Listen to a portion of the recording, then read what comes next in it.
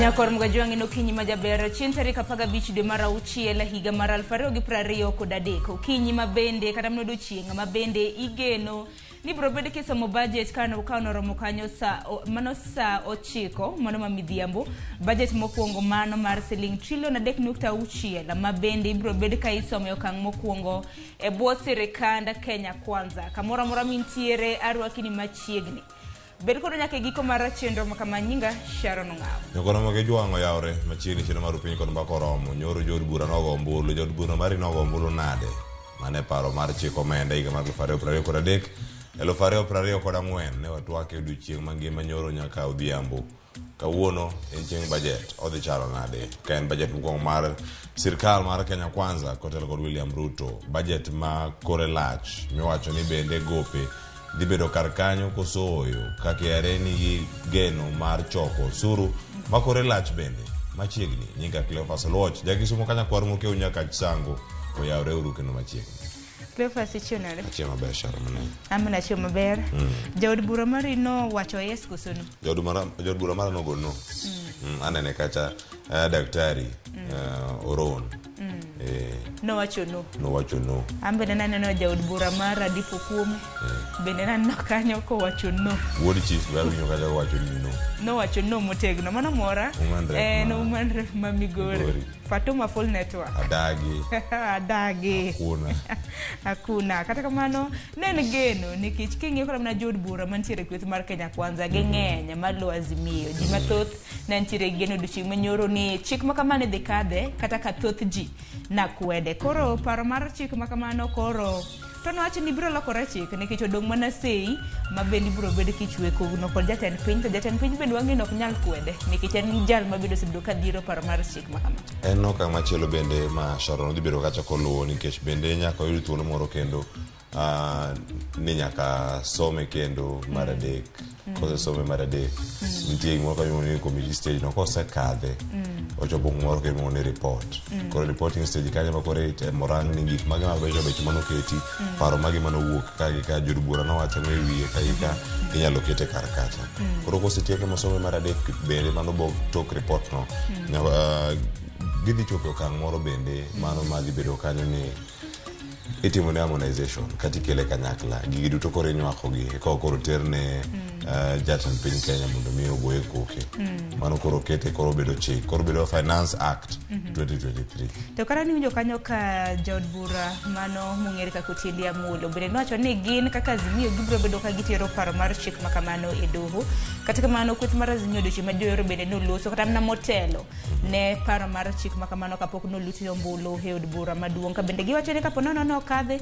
gin bende gibiro bedo ka gikawo okang' machielo koro warito ponono ni kweth mar azimio okang' mane mabende gibiro bedo ka gikawo kinde mosekalo osebedo ka wawinjo gi ne ponono ni jod bura kadho paro mar chik makamano gibiro bedo ka gidhi e ng'anyo koro wan mana ka wan iti nyakoro mgajwang' wawinjo ni kweth mar azimio gibiro bedo ka giwachang'o kwa kamano Cleophas odichi makawuono maduong' en budget mokuongo e sirikand Kenya kwanza mabende wageno neno kaka ibiro bedo kisomo budget makamano osepedhe some mudong' nikech wang'e kidienje mopogore mabende nitiere budget makamano makanyo mere kirange budget kanyo maromo trillion 3.6 ng'eni trillion 2.2 mano dhi e sirkal maduong' kata mano mar executive kaeto bende omenda modong' wiye kanyo koro ido kanyo madhi e od bura madhi e doho madhi e counties gowi kachiel koda aeri nego bende itimo gi e yo machalo nade gino omenda maponono oganda jo Kenya moko ang' yudo thuolo mondo mi onegi kata owinjgi e tielo mokwongo gi kaka idhi kony mondo mi gope ma pacho ka nigo ochulgi e yo machalo nade ka gikawo machielo ikawogi mondo ti kodgi e yo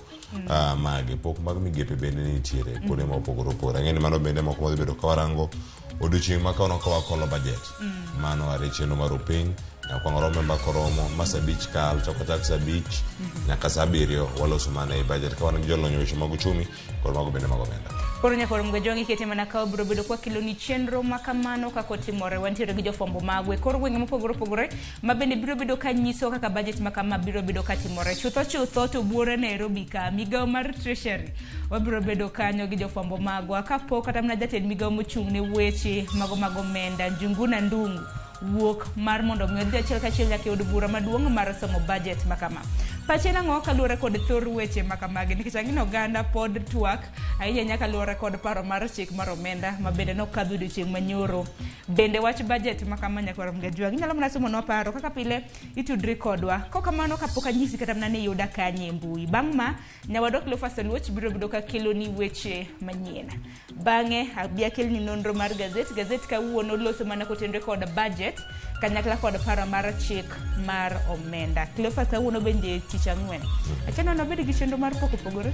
Ang' wabed kode, mano ka wabiro kanyo sa 2 nyaka sa 3 ka wayudo thuolo mar tieke ang' we nyasero kamano. Kokwa tieke pod ibiro mana nuo pok machalo kamano juma manyien nikech weche kodhi biro kata kochacho ka waluogi kata bende ikruok e od bura, ikruok e counties mopogore gichalo nade. Magi mondo bedo kata ka wan god nyoko Ramogi jwang' ni mar enono magazet kanyo Sharon ng'aw kanyo setie kod donjo kanyo tok mokwongo pogore donjo kaeto donjo kata kod mbako romo sa 3 nyaka sa 5 kaeto Sharon duogo kendo sa 5 nyaka sa 7 mane Ramogi TV ka wakoni gigo matuch e kor gwenge ta inya bende ka wawinjo mago matimore e od bura ni ikruok to chalo nade. Koro gitudre kodwa do.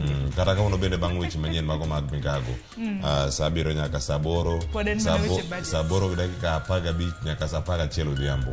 Gin weche go mag bajet, jolonyo weche go mag uchumi libero kodwa e studio karka. Wan warito neno kaka pichni bende ng'e ineno kaka jatend migan chon kana tin nawega ni briefcase ma jatend migawo mar omenda ting'o anawega mana ni gin omenda ing'eno omenda kaka mar bajet awacho ni kuom ranyisi bajet mar omenda mar higani nyaka higa mabiro trilion 3.6 chon kana tin naparoga mana ni jatend migawo e briefcase mokete flag mar Kenya cha anawega ni mana omenda moting'o kara mano tese akia pachi oting'o speech kaka mane itudri kodwa nyaka Ramogi jwang' fan page mara e mbui mar Facebook iyuda @Sharon Ong'aw. Nyaka Ramogi jwang' tudri kodwa e Facebook mar Ramogi TV iyuda kanyo Ramogi TV YouTube Ramogi TV tudri kodwa e Facebook fan page mara Cleophas Twitter @Cleophas SMS na nabo yawe na 3:600 go simu or SMS wako mbaka e chendo giduto nyaka giko machiegni nikech ma Enrupe mokwongo magethon weche.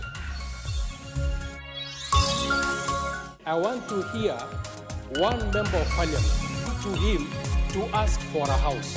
We are telling you we are not interested in your levies. We want food on our tables.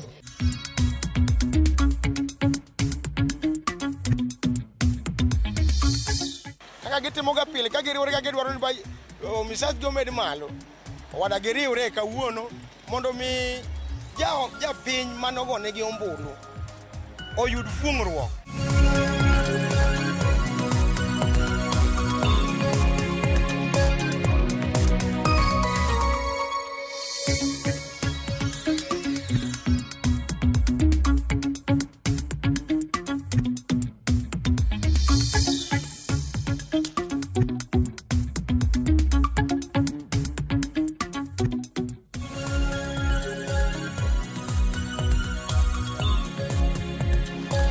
Ramogi jwang' machiegni weche manyien ni ne geri winjgi kamoro amora mantiere mag weche manyien mag rupiny okinyi ma kawuono nyinga Cleophas jakisumo kanya kwar mokiewo nyaka chango machiegni. Osuru ma ichano juog jotije machamo sara dwe ka dwe mondo mi ogergo udi ma nengogi ni piny pok oyudo sir kata bang' piny owacho duoko osuru no piny nyaka atamalo 1.5 mana kaka dwe no koth leronwa riwruog weg kembe mandiko jotije pacho kae mano FKE kata Federation of Kenyan Employer gino mantiere kar kanyo wacho ka achiel kod moko kuom jood bura pod medo kwedo okang' makamano ka giwacho ni onge ler ma oromo e wi chenro makamano. Bang' winjo pacho oganda mane kwedo paro mar jogo 3 kowuok kuom jogo machamo sara kendo 3 kowuok kuom kembe ma ondikogi, kamiti mar omenda ne otemo duoko osuru no kod 50%. Osuru no mane dhi juoge 6 mar osara ka jotich kod kembe ma ondikogi golo 3 koro dok piny nyaka 1.5 okang' mane igeno ni nyalo mede sir. Kata kamano Kenyans are saying zero. They don't want it. They are not interested. They are not aware of your 1.5. Our children are going hungry. We don't need houses. We are living in our grass thatch houses. We are comfortable with those houses. All we want is food.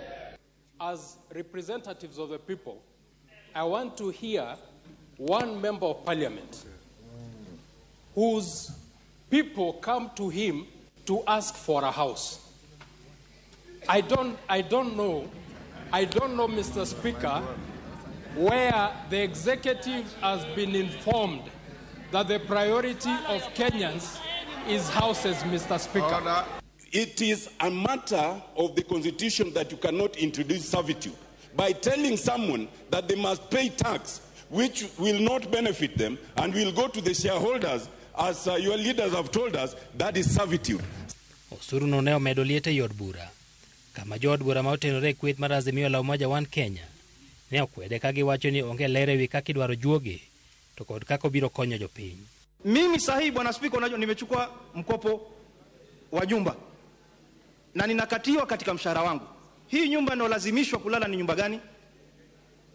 Hii ingekuwa inakatiwa kwa hiari, yule ambaye anataka akatiwe. Na kama ni ahadi, serikali hii imeahidi vya kutosha. Na kama ni kulaumu pia imelaumu vya kutosha. Kile tunachotaka sahihi ni kuhakikisha gharama ya maisha inarudi chini. Thoth jod bura mawuok e kweth mar Kenya Kwanza ne ok ochomo wach osuru no tir, ka gijiwo mana moko kuom fuong'ruok mayudore e paro mar chikno. Jod bura manosire bende ne ochung' kar tiendgi. Hawa wabunge wenzangu leo wana nguvu kwa sababu wao, kila mbunge kama sijakosea ana nyumba. Mheshimiwa Spika, wacha nizungumzie hili swala la nyumba kwa sababu linachukuliwa vibaya sana.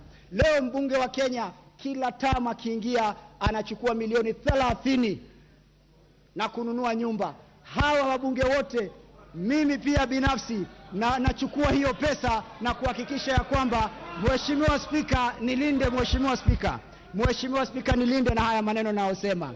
Hawa wabunge tuwacheni ubinafsi. When members of parliament rise on their seats telling people that housing matter is not necessary, it is not a necessity, when we all know that it is important to have food, yes. It is important to have clothing, yes. But it's also important to have shelter. And that is what this government is talking about. This clause addresses the need for housing in slums, which are in Nairobi, Kisumu, Mombasa, Eldoret, and Nakuru.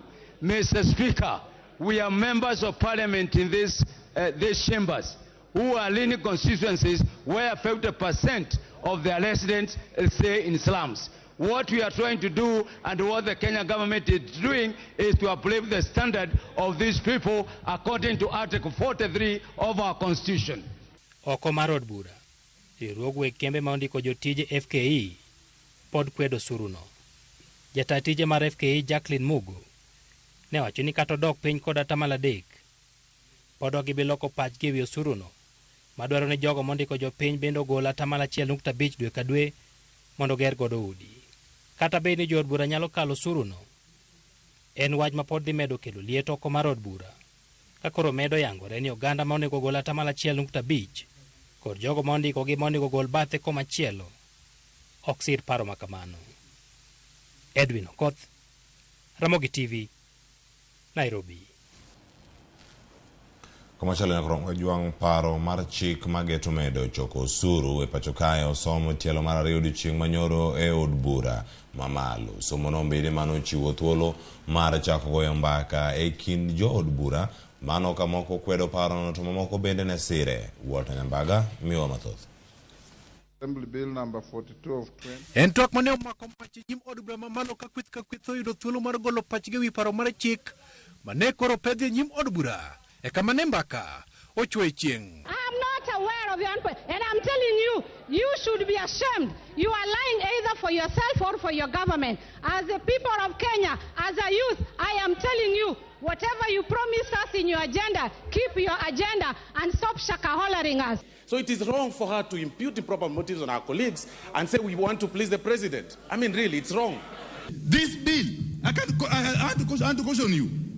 This bill can actually be the spark that will lead a revolution that will never be ended. And it's going to be a revolution of the proletariat, Mr. Speaker. It's going to be a revolution led by the poor hustlers, Mr. Speaker. Jod bura mararia dutinda molo oko ne Speaker Moses Wetangula.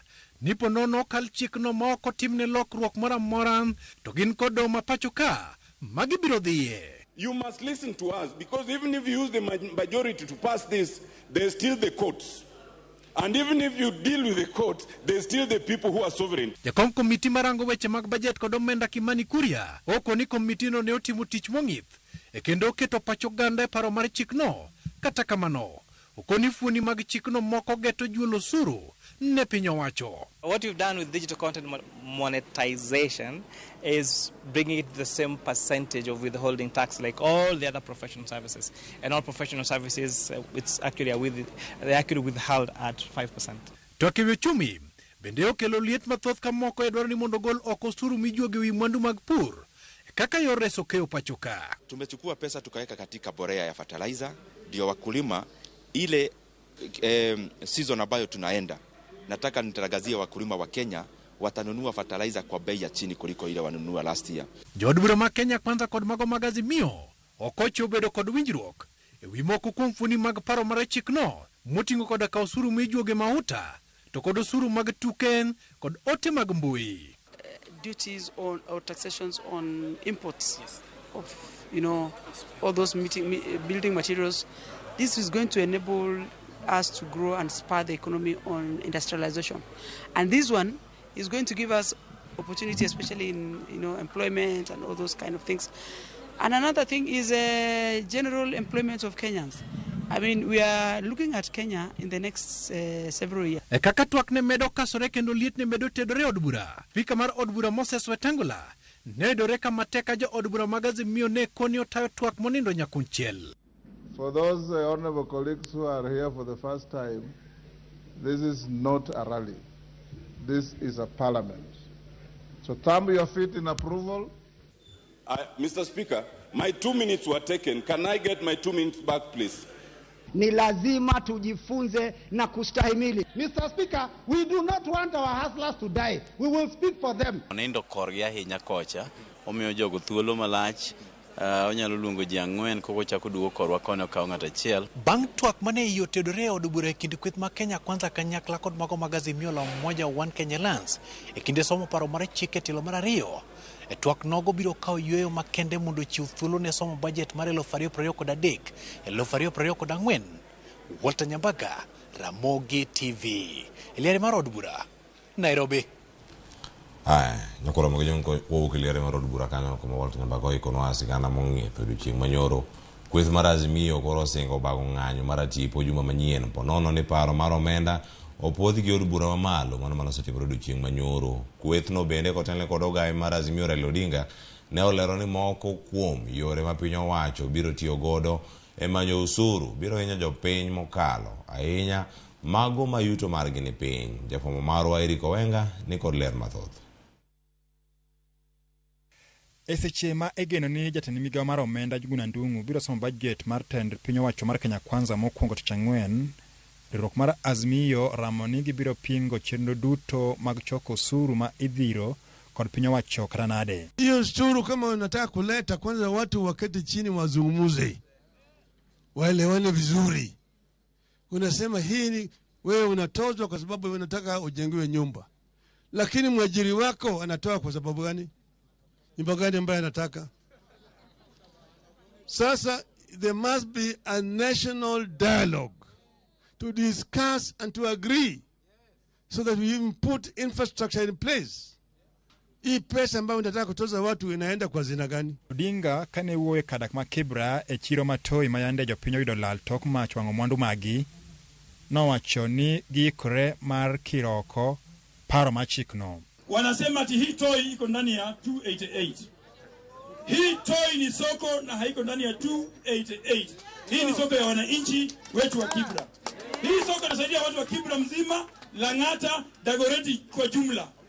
Kwa hivyo baba, kila mara umetusaidia na Mungu akubariki sana. Naomba wakati huu toa orders, manake wewe ni baba wa orders. Ili shamba ibaki kwa wafanyabiashara wetu. Toi ianze baba market, baba market, baba. Odinga notiyo gi limbe matoino e lando ni ng'anyo mar tipo biro bedo thuru kaka lore kod puodho paro mar omenda no. Sasa wiki ijayo watapitisha hiyo finance bill, sio? Watapitisha, sivyo? Hiyo itakuwa ni parapanda, itakuwa ni parapanda mwanzo. Mtakuwa mko tayari? Mtakuwa mko tayari? Mko tayari? Mko tayari? Jamaa alikuwa naonya ati hakuna maandamano imekubaliwa, si bwana Kithure Kindiki. Bwana Kindiki, rudi kwa shule. Soma kamili katiba ya Kenya. Lakini wakipitisha, baba, tunaomba tuitishie tu maandamano tu. Hiyo ndio lugha inasikika hapa Kenya. Na this time hiyo maandamano ikiitishwa, tunaomba raia wote, imagine hawa, kuna bili pale tunasema close think 26. Hata wale wa mama wako na chama yao wanataka kutax. Kweth mar Azimio osebedo ka pingo paro mar omenda no ewi mano ma giwacho ni obiro hinyo jopiny mane piny owacho mar Kenya Kwanza wacho ni biro deo kokawo telo. Shida ya Kenya sio idadi ya ushuru ambayo inatozwa. Shida ni wizi wa mali. Pesa ikiingia pale inaenda kwa mfuko ya watu binafsi. Hata ukiweka maradufu bado hiyo pesa haitapatikana. Sasa tumemwambia jamaa, shikeni wale wezi, zibani pale zile mashimo pale ambayo pesa inavuja, na pesa itakuwa iko ya kutosha. Motelo godiechieng' nyangili mag Azimio nobedo kod romo e kadak ma Karen kama ne gitede wach kaka gibiro kedo adwa tenga gi paro mar chikno. Our members of parliament are mobilized, whipped and aligned. They will reject this anti-people bill. We now appeal to you, the Kenya Kwanza MPs. We know that in your hearts of hearts, you know the budget is wrong. We urge you to join your Azimio counterparts and stand with the people. And after this budget, which is clearly anti-people, Azimio will be busy taking the next steps. We are reminding Kenyans, this budget will hurt them where it matters most. Eric Owenga, Ramogi TV, Nairobi. Nyakoro magajuang kama chelo bede kawarango weche mamoko wapodu uokar kanyo manachokoro chieng' manyoro. Thoth jo Kenya koro wacho kanyo lokruoge moketie paro mar chik mar omenda mar higa mar 2023-2024 chalo koth mago nam, kendo onge lokruok moro amora mabiro kelo e ngimagi. Jo Kenya ywak ni ngima sani oidho, kendo medo juogogi biro mana medo hinyruok kaluwore kod nengo mar ngima masani ni malo. Siftos Okinda lero okinyi ma kawuono ni thoth jo Kenya dwaro ni mondo owit oko paro mar chik no chutho. Ka jo Kenya koro kwano mana seche machuok kende motelo ne somo mar bajet mar hik omenda manyien, paro mar chik mar higa 2023-2024 pod dhi nyime e kelo liet e pacho ka. Ka oganda moko neno berne e konyo tend Kenya Kwanza e kelo dongruok e pacho ka, jomoko to neno ni en gino mabiro medo achiedh nade ngima jo Kenya kaluwore kod nengo ngima masani oidho. Onge lokruok moketi, en mani jogo temo keto gino skari mondo tem lose maber, to gikone en mana VAT modong' cha ema dhi kawo kakare. Kiwacho housing levy mano dwok to 1.5, then 1.5 to gigolo the cap. Koro en 1.5 kuom ng'ata ng'ata, to miyo weight maduong' ni employers, kendo employers kong'iyo malong'o nyalo keto weight no bende kuom employees. Ok odhi donjo malong'o maber. Moko kuom jo Kenya wacho ni bedo ni osuru mijuogo ewi modhi pod ochung'e 16%, nengo ngima pod biro mana idho. Fuel levy ma bende ok gimulo, mane kamano winjo gimul, nikech gi fuel gimoro amora dhi malo. To kinyalo duok VAT mar fuel piny, ne dhi konyo oganda mang'eny kabisa, nikech gimoro amora ne dhi dok piny. King'iyo budget masani iwacho no medre gi gimoro 100 billion. Omiyo an kako buya, an kaka akwayo ni jo od bura te kawuono riwre otim gimoro achiel ka gitimo ga pile. Na wacho chini kaka ne gitimo pile, kaka gitimo ga pile, ka giriwre ka gidwaro ni misach gomed malo, wada giriwre kawuono mondo mi ja piny manogone gi ombulu oyud fuong'ruok Jopiny ywak ni kata mana sani kapok omedo osuru gikale matek mar dago ngimagi mapile, omiyo giwacho ni onge ber moro amora ma gineno ni chikni biro medo e ngimagi. Takuketi to kwane ka pod yot, pod tek ahinya, ji ni matek, garama mar ngima oidho, onge kata kaka ji nyalo chiemo e udi. Koro waneno kata koloke to pod onge lokruok moro. Moko kuom jopiny bende onyiso luoro margi ni omenda ni ok biti godo maber kendo nyalo biro lal e lwet jotelo moketo wuoro mbele. Kuna kitu rahisi, hata hiyo walikuwa wamesema 3% wanakata watu, hata hiyo ilikuwa tu ni njia ya mkora. Sasa wanasema wamereduce to tena sijui 1.5 sijui 1.5, hiyo pia ni njia tu ya kunyang'anya watu pesa na kujifaidisha hawa wenyewe. Hawa wangewachana na hiyo maneno, watafute njia ya kujengea watu nyumba na pesa hii wanasanya ya ushuru. Jo-Kenya koro kwayo piny owacho mondo many yore mamoko mag loso omenda ne bajet manyien mopogore gi medo osuru magichulo. Telo mar Kenya Kwanza geno ni paro mar chik mar omenda mar higa 2023-2024 biro konyogi e choko omenda ne bajet gi mabende en bajet maduong' mogik e pacho ka, men bajet mabiro kawo siling trilion 3.6 ka jopiny to ywago nego ngima. Ne Ramogi TV kowuok e boma ma Nairobi, nyinga Simfros Okinda. Riwruoge auchiel ma ok mag piny owacho dwaro ni migawo mar somo ket ayanga kaka omenda mochiw ne chenro mag somo e pacho kae ibiro ti godo ahinya e chopo dwaro mag okumba mag thieth ne nyithindo e sikunde ma pacho ka. Chiemo ma ichwalo ne jopuonjre e sikundego, gedo mag klese mag junior secondary, ndiko jopuonje e kind mamoko. Kaka Judith Omondi lero, jokanyo mag riwruogego koni gin kod to ni omenda no biro chopo dwaro mag nyithindo kaka gisebedo ka gikwayo. Ne gitwak e boma ma Nairobi mana seche matin ne 24 to migawo mar omenda ne gola yanga odiochieng' ma kawuono bajet mar diko omenda mar 2023-2024. Matin ne seche 24 to migawo mar omenda keto ayanga bajet mar hiko omenda 2023 kod 2024.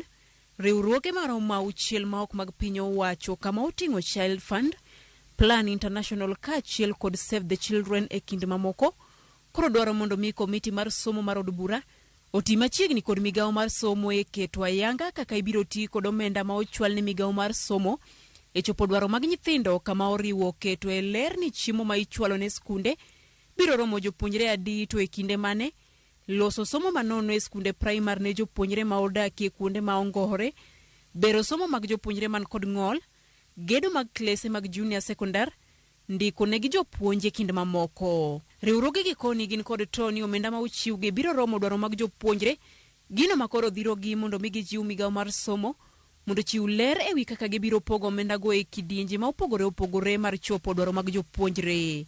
Having perused through the said report, we are concerned that some of the matters that are of interest and concern to children in Kenya have not been adequately provided for in the FY 23-24 national government budget estimates, and that the National Assembly Budget and Appropriations Committee is yet to demonstrate adequate redress of their findings and recommendations on such matters. Obviously, when the government allocates budget for health insurance for children in high school, that budget is based on number of people. So we're recommending that can we have the number of children used to provide for resources for health insurance as opposed to number of children in secondary schools, so that all children can benefit. Bende gikoni nyithindo mathoth osebed ka itiyogo marach e mbui, gino makoro winjo mi piny owacho ket tenge omenda mar reso nyithindo go. Kaluwore kod lipot mane otim kod Save the Children higa mar 2021, atamalo 67 mar nyithi Kenya tiyo kod mbui, atamalo 7 osemi pesa mondo mi gigol duge gi e mbui, ka atamalo 3 to osebuog mondo mi oriwre e terruok kokalo e mbui. E higa mar 2022, piny owacho ne oloso chenro mar higni 5 mar rakruok gi rocho ratich nyithindo kokalo e mbui mane owinjo bed ni muonyo omenda mar bilion 1.9. Gikoni onge ranyisi ni bajet ma higa ni oriwo mar tayo chenro no ma winjo tanya ka higa mar 2026.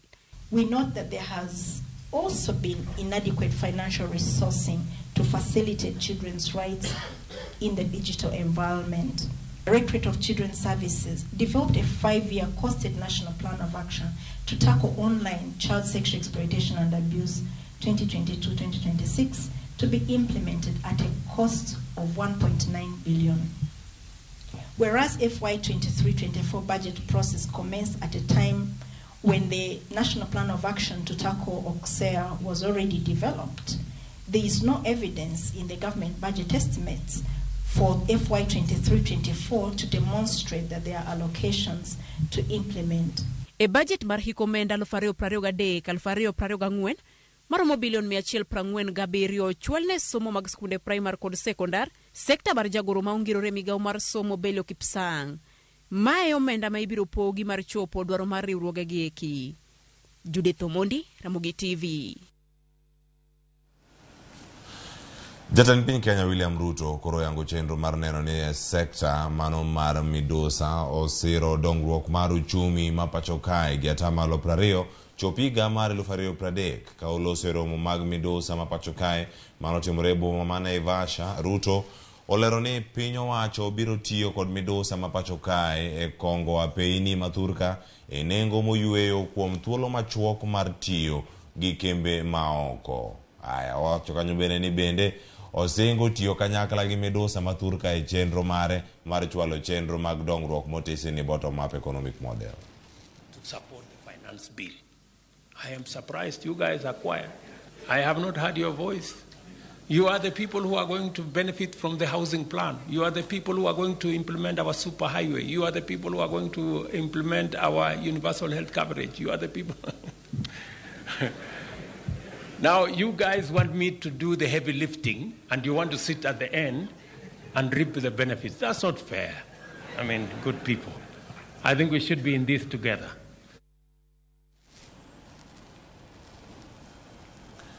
Kamachelo bende jalup jatend piny Kenya Rigathi Gachagua ochuo kom e bucha ten migepe e mano e kar jot mare mantiere Karen kendo ne otwak e wi okenge ma migepe mag piny owacho osegoyo e keto tim chenro mag dongruok mar Kenya Kwanza.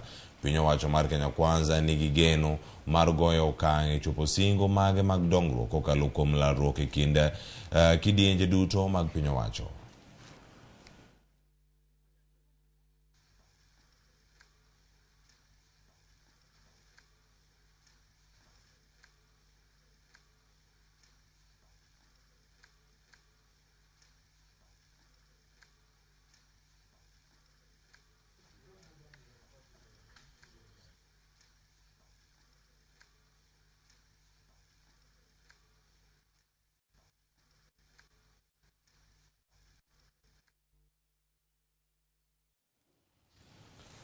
Nyakora moge juangi kanyo yeno koro mondo mi walor weche manyien gi kanyo mondo kod mathoth nono magazet ko nyawara Sharon Ngao kikidhi mabor nyiga kila fasaloch.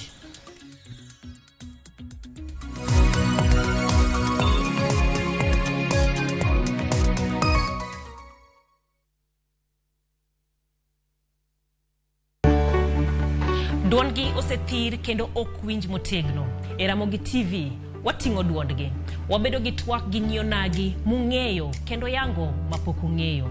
Tijegi, lony margi, kanyakla kod ngima gi duto wamenyo ni kendo wakelo ni e chenro mar mine wacho. Sane nyalo dok dala ni koro na divorce na dhi dala. Okadogi. Sani koro okan mana politician. Koro an jatich. Kamano bende, wamenyo ni miyo motimo maber juma ka juma, kaka Phoebe Asio, Charity Ngilu, Jael Mbogo, Wamboi Otieno, Mudhoni Wakirima, e kind mamoko e chenro mar miyo mar juma. Inyalo bedo miyo manigi sigana mapoko meny, kikibajigoi, tudi koda Jaelieta, ngeso kangeso, Sadeko Otieno, e mine wacho.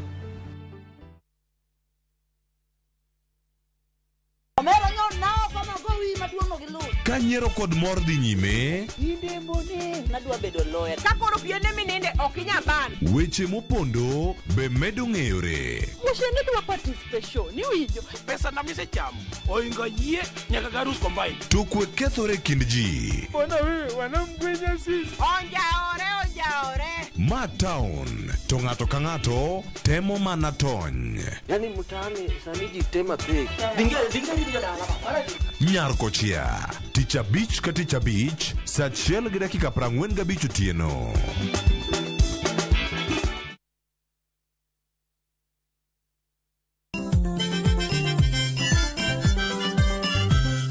Kiyudo gimoro e belni to mano kariano. Gikomba gokinyi safaro se yawa. Palomino chiena tandora mojonya. Thumbe mawakelonu otenore e ndhadhu maggi. Kae kama chokruok nitie. Orchestra super haki. Kidola kabari. Wabiro. Chakre Orutu, nyaka Wangla, nyaka Benga, budho mara Tiporiti.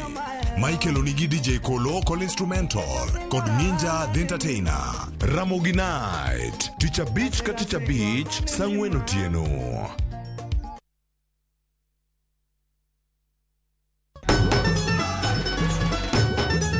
Ma en sigand hera. Bedo ng'at moher, pile abo bedo kod ero ng'ato. Abe abo eri nyaka chieng'. Wuoth mar nyako marawera manigi chuny motegno. Mama, kapo ni dwa kumo ng'ato, to kuma an. To loso chikene owuon. Kiwuoyo go wadwa majaga. Kise ni inidwa kenda mapiyo. Kata bedo ni joot osiko ka gitemo ng'ado ne paro e gima gidwaro. En ng'ama chal nade midwa ni mondo kend mehe. Wachna. Ma e ng'ama dwaro. Ining'eyo kaka ich wang' mar mama ni chal. Anyalo timoni gima rach. Be hera gibiro tony nyaka giko. Choti Sardani, Sario gi dakika 15 otieno e Ramogi TV.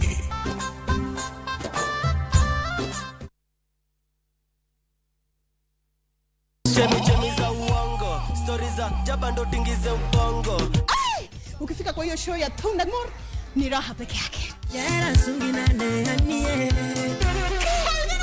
Bizi nitie mar puonjo mar nyiso gimonego winji through kamano. Yawajo wadu matandi soreni. Saturday kosechopo.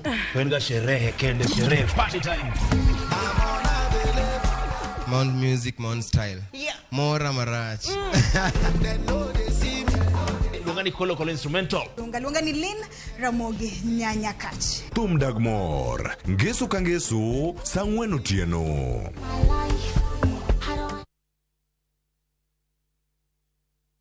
Moluor gavana ma Kisumu County, Professor Nyang' Nyong'o, ni kod mor malando ne weg mwandu ni oruch oko ge tamalo 100 chudo mag gope gi nyinyo te ewi lope mayudre e county no. Kaw thuolo mar ng'uono mochiwni mondo itiek gopeni, ma kaw kamano tibo chulo gopeni go duto kendo nyalo kawni ondamo mar chik. Chop mana kod receipt mari mar deposit ir sub county revenue office mondo timni update mar data. Kaw thuolo mar ng'uono ni mondo geng' kum nyalo betie.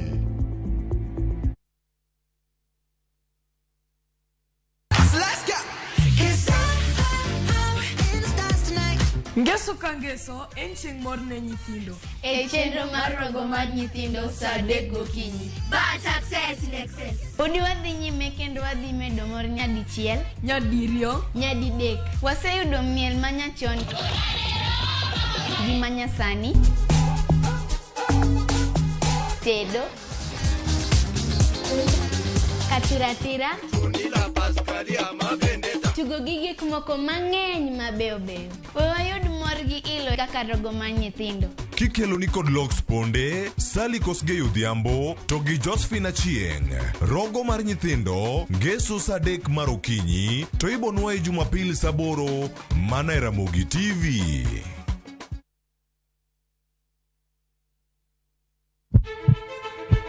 Sasa ya mawagamo muya, wayudo ngima. Sasa ya mawayudo rieko, wareso ngima ng'ato. Ductus arteriosus onego beni lorore, foramen oval onego beni lorore. Penj laktar, kelo ng'eyo matut. Gero ganda gi puonj, mok inyal yudo kumora amora mag weche thieth. Diwacho ni gima koyud chon, tinyalo thiedhe ma ng'ato chang chuth. Kabisa. Or ote machuok gi penjo, moluwore gi weche thieth. Tudri kodwa e nambani. Kata inyalo ywa tole nambani. Riwri kod Ruth Otieno, wuok tich nyaka tich abich, saa 12 odhiambo, mana e Ramogi TV.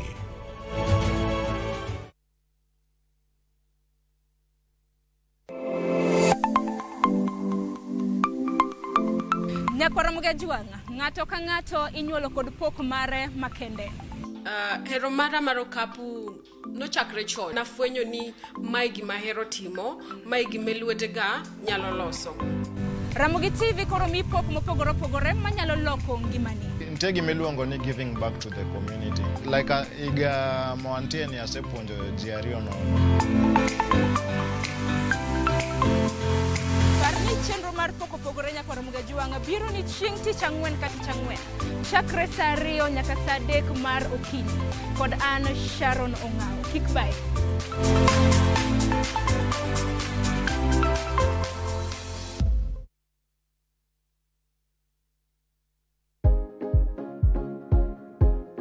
Yuoye wich mang'ich mos ka itang' ni mar yie wich makamago gin mayom yom kendo nyalo chote yo mayot.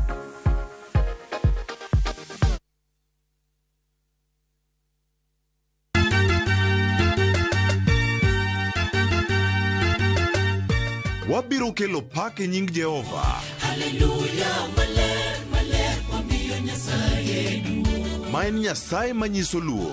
Sabato ka sabato, wabedo gi thuolo maber ahinya mar pako. Kendo lamo Nyasachwa. Gi wende kod wach Nyasaye. Tamor gi Yesu Kristo ni wuod Nyasaye ni ng'amo keto geno ne kuome ok nyal lwar be ok nyal neno wich kuot. E Injili ngima ngeso ka ngeso chakre saa 2 okinyi e Ramogi TV.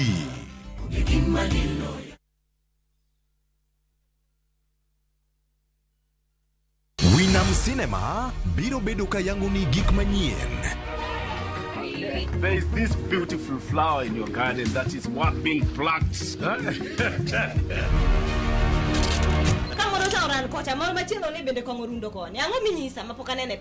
To kaka wawacho ga pile, ma en odwa. Wakelo ni sinema mapok ineno e piny luo duto. Drama. Iwani umbi okawinji. Umbi asewinjo gi mabor. Nyiero. An kaka jadolo maesa, sama nyirombe pod oyie mar golo sadaka ni pesa ni waiwere go kudi. Tuke mag hera. Jaberino kaka hera mapodi ni mit maracha. Hera mit. Mae ene jogweng' gomba gomba. Kod mor moloyo. Kik sinema mora mora bai.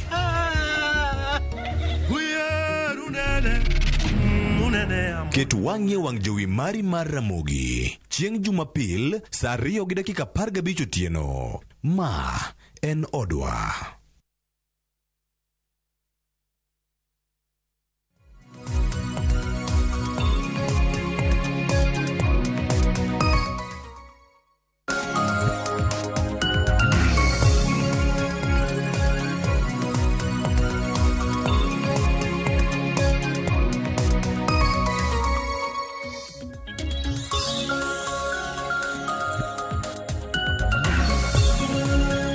Nyakwara Mugajwanga mora mintiere machiegni e nonro mar gazet. Mana ka nosenyisi motelo ni gazede makawuono thor weche mabendo mipek en kaluwore kod budget mabende biro bedo kisomo odiochieng' makawuono. Budget mano mar hiko ohala mar higa mar 2023 nyaka 2024. Budget mar siling trilion 3.6.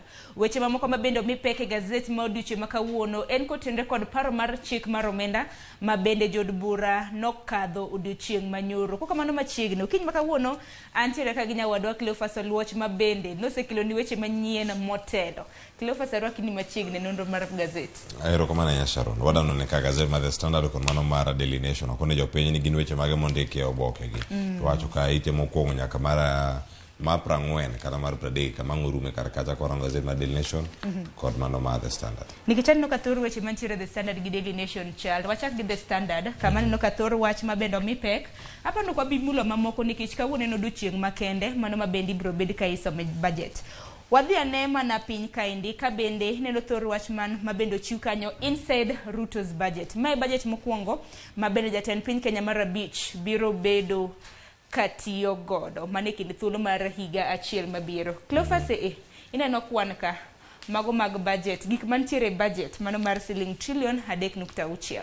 Iwinjo ni kata sani gigo mano gol kanyo gi jaga budget kata budget controller mano odiochieng' manyoro ne gin gigo ma opogore ahinya kendo kotenore kod wechego mag tiyo kod omenda wechego ma pile ka pile kod mago bende mikete e dongruok. Wacho kanyo ni recurrent expenditure ka ne kanyo Sharon en kanyo maromo trillion 1.4 mano mag recurrent kata omenda mitiyogo pile ka pile mago omenda go midhi bitigo kanyo sirkal mano mamalo moko bende kacha midhi gol kitere counties moko bende warito kanyo niere kaka idhi pogi koro pok mar omenda e counties bende tiere karka tiwacho ni omenda mar dongruok onego bed romo ganade recurrent gi magi mag development mae ma koro yude pogruok ni mamalo mondo ne recurrent go magi machulo sara mag jotich to ya bene sani kata sirkal ma Kenya Kwanza sudo seyo mopogore ka gigo ma ikone en ni otemo timo gino machalo ni ondiko ji mang'eny e tich nitiere executive miwacho ni koro bende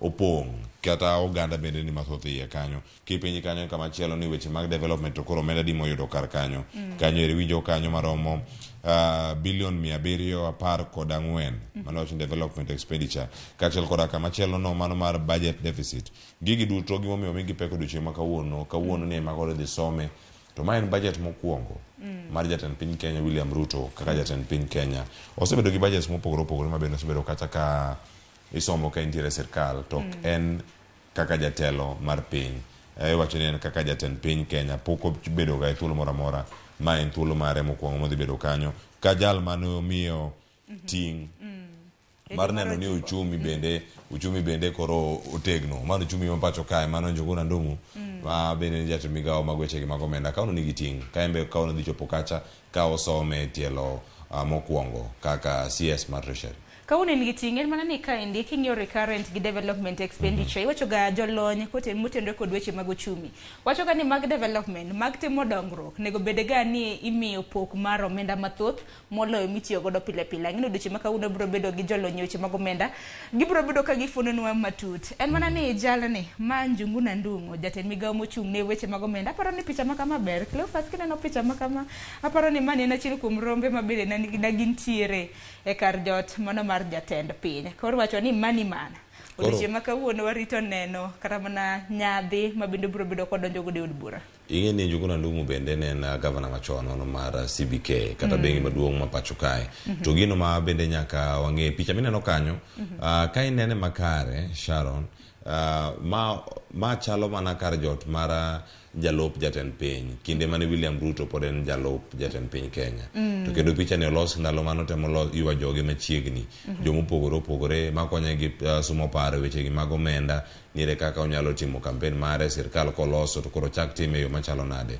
en gimoro mawacho ni nokawo jolony kong'e ni jogi ema dhi bedo kacha ka konye mondo mi onene adier uchumi ma bende emise manoketo kacha e kampen mage ochopo kare mano kaka entiere kar kanyo odiochieng' ma kawuono koromo kanyo kar saa 9 kanyo wawinjane ni twak ma odhi kelo kacha od bura dhi bedo mana aya koro omenda kore lach kanya kwa Ramgajuang omenda mano mar hiko ohala mar higa mar 2023 nyaka 2024 en siling trillion 3.6 kwa pimo Cleophas gi budget mano mar hiko ohala mar higa mokalo 2022 nyaka 2023 mano mar jatend piny Kenya machon Uhuru Kenyatta budget ne en siling trillion 3.3 manyiso ni budget mano mar hiko omenda mar higa ni nyaka higa mabiro omedre gi kwan mar siling bilion 300 to bende seyo jatend piny mana kaka niwacho koluwore koda ka recurrent expenditure mano kaluwore koda omenda ma bende biro bedo kotiyo godo pile ka pile gi chudo mar osara sirkal osebedo kanyo ka golo paro mopogore to bende e gimoro mosebedo kanyo kata gipime kod sirkal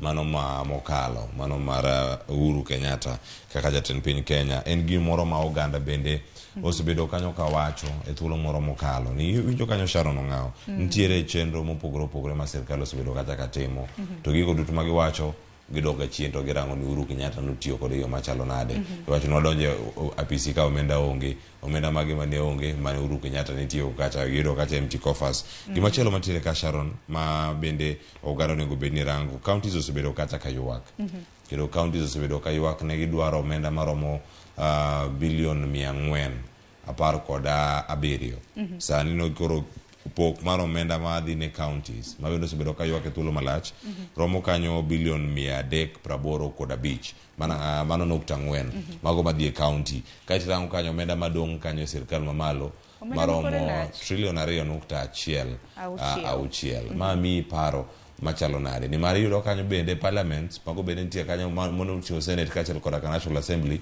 bende nigi pok margi kacha riyo magi duto gin medruok kopim kod mana mokalo mano iko omenda moro mokalo nikech ywak e counties and ywak mosechopo nyaka sirkal mamalo kendo setem jalup jatend piny osebedo kacha katemo loso kod riwruok mag governors to en gimoro ma nosekadhe ponono nitie lokruok mabiro biro mane iko omenda manyien ok masani. Aya koro nyakorom ga jonko ni do thuolo kinyo kra mana ito boke chakre 2 nyaka 11 gin mana weche motenre kod budget. Cleophas odhe ni iti gazeti mar 2 kama bende nitiere weche motenre kod budget mano mar siling trilion 3.6. Iye kanyo bende aneno kanyo ka bende ojuoge kidenje mamoko kaka omenda makamani bro bede ka ipogo e migepe mopogore opogore chakre mar piny owacho mana kaka nwaseneno mano mar od bura maduong' judiciary kanyakla kod sirikande mago mag gwenge. Geno mar japiny tena mane ineno kanyo Kenyans hopeful Ruto's election pledges will be met in the budget. Singo mabende jatend piny Kenya nani tiere gode kinde manotimo kisera mar ombulu.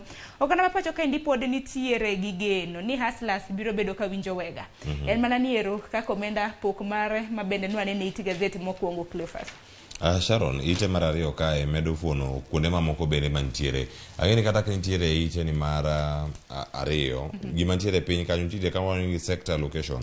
Iyudo kanyo jogo ma oyuto jogo bende ma nyabedo kanyo ni olal karango gik moko mopogore opogore kar kanyo ite no mar 2. Wachunyo kanyo ni Office of the President ema koro ni kacha kod bilion 11 jalupne bilion 3.7 kaita office machielo mabende no chuogi ma apisi mane onge kata sirkal mar Uhuru Kenyatta yo kata ikwacho kanyo ne en medruok maromo bilion 300 kai neno ka milion madhi 648 mano madhi apis no mano mara Musalia Mudavadi mano tiende nango chak ndiere State Department mano magarita kui wedo kacha bilion 26 oyudo omenda mamalo ka ipimo kod office mar jatend piny Kenya kendo kuma chielo bende mantiere jogo makoro yudo pok manya bedo kacha ni pok maduong' kabisa mano pok kirango list no Sharon tiere mano magapaya State Department of Roads mano moyudo kacha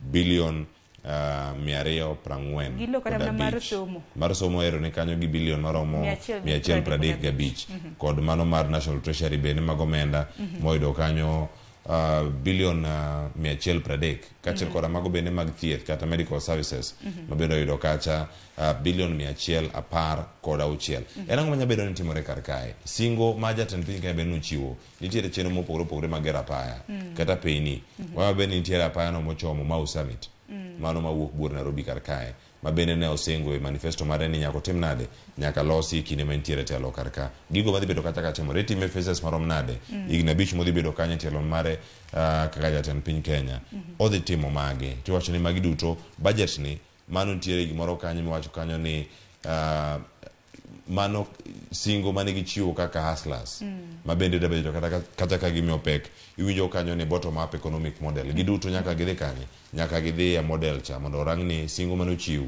bedo tenre gi budget mantiere ka gimana mako wanga kaningi koda mana siling bilion 11 mabende koro chiune a piece jatend piny nanene kano poge nyadiriyo nitiere madhine piece jatend piny gi kar jot mano mar jatend piny penjo mabende oganda na pod penjore ni to a piece jatend piny gi kar jot ma jatend piny gin gi pogruok mane samoro kada mana kaluore gi kwan mag jotije mabende ondiki Cleophas City Gazette mar 2 nitiere Manimana mano jatend migao mochung' ne weche mag omenda mabende sigande ochiw kaindi mano Njuguna Ndung'u mabende duche makawuono e jal mabende ji biro bedo ka ng'iyo malich. Njuguna mana kaka Cleophas nosewacho notiyo kaka governor mano mar bengi maduong' mapacho kaindi chakre higa mar 2007 nyaka higa mar 2000 kod 15. Odiochieng' ma kawuono jo oganda ma pacho kaendi biro bedo kang'iye e kinde ma bende koro biro bedo kosomo budget mokwongo mano mar sirikanda Kenya Kwanza. Sigande ondik ka Cleophas bende nitiere kinde ma bende nodonjne ahinya kaluwore kod apise kinde ma bende ne en gavana mar bengi maduong' omenda ma pacho kaendi nok tim makare. Kata kamano nochune ma ogwe tao, no step down mano e dwe mar adek higa mar 2015. En jal mabiro gi lony mararie weche gi mag omenda kendo sirikende mokalo ngeno tiyo kanya sirikal mar Mwai Kibaki tielo mar ariyo mano telo mar barabara kachiel kodaka moro mar Uhuru Kenyatta kod William Ruto mano mako mana kuom thuolo mag higni ariyo ka entiere karkacha. Gino minyalo par nutiyo e kinde ma piny Kenya ne medo chier ka wuok e lwenjego mag tok yiero mag 2007 omenda ne wacho kanyo niero chochni mag omenda ne nitiere koso ne ni kanye magi penjo moko mantiere ang'o mano miyo nogwe tao kata koso ndeke kar kanyo koro monge jwang ka ngiyude gino mantiere ka osebedo kacha kiwacho kanyo ni nokete okang' machielo mano kaluwore gi polls kata paro mano chiw kanyo gi Reuters wacho ni nokete kaka worst performing African policy maker mano ka nitiere kar kae kindego mane koro siling ma Kenya nobedo maweth kipimo kod omenda mamoko mawuok e pinje maoko to ahinya mano bende mano mar dola. Koro bende wacho kanyo ni nitiere medruok mag nengo mar ngima mano idho malo e kinde mantiere kar kacha kata weche mag inflation ma bende nobiro bira kacha wacho ni full swing kaka nitiere kar kanyo e kinde manen governor mane bengi maduong' ma pacho ka. Sani koro en jatend migawo mochung' ne weche mag omenda to okenge ma kamano dong' aneno ka bende matimore. Siling mar piny Kenya kipimo gi mano mar dola dong' aneno ka nengo de pod ni piny.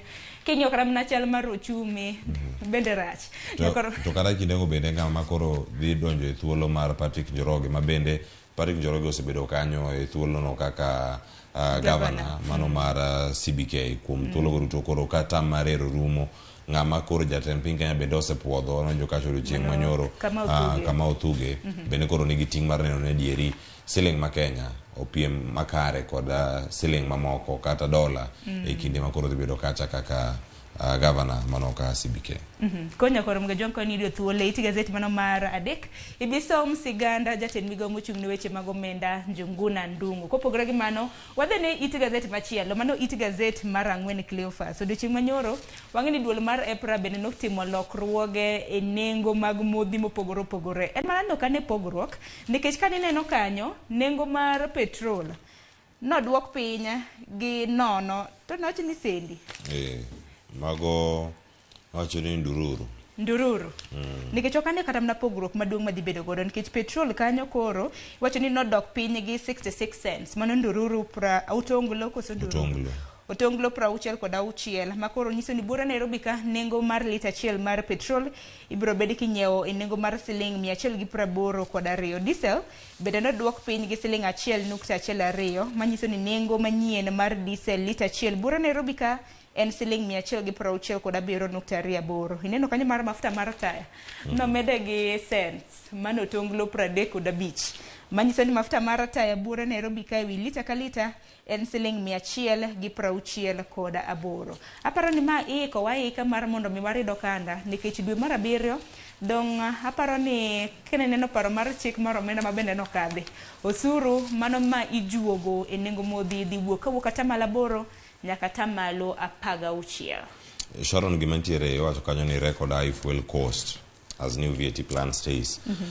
Ni e chenro gi duto gigo mosebedo kacha katimore en ni medruok mar osuru maber ni macha ne ong'ade mano kaluwore kod Finance Act ma 2018 gino mantiere kar kanyo ne keto nong'ado ewi osuru ma ijuogo modhi ma pacho ka mano kete kacha tamalo 8 medruok mar tamalo 8 mane wi osuru makama koro kete 16 tiende nang'o mafuta mano manya bedo kacha metiyogo kata kaka moni mar diesel di bedo kacha ka idho kod siling 12 mane lita ka lita mano madhi bedo kacha ewi diesel kod mano mar petrol mano tiende ni jogi duto winjo kanyo ni super petrol dhi bedo kacha chakoro ka iuso siling 200 ka mano lita ka lita sani lita achiel mano en siling 182 ka intiere bur Nairobi ka ka in e counties mamoko nitie kata jogo manyiewe kata mamalo lure gi county maintiere gwenge mag North Eastern aparo ni mo nengone ni malo kira gwenge moko machiegni kata Migori kacha bedo kata kamare opogore to gima ntiere ni medruok mag nengo dhi neno iwacho ni kata dok piny masani wacho ni dok ka kod sense kata otonglo maromo 60 ni mano koro ero ogolo mana iwacho ni ma Kenya kama ne ntiere kar kanyo mano nengo ni mano mara petrol kama ne ntiere kata 182 kanyo koro odhi duogo mana piny bende ok odhi wuok kata 182 pod dong mana wiye kanyo tiende ni en gimoro ma pod ni malo kata kiwacho ka ni ero diesel ero bende koro ka dipo ni ero odok piny kata komedore kod maromo nade wacho ni siling 1.2 mano kama ntiere kar kanyo kine mentie bende moro minyalo winja dier ni nyalo kelo lokruok imede gi siling 10 to iduoke gi otonglo nikech waikre koro dwe mar 7 nikech nengo maka madongo chako ringo chakre odiochieng' ma kawuono nyaka chieng' tarik 14 mano mar dwe mabiro koro manyiso ni dwe mar 7 ponono ni paro mar chik maka kosekadhe stages okenge manego winjore okala mar mondo mi olokre chik mafuta nengo ne biro bedo kamedre biro Nairobi Kenya bende osego koke adier kopogore gi mano Cleophas nikech sa ringo mapiyo wang'e ni gazet mar 6 odiochieng' manyoro paro mar chik mar omenda nyakwa Ramgajwang' nokadhi e od bura maduong' kod jod bura maromo 176 mago mawuok e kweth mabende noyie ne gin gi siro paro mar chik mar omenda wach ma kamano nitie rit gazet mar 6 81 nokwedo ni winjo gi moko kuom gika bende nawacho ni anadagi mano Fatuma jaod bura e county mano ma Migori kata kamano ber kwa nyiso jopiny okenge manego bed ni ging'eyo kaluwore kod lokruoge ma bende notimne paro mar chik mar omenda odiochieng' manyoro kano pedhe gi Kimani Kuria mano kama nitie kanyo Sharon nenyo kanyo proposal kata dwaro manitiere kachiel koda kama moko koro sani warangane mae miwacho kanyo ni mano mar chudo mag omenda ni mano mar iwacho ni mag gero udi kata mano wacho ni housing levy koro ndege kata 3% contribution kata tamalo adek atamalo adek ni biro ni mar ntiere kambi mondiki kod imbe mari mantiere karkacha magoro kete kanyo maromo nade obire kidienje mopogore opogore kama matin kanyo winjo kanyo onego bed kanyo siling 2,000 kama ntiere kar kanyo thuolo go duto 2,500 ka ntiere kanyo wacho ni nyalo duokne omenda mana bang' higni 7 ka twak mano bago dochi manyoro mabende thor wach mantiere kar kae mabende ka warange iwacho kanyo ni thuolo gi duto ka Uganda dhi bedo kacha ka bede twak ino kanyo paro manogol kacha kod jod bura mamolo mabende jakom ma komiti mochung' ne weche mag omenda e od bura owacho kanyo ni Uganda mondo mi orang ni paro ni mano mar chik mabende nitiere kacha weche go mag udi ka iwacho kanyo ni ati nokete kacha ni omenda manyaka matin ma ng'ato onego bed ni chulo 2,500 ogol gima chalo kamano sani koro wakera ni en pesa di ma bende biro bedo kigolo do kamano tingene wach bende ni ka Cleophas wach ni igine chona kana kata mna kinde ma bende paro mar chiko mar omenda kapok notimne lokruok oganda nong'e ni ibiro duoke bang' thuolo mar higni 7 nyalo dhi tikwayo pesa ni sani ero ineno kanyo kwana tamala 1.5 ma bende biro bedo ka igolo it's non refundable kiwinjo ni kinde mokalo nokete kacha atamala adek tiko ni buduok ni bang' higni 7 bang' lokruoge mosetim kacha bende oganda to osekadhe koro kosekadhe kar kanyo koro Ramogi jwang'ine kacha bende mae gimoro ma oganda moko bende pod wacho winjo riwruoge moko mag piny owacho odiochieng' manyoro mane wacho ni oyo gini kata kwasesome podi okochop kare gino mane jo Kenya bende rito winjo ni kata kan lokruok ng'omiyo otime lokruok mopogore gino mane jopiny bende oketo aya mano wach mantiere kano nyakwa Ramgajwang' waringa ni gazet machielo mapiyo piyo gazet ma Daily Nation wang'i thor weche mopogore opogore Cleophas nikech aneno ka dakika 5 tok saa 1 mano mar okinyi mar mondo mi watiek nonro mar gazet awinjo ka bende wendo ma bende wantiere godo bende osechopo wang'e ni gazet ma Daily Nation mapiyo piyo kind thuolo kata mar dakika 2 kama wanyisi nyakwa Ramgajwang' ginero ma bende nitiere gazet kopogore kata mana gi wach mar budget nikech ang'e ni wach mar budget ma bende pod nyakwa Ramgajwang' wabiro bedo kwathung'o gi godo nyaka rom kanyo sa apagachiel dongo odiochieng' ma kawuono en odiochieng' Bajet. Kopogore gi mano Cleophas, odiochieng' manyoro Harambee Stars bende noloyo gol 1-0 na gilo piny Pakistan. Lakini nango menendiko ni Harambee Stars revel in win over lowly Pakistan. Dibed ni gionge kod oteko jo Pakistan? Naneno tugono nyoro ochakre saa 8 godiochieng' nyaka kar saa 10 kanyo to rumo. Kenya bedo gi tugo makare. Jatugo Masule mane nitiere kar kanyo ajumano kata mano yudo play of the match kata bang' tugo mano Odada. Wacho ni tugo yo makare. Beni Odada ni gocho Philadelphia e pino ma America. Kendo ya achiel kuom jotugo mano luongi kendo nie team no kendo gine jogo mantiere midfield mano mar Harambee Stars. Tugo makama kata kani range Sharon o pewe wantiere godo Kenya ka. Pewe wantiere godo kendo gintiere ng'eny mopogore pap mane joka goche ayo kachaka Engine Firat mabende kocha maduong' mano mar Harambee Stars. Gino mano wacho kanyo odiochieng' manyoro jotugo ma Kenya kungi goche taf ineno artificial grass mantie ka mane Uganda tugo ginyo gi pap yie ginyo gi pap ma igori piny kidicha bade gimotemo wacho ponono wacho ni lokruok ma kit pap ma Uganda tuge jo Kenya do bedo gi tugo maber moloyo mano mane gitugo odiochieng' manyoro kata loyo makamano gol achiel no mano do dakika mar 17 mano e tuke go ma iwacho ni gin mag pinje ang'wen mabentie kanyo moting'o Kenya, Mauritius, nitie Djibouti kachiel koda ka piny mar Pakistan. Pinje gi Kenya nose matugo gi mokwongo chieng' ngeso weekend kacha ne gilewo mok gichopo ni mane nitie tugo mokwongo mano bitugo kacha kod Djibouti. Kata kamano Moses Shuma mabende ne oyudo luong mokwongo mano e tugo go mag Harambee Stars nomiyo Harambee Stars gol mare mokwongo mabende obedo gol mokwongo mane Harambee Stars oloyo e tuke makama. Koro en poch gi pak ginya timo makare ni mar kata kirango kanyo gin gi ting' moro kanyo ma gidhi bedo kata ka gin godo mapek mar neno ni girakore yo machalo nade gi team machielo no. Wacho ni team no mano mar Djibouti mar Mauritius ka gidhi bedo go kar kacha chieng' Jumapil girakore kacha kod Mauritius mano ka gintiere piny gi kanyo ma Mauritius ka gineno ni bende gidhi e yo machalo nade. Uganda ntiere kar kacha matindo gi madongo man gi lonyo weche mag tuke ma e pinje maoko bende no thuolo.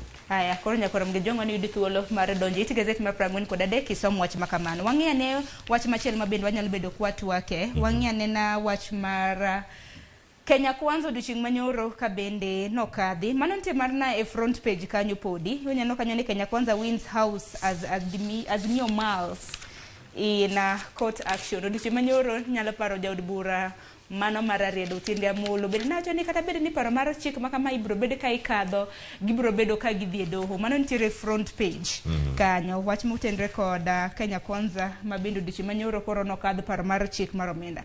Otiende ka niwinjo kaka naloso wacho ni kata poni Kenya Kwanza kaluwore gi jod bura magi ka kadho paro mar chik makamano kata bende ni doho bende gidhi to doho okwedo jopiny pod nitiere jopiny mabende samoro kata mna osuru makamagi bro bedo ka inya.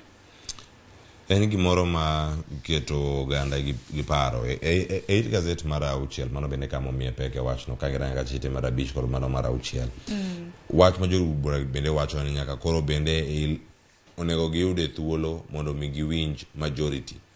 Aya e wacho kanyo ni gin gitiyo gi teko margi mane od bura man gi kwan mamalo mondo mi gikal chik kata paro mar chik machalo kamano. To koro sane wacho ni pod ntiere doho ma Uganda nyalo bedo kacha kachomo. Iwacho ni kata kitiyo gi doho e moro makare kendo Uganda biro yudo dwaro ma gintiere godo. Tiwacho ni mago bende e Uganda. Wacho ni if you use the courts they are the people. Mano bende gima ntiere kar kanyo. Mano mar paro maket kod mano mane jatenda Azimio wacho Raila Odinga ni Uganda koro doge ng'anyo no marati.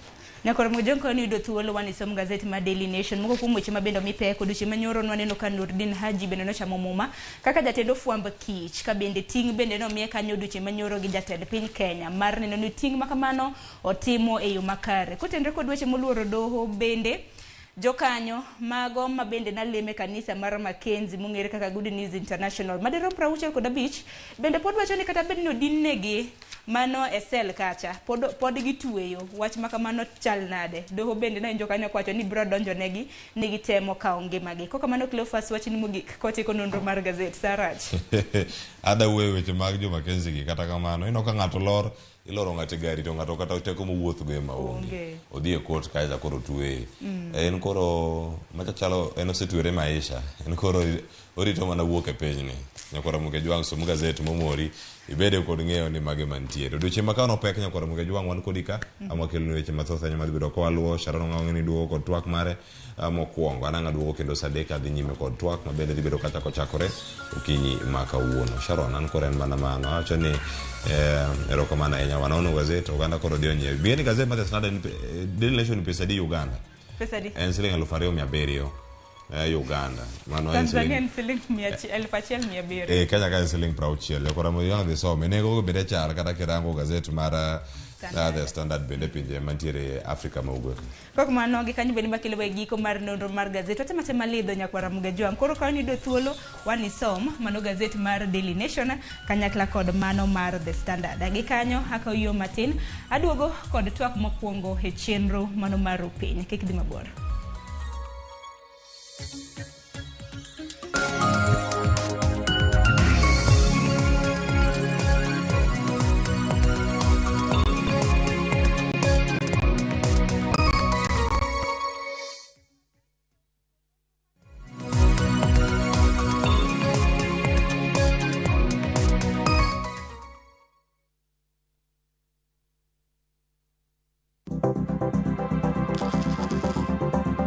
Mondo mi ikungo omenda e yo mayot kendo e yo mowinjore, onego ibed kod paro mar kungo dwe ka dwe, juma ka juma, kata odiochieng' kodiochieng'.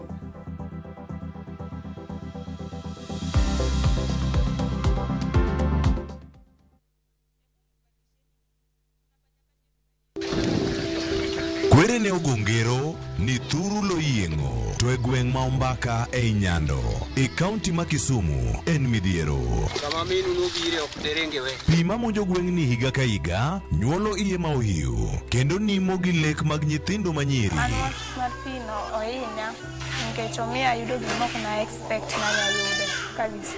Nitie nyithindo adek man chogamo remo e ndalo ma wan gi midhiero mag pi. En ng'ama biro resogi. Tudri kod George Bati, ngeso tarik 17 dwe mar 6, saa 1 kod saa 3 otieno, kokelo ni sigana moyiedhi, kaka lek nyithindo manyiri nimo e pi Ombaka. Mana Ramogi TV, kik bai.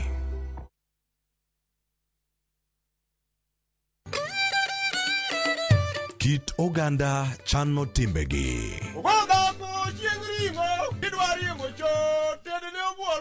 Kit ngima mar oganda duto lure kod kido. Dholuo wacho niya, ng'ama ito lirore en ng'atno endo moseneno ketho mare. Dhok wan gi dholuo mar kendo to gi kendo wan gi din. Chike kuonu nyaka siemini tima gimo wacho no biro kelo luor. Winj ka wagoyo sigandwa. En adieri ni pigni ka miyo moked gweng'ni oluokorego to ok odhi. Wamor kanyakla. Joluo wan gi kitwa kod timbewa. Un. Gin. To wan. Ngeso ka ngeso, saa 1 gi dakika 45 otieno, mana Ramogi TV.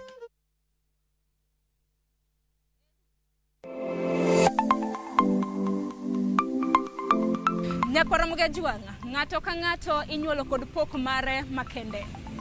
Hero mara mar okapu nochakre chon. Nafwenyo ni mae gima hero timo, mae gima lwetega nyalo loso. Ramogi TV koro mi pok mopogore opogore manyalo loko ngimani. Nitie gima iluongo ni giving back to the community. Like higa moantie ni asepuonjo ji ariyo nono. Chenro mar pok opogore Nyakwara muge jwang' biro ni chieng' tich ang'wen ka tich ang'wen chakre saa 2 nyaka saa 3 mar okinyi kod an Sharon Ong'aw. Kik bai.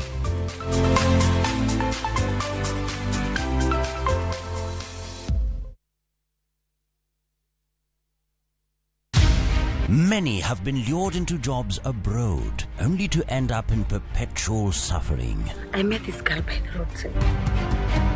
I wish you saw how this girl is desperate. Nimepata mteja mpya for my bureau. Meet Eunice, a naive village girl who is given an opportunity to go and work abroad by Madam K. Nenda Middle East. Ati? When did you even do the application? But is this really a golden opportunity, or will she be one among too many to be lured into the human trafficking syndicate by Madam K and Joe? The parents are caught in the middle. Will they listen to John's side of the story even as he is caught trying to save his girlfriend? We have to leave this place. Enjoy this unfolding story of Madam K only on viewsasa.com.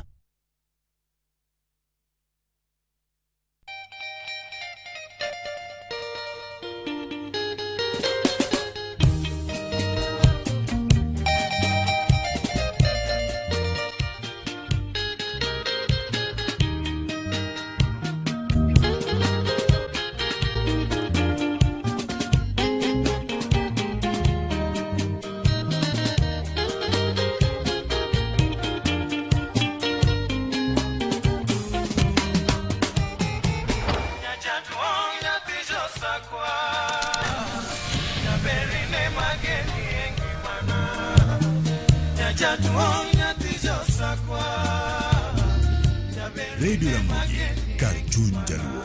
Radio Ramogi.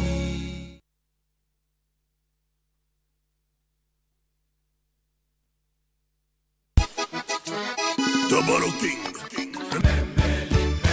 Sango nini bango. Bote mingi baninga. Bajet ni urunyo kwa Ramogi wange wangjoi Ramogi TV ma entiedero. Ilongole rumba at room temperature. Every Saturday nyakora mugajwa. Inyalo uro request mari. Ote machoki aria deka uchi no. Lunganya boy handsome on the way. Aroji bed at the breakfast. Lungani Stella Brenda. Ochi. Yenga and PDG Papa Vic. Seki mwenda ya motema na weni fidelite.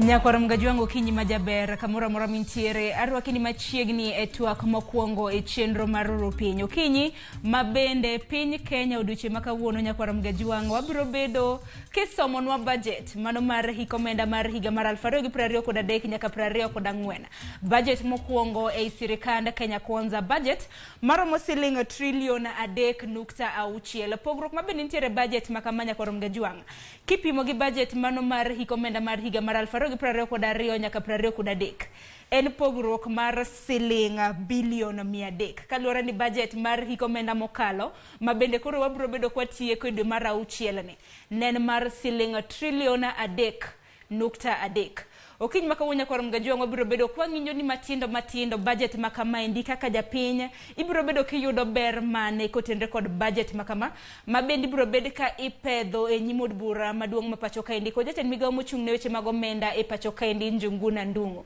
mano kara so chiko mano mar midhiambo kuka mano bende wantiere gi jofwambo magwa mabende biro bedo oko mar od bura mano maduong' mar nyisowa gik mabende biro bedo ka timore e kinde mabende budget makama ibiro bed ka isome kod gwenge mopogore opogore bende biro bedo gi jofwambo magwa mabende biro bedo ka chiwonwa kata kaonwa pach jopinya kotenre kod okang' makama in thuolo mar oronwa ote penjo mora mabendi ntiere godo kotende kod budget makama okang' makama endi biro motelo odiochieng' manyoro neno kanyo ka jood bura bende nokadho paro mar chik mano mar omenda kata finance bill mano mar higa mar 2023 kaka pile yoronwa ote lai magwa magote machuok 3:600 mbui mar Facebook YouTube yudo achiel kachiel itudri koda mbui maga iyuda @Sharon Ong'ao okiny makawuono ntiere gi welo ariyo antiere gi jalony mano mochung' molony ne weche mago mag budget ubro bedo kotudre kodwa e studio mar county ma Kisumo nyinge Steven Osedo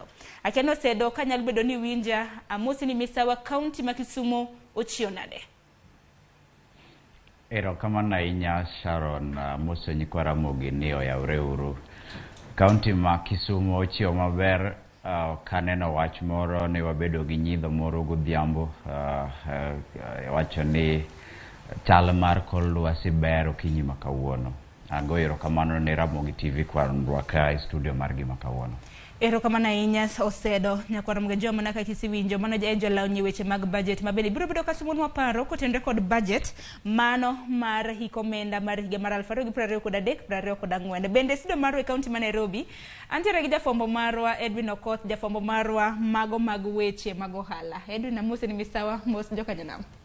Erokamano ahinya Sharon amoso joka nyanam kendo ago erokamano kuom chopo odiochieng' maduong' kawuono en odiochieng' mar budget koro en odiochieng' ma kawuono wan johala. Angene ni odiochieng' be mamweni be nitiere studio chak mana kod Edwin odiochieng' ma kawuono bende geno ni bang' maendi biro bedo kata mana kidhi e treasury kanyo mar mondo mung'i kata mana kaka chenro biro bedo katimore.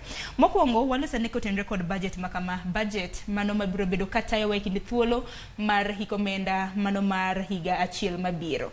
Kotenre kod budget makama dingis nyakwarom genjuang nade budget makama en siling trillion 3.6 medruok mar siling billion 300 kipimo gi budget mabende biro bedo karumo hikomenda mano madwe mar auchiel ma wantiere. Erokamano ahinya Sharon. Mokwongo nitiere weche ariyo. Nitiere budget iwacho ni en trillion 3.6 to budget wuon kiko kwanne en trillion 4.4. Apa ni jomoko nyalo penjore ni to kwan ariyo gi wuok nade nikech seche ma treasury wacho budget ma gidwa lando nitiere kwan ma ok gigol ga ma giwacho ni nyalo bet ni gi dho ngere iluongo ni refinancing cost. Tiende ni ma en omenda ma ne gidhi kawo hola ichule tichake kawo hola kendo koro giwacho ni mano onge cost mantiere iye kanyo. Giwacho ni mago debt magi restructure koro ginyal kete kwan mar budget omiyo ok gikete mondo rom 4.4 trillion kimedete. Koro ng'ato nyalo penjore ni to ka medo recurrent expenditure manyiso ni omenda ma idhi tigo higa ka higa chulo osuru gi tayo chenro mag piny owacho ka medo ma idhi tigo e chenro mag dongruok ka medo ma idhi chulgo gowi kod omenda ma ichulo jogo modhi e yweyo bang' tich kata pension ka medo omenda ma ochwal ne counties ang'o omiyo gini chopo trillion 4.4. Koro mano en e gima okwongo ma adwa wacho. To mar ariyo budget nigi kore ariyo. Nitiere kor omenda midwa gol mitiyogo to gi omenda midwa choki. Koro king'iyo trillion 3.6 to ka ging'i ka kwan ma idhi gol e budget ma kawuono bende yango ni omenda ma inyalo choki ka pod ichoko dhi maber en trillion 2.5. Koro neno fuok mantiere kanyo. Mano migeno choki kuom jochoko osuru ahinya wan mabende koro wachulo osuru mano kuom jogo emko mabende chulo osuru e pachoka. Mano ka gisechoko osuru to ka gipimo gi budget ma wan go koro nitiere fuok moro madong' ka fuok madong' ka ni ma koro dhi chuno ni mondo wakaw hola. Ok ang'eyo ni wagombo winjo chenro ma idhi land kawuono ahinya to kaka idhi pong' fuogno. To mar ariyo bende wang'eyo ni holo marwa kata hola mar osechopo chiegni trillion 10 kama ok onego kal. Ok ang'e ni gidwa tiyo gi yo mane diere ka nikech nitiere pend chik moro kata paro mar chik mabende nyocha ichwalo nyim jood bura mar golo kwan mar hola mwanyalo kawo. Koro mage gin gik moko ma jopiny temo winjo ni geno winjo ni to wan gi omenda moket thenge mar budget choko marwa kata kodhi maber manyiso ni bok samoro ok nyal chopo trillion 2.5 no to fuok dhi dong' maduong' marom kama fuogni idhi pong'e nang'o. Erokamano ahinya ageno ni nyakwarom gajwangi winjo weche maket kod mag e yo makare nikech weche motenre kod omenda ber kiwinjo e yo makare. Kwa kamano adhi ane achiel kachiel nyaka e studio mar e kaunti ma Kisumu Osedo budget en mar siling trillion 3.6 en geno mara ni niseneno pok mago mag migepe mopogore chakre apis mamalo mano mar apis jatend piny nyaka e kor gwenge budget mabede counties biro bedo kayudo apenji mana kotenre kod pok mar omenda makama kaka jalonya e weche motenre kod loso budget fuonanwa pachi kotenre kod budget mar higane. Erokamano ahinya Sharon en odiochieng' maduong' ahinya e piny mar Kenya ma warito gigeno giliyo ka jatend treasury Professor Njuguna Ndung'u dhi somono budget ma kaka manisa wacho en trillion 3.6 to kendo wamedo gima osiepa manie studio kanyo wacho ni nitie gimiluongo ni debt redemptions. So debt redemptions be dhi chwalo budget wa nyaka trilion 4.4 mana kaka osewacho. Koro king'iyo budget mar recommenda mar 23-24 wang'iyo kaka pok mar omenda ni ochwale migao mopogore opogore. King'iyo kaka migao mar roads madhi yudo pok maduong' moloyo ka gidhi yudo omenda maromo bilion 245 to ng'ato biro penjore ni tang'o momiyo budget dhi malo pile ka pile to ngima medo bedo matek. Kech ka ning'iyo ikomenda 22-23 tiyudo ka budget mane wan godo en trilion 3.3 to pile pile kaka wan kaka dhano ing'eyo seche ma yuto ni dok chien to gima iwacho ni maber mitimo en ni iduoko budget ni be chien. Lakini wang'iyo serikand Ruto ni en kar mondo mi oduoknwa budget chien en omedo tere malo kendo sani koro budget oidho gi bilion 300.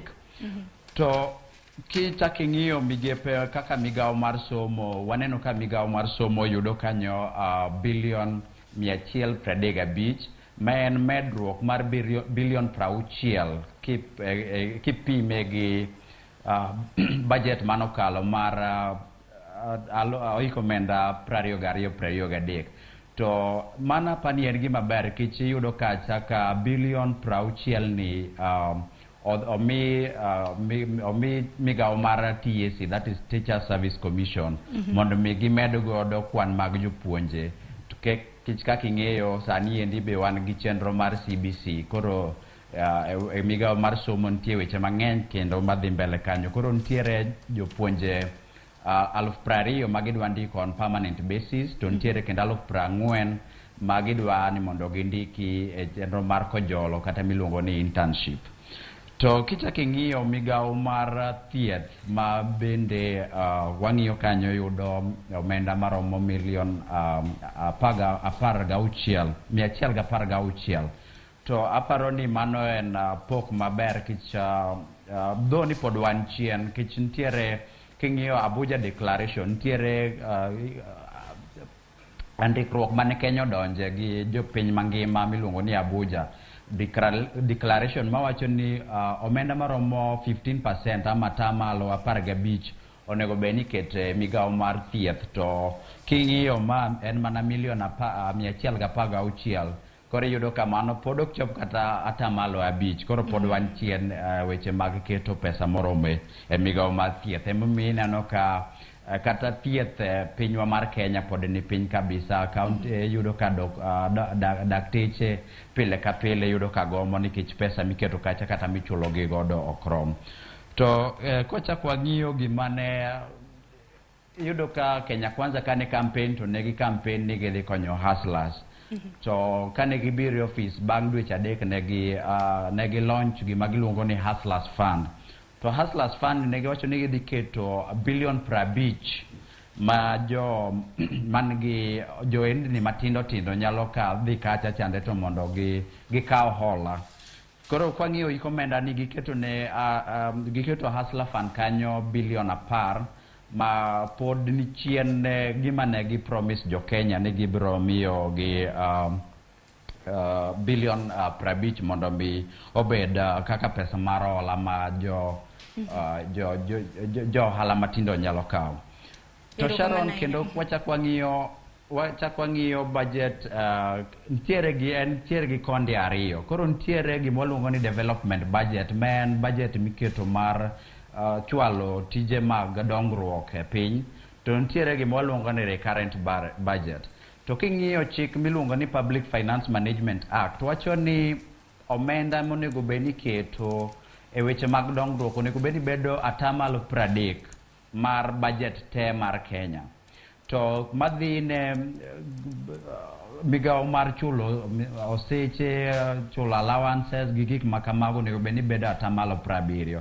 Lakini to king'iyo budget ma wasomo kawuono iyudo ka development yudo 740 ama bilion 740. Koro mane pod yudo ka en chien mar 30% manonego beni keto ne weche mag development. Dikicho sedane no ka weche motendre kod dongruok kaneno ka nyaka e budget mano mar rekomenda mar higa ni nyaka higa mabiro noket kanyo siling bilion 714 kipimo gi mano mar recurrent expenditure mano michulo godo jotije kata na mitiyo godo odiochieng' aneno kanyo ken siling trillion 1.4 kaluwore gi chik mana kaka wacho mar Public Finance Act ineno ka oketne weche mag dongruok omenda matin kaluwore gi kwana tamalo 30 osenang kapok awinjo pache dwen.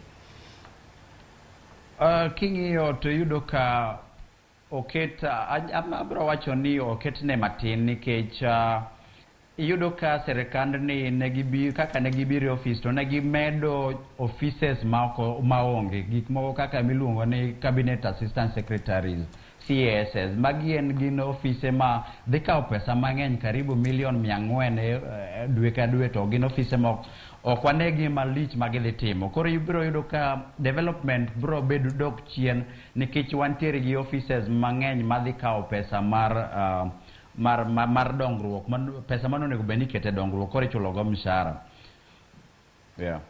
Ero kama na inya hilero konyo maber nyakoro mgejwang bende wadewi emimiyo ni neno ka Bath TV ni kanyo bende watemo ngado ni kata mna mar mondo mi ing'e makare kaka budget mano mar siling trillion 3.6 pok mare kaka biro bedo hema king'e kata mna Bath TV ni kanyo biro neno kaka waseng'ado nigi kidienje matindo tindo chakre sirkal mamalo nyaka chop kanyo e migepe mopogore edwe ni budget hikomenda ka hikomenda kisomo budget japiny genoga yudo fuong'ruok ni nengo mar ngima chalo nade nengo kata mna mar wuoth chalo nade ineno kata mna budget mar hikomenda mar higani bende nyalo kelo fuong'ruok ne jopiny nikech ing'eni koro mae budget mar hasla inyalo kata mna paro sera mar ombulu ne gisingo kelo yot ne jopiny kinde ka kinde jatend piny kinde mosekalo winjo kayo kata bende uloso ka bende wacho ni budget mutiyo godo nyaka sani en mar hiko hala mar higa mokalo ma bende ne en budget mar sirikal mokalo fuong'ruok nyalo neno.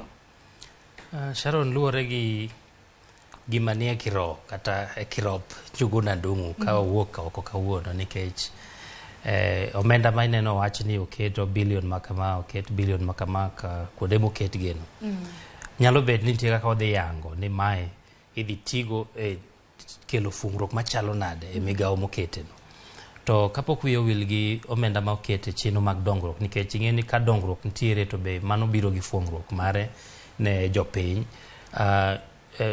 bilion 718 moket ne chino mag dongruok tiende ni mano atamalo 16 kende mar king'iyo budget no gi kwan mana mi mokwongo mar trillion 4.4 to king'iyo trillion 3.6 pod en atamalo 19 mang'isi ni pod wabor gi atamalo 30 mapano nego ket ne chino mag dongruok to ei dongruok kae bende king'iyo gigo mamiyo ganda pek mar ngima kakora duoko penjo ni mar kabe fuong'ruok nyalo bet agriculture kata migawo mar pur emoting'o chiegni atamalo 30 mar ochumi mar Kenya nikech kanye mantiere chiemo kanye man nigi thuolo mag tich nigi gik mang'eny kata kano bedo devolved kata kano chore counties kamano to king'iyo omenda ma oketne migawo mar pur wang'ni en siling bilion 64 kende king'iyo report mar committee mar budget ma otelne gi jaod bura mar Kiharu Ndindi Nyoro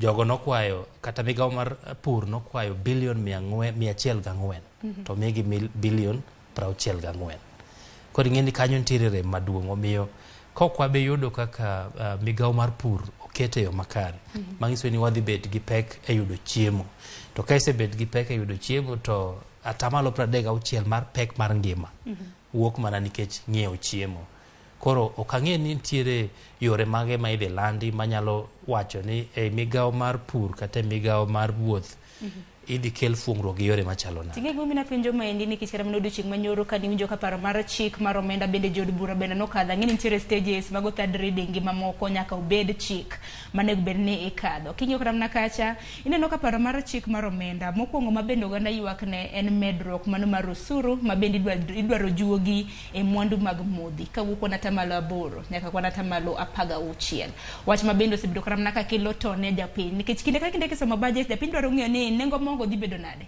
Sirikande Kenya Kwanza nosengo ni nengo mogo dhi bedo bwo siling 100 nyaka gisani en mana 200 gi wiye. Mane makoro nyaka wang'e ler ni to kimedo nengo mag modhi gatama laboro.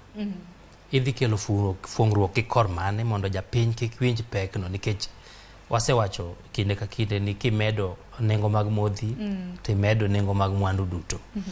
Nyaka mag jopur, nikech kata tinga mapuro dhi tiyo gi diesel. To mondi igol cham kowuok e puodho nyaka e chiro, mondo igol cham kowuok dho wadh nam chumbi kata ma pinje maoko mondo chop ne jopiny, nyaka giti gi nyamburko.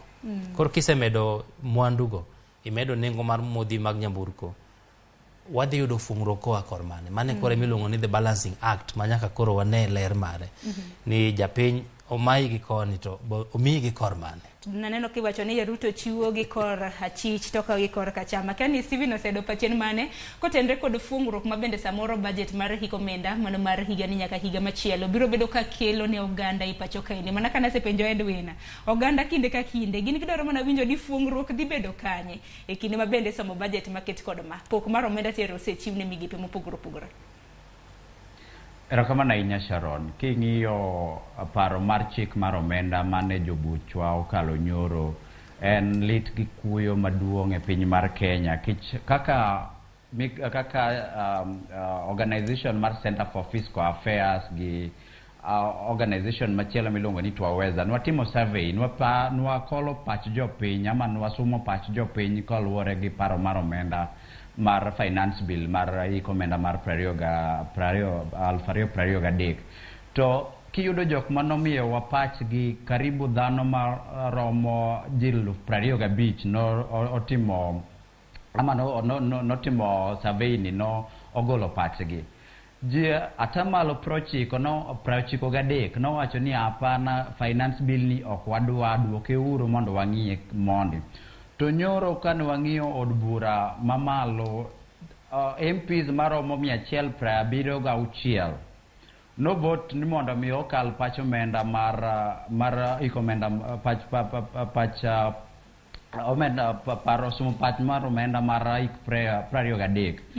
To jok mano ogolo pach gi mano wacho ni hapana, wano bill ni mondo kikal ne gin ji ama MPs 81. Koro gima penjore mokwongo en ni ji 176 ere kaka nyalo pogore gi pach jo maromo 23,000 madhi 24 mano wacho ni kik ukal bill ni. Then king'iyo machielo koro kwaduoge wach mar yot mar ngima ama pek mar ngima, adwa ng'iso jo Kenya gi jo Kanyanam kawuono ni ngema dhi ridore, pok oridore kama wantiere, orko dhi ridore. Nikech mokwongo yudo kana mana kaka Edwin osawacho ni omed fuel from 8% ama tamala 8 nyaka tamala 16. To fuel komed to gimora mara dhi malo, kich nyaka kata cost kata gina ne bei mar nauri mar fare ma watiyoge transport dhi malo. King'iyo transportation cost kata bei mwa koro wakelo go gik moko kwa transport go gik moko kwa golo Nairobi kwa kelo Kisumu dhi malo. To kodhi malo to gima dhi bedo ni bei no te ama nengo no te idhi ketne japiny. Koro japiny ema dhi chulo pesano. Koro ngima dhi bedo matek. Kichako ng'iyo gimachielo ma osebedo ka gongo wiji nyaka ne paro mar omenda ni kete od bura en wach mar housing levy. Housing levy kata oshuru mar udi magi wacho ni ok en oshuru, en saving. Koro ne gigole, wang'iyo amendments ma gitimo, mabe amendments go Sharon, kich bill manokal ne en bill mane obedo proposed, the original bill. To kane gikalo the original bill, wang'iya e report mar, nwanene report mar committee mar finance and planning moto hotel ne gi bunge od bura mamole lungo ni Kuria Kimani. Koro king'iyo report gi ne wacho ni gin gi propose ni mondo wadhi amende housing levy ni from 3% to 1% to 1.5 I mean. Koro 1.5 ni wapenjore ni to ere kaka kane en paro mar miyo jopiny obed gi ute mabeyo beyo. Koro 1.5% ni endi be dhi miyo ka 3% te mane dhi kawo ng'ato higni 100 gi wiye mondo mi ng'iew ot mar milion 3 kende e boma ma Kisumo ka kata boma ma Nairobi. To koro ka en 1.5 to koro ma dhi kawi higni maromo nade mondo eke japiny oyud udi. Mano penjruok mokwongo mwaginane. To ka en wach mar saving kata mar keto pesa, to ng'amo ng'iso serikand Ruto ni jopiny okia keto pesa nyaka koro wamiya serikal pesa mondo kanwa. Tidwa kano pesa mane ka petrol ni malo matiende ni kata pesa ma idongo ma inyalo keto tenge matin biro bedo maonge. Koro pesa ma japiny dhi kano ni biro wuok kanyo. Nikech ang'eni penjo nitiere mathoth, osedang'eni penjo nitiere mathoth kotenore kod lokruok mabende notime paro mar chik mar omenda. Nikech kamilose, initially proposal kana nitiere nanego bed ni agolo kwan atamalo 3 mar osacha to bende jatich kata mana jal mondika golo kwan atamalo 3. Sando neno kolokore kwan atamalo 1.5 gi 1.5. En mana ni cap rate ema koro onge, nikech bende wacho ni omenda makama bende nenore ni ok bi duokni mano bang' thuolo mar higni 7 kaka nochana. Ang'eni Edwin bende naluwo wach makamano biro bedo kofuno na matut. Awinj mana pach kotenore gi mano. Koro king'iyo koro gimede kama giduoke chien gi 1.5 to 1.5 koro jatich golo atamala 1.5 ng'at mondike be golo atamala 1.5 mano atamala 3 ma jopiny pesa ma idwa ni mondo mi Ruto. To kendo kichaki ginene kane gikelo bill mana kaka kisewacho ni negi after 7 years ama tok higni 7 ibiro kawo pesa ni sani matin ni koro gigole. To adwa ni mondo mi jopiny obed very keen kidhi e portal mar KRA iTax.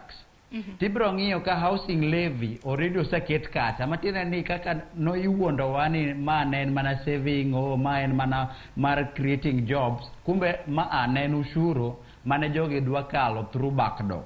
Ne gidwa pitisha gi dhot machien. Koro mana waneno ahinya kaka Ruto osebedo ka wuondo jopiny, jout buchu Kenya Kwanza be osebedo ka wuondo wani wakaluru gini mondo mi create uru jobs ama wakel tije mag ne joma tindo. To wapenjore king'iyo kata statistics manogol gi Kenya National Bureau of Statistics, ji maromo 60 atamalo 61.3 wacho gin gi udegi ji maromo 39% ema pod nitiere ute magi rent. Koro to jok ma rent gi iyudo ka nweng'o gi be ni piny. Koro kata ka isaki ngado gi 3% ni matiende ni ibiro medo inyo jopiny kabisa, ibiro keto ting' mapek ne jopiny. To samana kaka wawacho sani endi nengo mar ngima osaidho kabisa ma jok mane chamo chiemo adek odiochieng' sani chuni ni samoro kale mok iyudo gimoro amora, nikech sani kata kidhi e supermarket iyudo ka mogo ni malo to mano budget pok osom. Iyudo ka sukari sani oidho karibu kila achiel dhi 300. Iyudo ka modhi mag chiedo osaidho to mano ng'eni budget pok osom kawuono. To kosesom budget to paro mar chik mar omenda be nosakal nyoro matiende ni ngima dhi idho kabisa. To ma serikal mane kane campaign to mana kaka ne wasawacho ne giwacho ni sani endi wan kwa donjo Uhuru osainyo jo Kenya ahinya, wan wabro hakikisha ni jo Kenya oyudo nafuu ka oluwore gi weche mag ngima. Erokamano ahinya mano yes. Erokamano ahinya. Edwin nikech ang'eni sa en dakika 43 tok sa achiel nego bed ni wuok ka sa 2 mar mondo mi dhi e treasury. Aimbe napenjo mana penjo kapok iwuok kaendi kotenore kod chochni mabende nitiere, nikech sani japiny tere gi chochni kaluwore kod lokruok mano mabende nokete paro mar chik mar omenda kotenore kod wach mar housing levy. Nikech initially na wagolo atamalo ne nitiere paro mar golo kwan atamalo 3 kanyo ni nyisi ni inyalo kawo omenda ni bang' thuolo mar higni 7. Sani kano duoke kwan atamalo 1.5 chal ka gima maneno suru maonge omenda mabende ibiro chaki duokoni. Mana kanyalo mana winjo pachi matin kotenore gi mano. Sharon, ne ji oganda ne dhiro mondo kete lokruok e chikno to apani kore ka gikethe. Nikech macha koro ne nigi geno moro ni iketo omenda ni makata koke be yudo ot tibiro duokni omenda no. To koro ka oloke chik ma koro bedo suru ma ijuogo jogo ma yudo sara.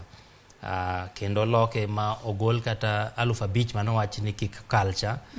Tiende ni gik moko ariyo. Mokwongo ng'at ma yudo omenda mang'eny dwe ka dwe idhi golo omenda mang'eny. Ka in gi gimoro 500,000 idhi golo siling 7,500 dwe ka dwe.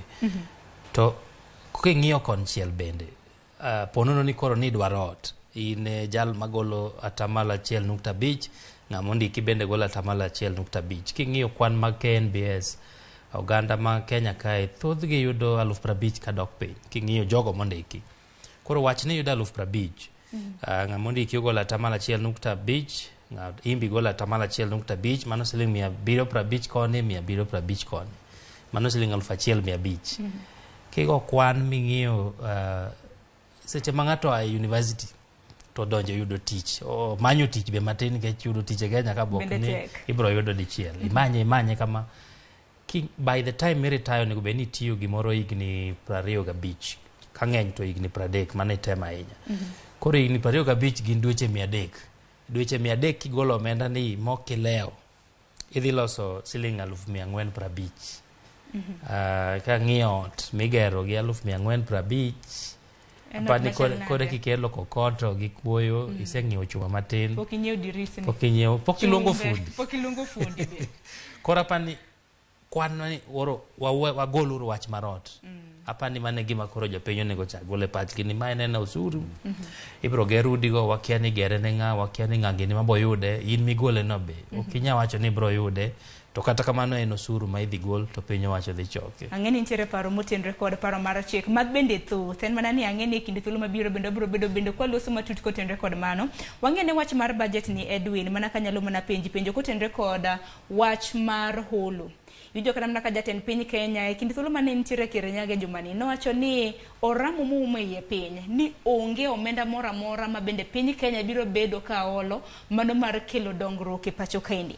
Naneno debt ceiling bende nyaka gisani dong wang'eni ochiegni chopo siling trillion mano 10 nikech gowi ma bende piny Kenya wantiere godo nyaka gisani siling trillion 9.6, manyiso ni liwe ma bende nitiere mar borrowing en siling billion 400.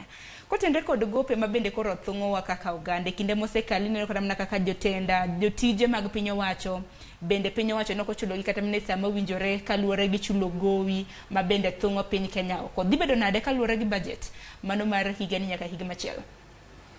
Odhi bedo matek nikech king'iyo budget ma idhi som kawuono, gope ma idhi chul kachiel kod gope kata omenda ma ichulo jogo modhi tich bang' yweyo pension, ng'eni mano gin omenda michulo ga mokwongo. Kiloso ka sirikal timo chenro, omenda mikwongo iketo thenge en gope, nikech ok idwa bedo ng'ama ibandho to pok ochulo. To mar ariyo en jogo mosedhi yweyo bang' tich kata pension, gimbe nyaka keto omenda gi miluongo ni CFS. CFS kae oting'o 41% mar budget ni.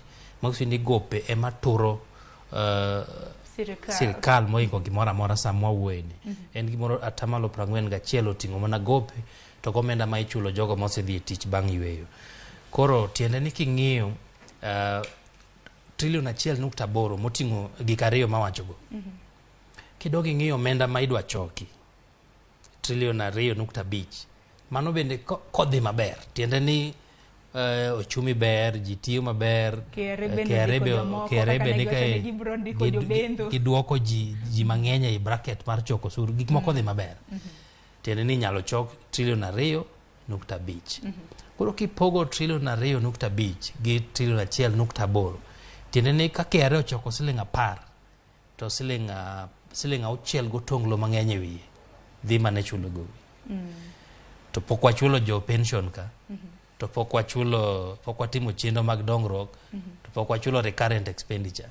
Koro chiegni ni dongruok odong' mana gi chiegni siling 2 kende siling 10 ma KRA dhi choko.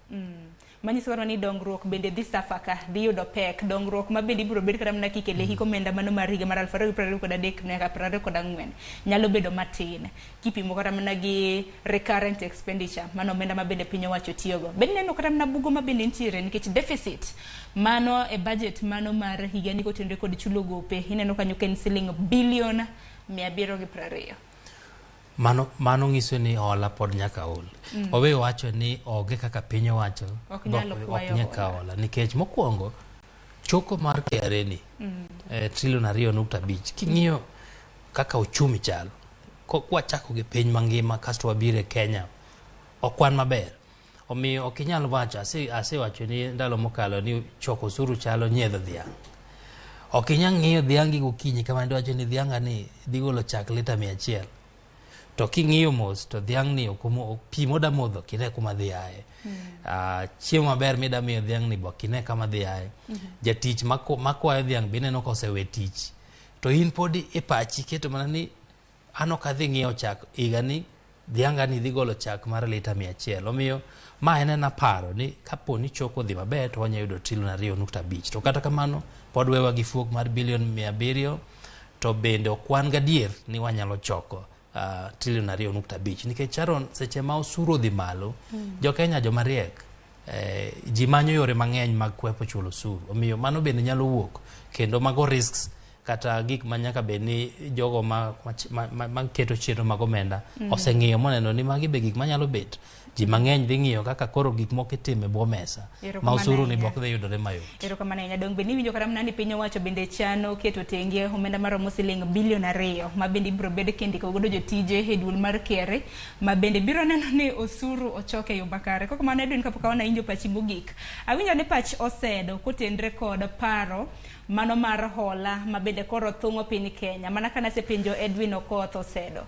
Jatend piny Kenya oramo moumo yie piny ni omenda motenre kod dongruok osuru ma pacho kae manego bed ni ichoko mar cholo dongruok ok onge omenda ma bende obiro bedo kohola kendo mano bende nyalore nikech nitiere geno ni duol mar KRA kinde thuolo mar hik omenda mar higa ni nyaka higa mabiro nego bed ni gichoko siling trilion 2.5 kok gichoko to ang'o biro timore?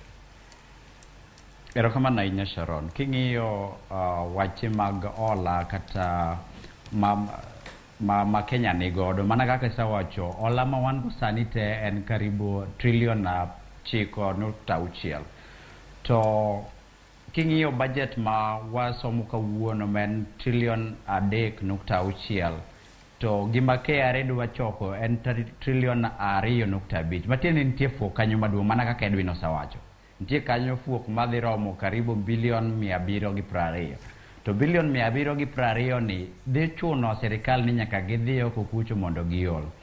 Kane jatend piny odonjo e ofis nowacho ni en serikande ok biolo to nwaneno tok kata kapok dweche 2 orumo to already ne osadhi oko kucho ma IMF nosemiye pesa mantie kata pesa machielo monego beni biro karibu bilion 130 yudo ka machiegni ni nyocha ka ni bank miluongo ni Africa Export Import Bank nomiyowa karibu bilion 430 to yudo ka pile ka yudore gi nonro ma kaka wan jonon buge mag serikal wasang'iyo yudo ka pile serikal ni osebedo dwe ka dwe gikawo mok tin ne bilion 80 e weche mag ola to Sharon ola okrach king'iyo kaka yuto wachalo to nitiere gik manyago bende watimo to gima hinyowa wan kaka jo Kenya ni pesa ma waolo ni ok waol mon mi odhi okonywa e weche mag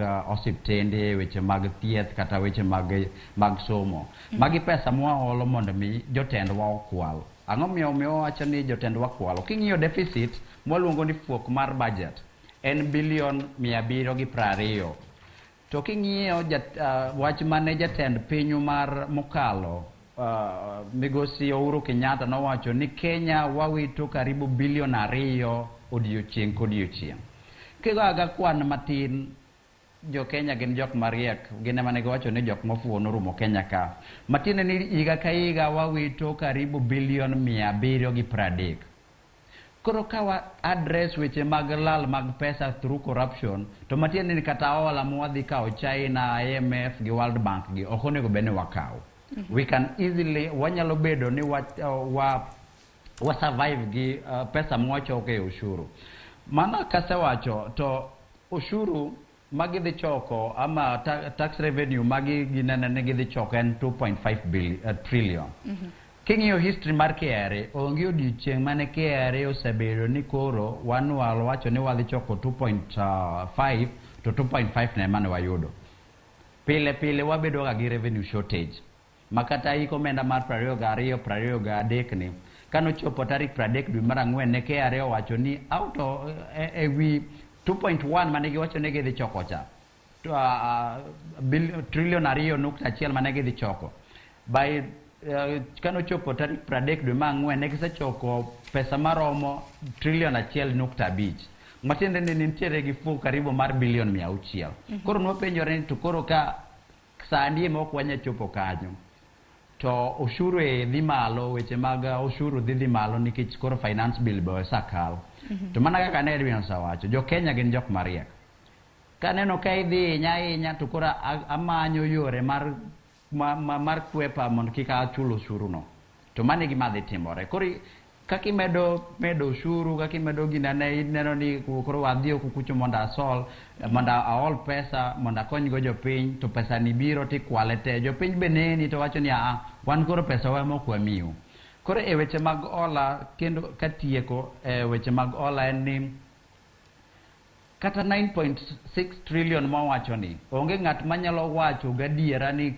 ola te ma Kenya nigo en 9.6 ama trilion 9.6 ang'o miya wacho kamano nikech onge odiochieng' ma treasury nosawacho ni koro jo Kenya mae register mar ola te mwasakawo nyaka ne wadonji office onge ng'at mantie gi bugno gine magin kode wan wang'iyo mana gima gioronwa to king'iyo adieri to kata ola mwakawo ok gin hola makonyo jopiny koro jopiny wakwayo ahinya ni nyaka wabed motang' gi serikal ni mondo kik wabed abeda ni gin gi hola to pesa ma giolo ne gikwalo. Erokamano ahinya kuom lero kanyo maber nikech ang'e ni Edwin ne be ni wuok sa ariyo wapenji mana penjo mogik kapok iwuok gi pachi mogik kotenre koda budget mano mar omenda mar higa ni nyaka higa mabiro mano higa mar 2024 nang'iyo kata mana pok mago mag migepe mopogore opogore naneno ka migawo mano mochung'ne weche mag nderni wuodhe mopogore opogore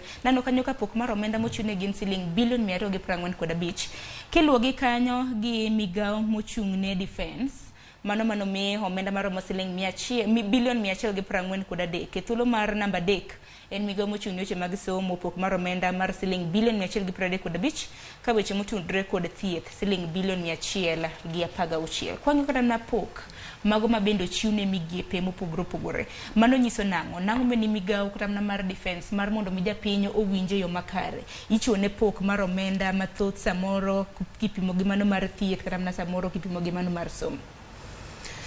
Erokamano Sharon mokwongo keto arita kwe maber ahinya to ne piny Kenya en gima ikawo gi pek moromo nikech kapo ni unyalo timo chenro ute uket somo maber to kasto wabed gi rochruok e arita mar kwe kata ahinya to gi kwe ma oketho kowuok gi jolweny kata jogo manyalo jonjore mawuok e pinje maoko wang'e ni Kenya kama ntiere wan e dier kamaraj ntiere tulo South Sudan Sudan bende Somalia gini kora pani mano nyalo bedo ni en achiel kuom gima minyalo ket omenda mang'eny to kata kamano bedo ni ok wasebed gi tulo to higni mosekalo go te osebed kiketo omenda makor gi lach kamano onego bed ni sani koro wanyalo bet gi fuong'ruok kendo kochuno ni nyaka waket omenda maduong' ahinya nikech en gima wasetimo kuom higni mang'eny to Kenya pok odhi e dhaw moro maduong' minya wach ni wan watiyo go omenda wakwadhi e dhaw makamano miyo koro ok anyal bedo gi ler ahinya ni tang'o madimi ketne omenda makore lach kabede osetime kamano higni mosekalo nikech defense ta kano ketne gi siling bilion 143 ne onjo kanyo ka jatend migawo mochung'ne weche mag defense mano Aden Duale bende pod dwaro pok mano mar siling bilion 7 ma bende wacho ni gibro bedo na omenda ma bende gidwaro mar peacekeeping kata mana mar nyayo kwe kinde ma bende jolweny mag KDF pod dhi nyime koda chenro mag jiwo arita kwe en mana ni bende mar ndara emomegi omenda mathoth e budget mano mar hik omenda mar higani nyaka higa mabiro siling bilion 245 inyalo ng'iye gi kuonde ariyo mokwongo kiwacho no mi kwang'iyo budget omigi omenda maromo bilion 245 jatend migawo mar weche mag ndara gi wuodhe Murkomen nyocha kowacho ni chenro mag gero ndara madhi nyime mapok otieki gin chiegni 800 chenro go dwaro bilion 900 koro ng'iso ni kata kikawo omenda ni te ti di bolo mane chenro mano osechaki madhi nyime to pod wan gi rem maduong' chiegni bilion 600 ma pod dwarore mondo ka watiek chenro mosechakore magero ndara. Omiyo kipimo gimoketi gi gima dwarore, kanyo pod nitiere fuok maduong'. To mano tiende ni japiny pod bro rito. Ka nitie ndara manyien ma pod ni iwacho ni idhi chaki ama ibro ger, mano pod jopiny bro rito kuom thuolo malach. Nikech omenda no ok rom. Obor gi omenda madwarore sani kuom chenro mosechaki madhi nyime mochung'. Kaka yo ma kata Kisumu, Miwani, Chemelil, yo ma Ngong kae kadhi Suswa. Mago gin yore manochung' to nosechakgi.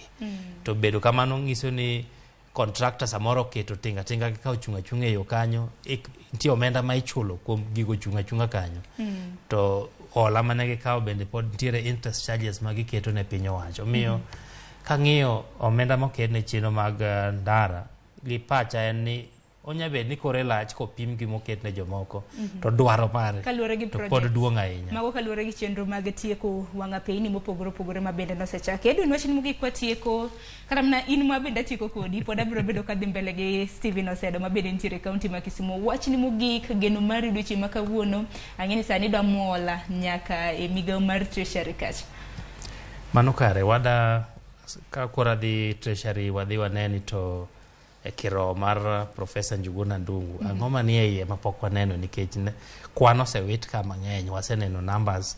Koro wadwa mana winjo ni to gigi gin chenro mage midhi tim manyalo go jack uchumi mar Kenya masani dhi marach. Ing'eni siling mar Kenya sani weth ahinya ka opim kata gi dola mar Amerika, bedo ni wagolo moko kuom mwandu mawuok e pinje maoko mwachulo gi dola. To koro inyo jopiny nikech Kenya wan net importers, wa import mwandu mang'eny. Wadhi mana winjo ni to gima Njuguna Ndung'u koro kane e briefcase ni, odwa yanga ng'o madhi miyo jopiny fuong'ruok.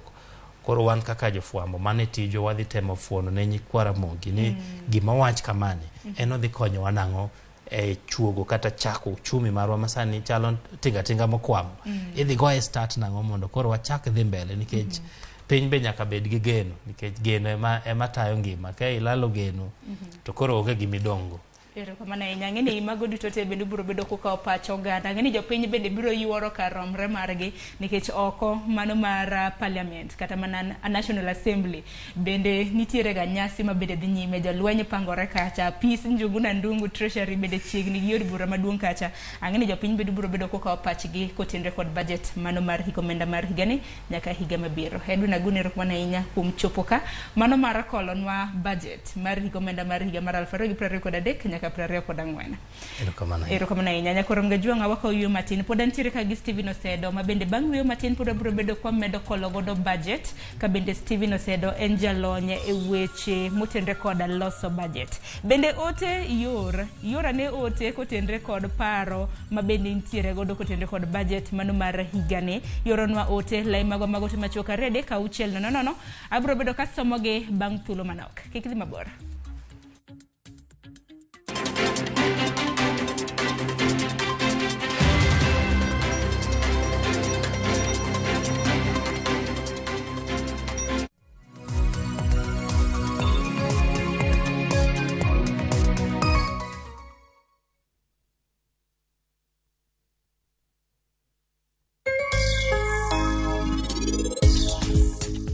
Bende meher nyalo bedo min param? Obed min param. Obed min gi?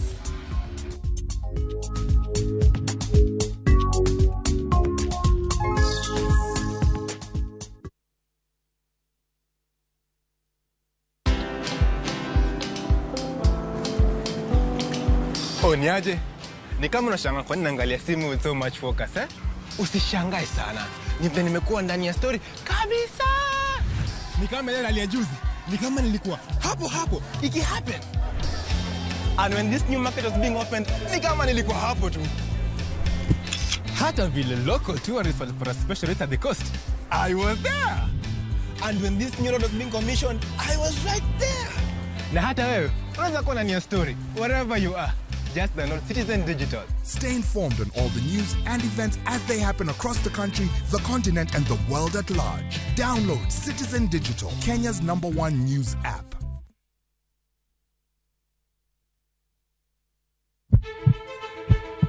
Sasa ya mawagamo muya wayudo ngima. Sasa ya mawayudo rieko wareso ngima ng'ato. Ductus arteriosus onego beni lorore, foramen oval onego beni lorore. Penj laktar kelo ng'eyo matut, gero oganda gi puonj mok inyal yudo kumoro amora mag weche thieth. Iwacho ni gima koyud chon, tinyalo thiedhe ma ng'ato chang chuth. Kabisa. Or ote machuok gi penjo moluwore gi weche thieth. Tudri kodwa e nambani, kata inyalo ywa tole nambani. Riwri kod Ruth Otieno wuok tich nyaka tich abich saa 12 odhiambo mana e Ramogi TV.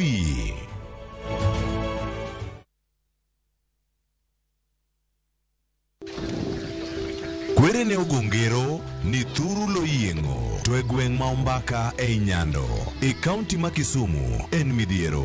Kama minu nobire ok derenge we. Pi mamonjo gweng' ni higa ka higa nyuolo iye ma ohiu kendo nimo gi lek mag nyithindo manyiri. Mar pino ohinya nikech omiyo ayudo gimok na expect nanyayudo kabisa. Nitie nyithindo 3 man chogamo remo e ndalo ma wan gi midhiero mag pi. En ng'ama biro resogi? Tudri kod George Bati ngeso tarik 17 dwe mar 6 saa 1 kod saa 3 otieno kokelo ni sigana moyiedhi kaka lek nyithindo manyiri nimo e pi Ombaka mana e Ramogi TV. Kik bai. From the slums of Lagos Island, we bring you the story of a young lottery operator, Dio, and his girlfriend, Halima, who find themselves in the hands of a gangster, Innocent. Innocent wants to reap where he did not sow. I expect my money 2 weeks. Dio has to find a way to escape from the deadly wrath of Innocent and at the same time save his relationship with Halima. You dey use your brain. You dey hear wetin dey talk. You use your brain at all. That's the way you talk. It makes sense. What's that for you? What's that for you? Watch this action-packed Nollywood movie Out of Luck only on viewsasa.com or dial *487*3#.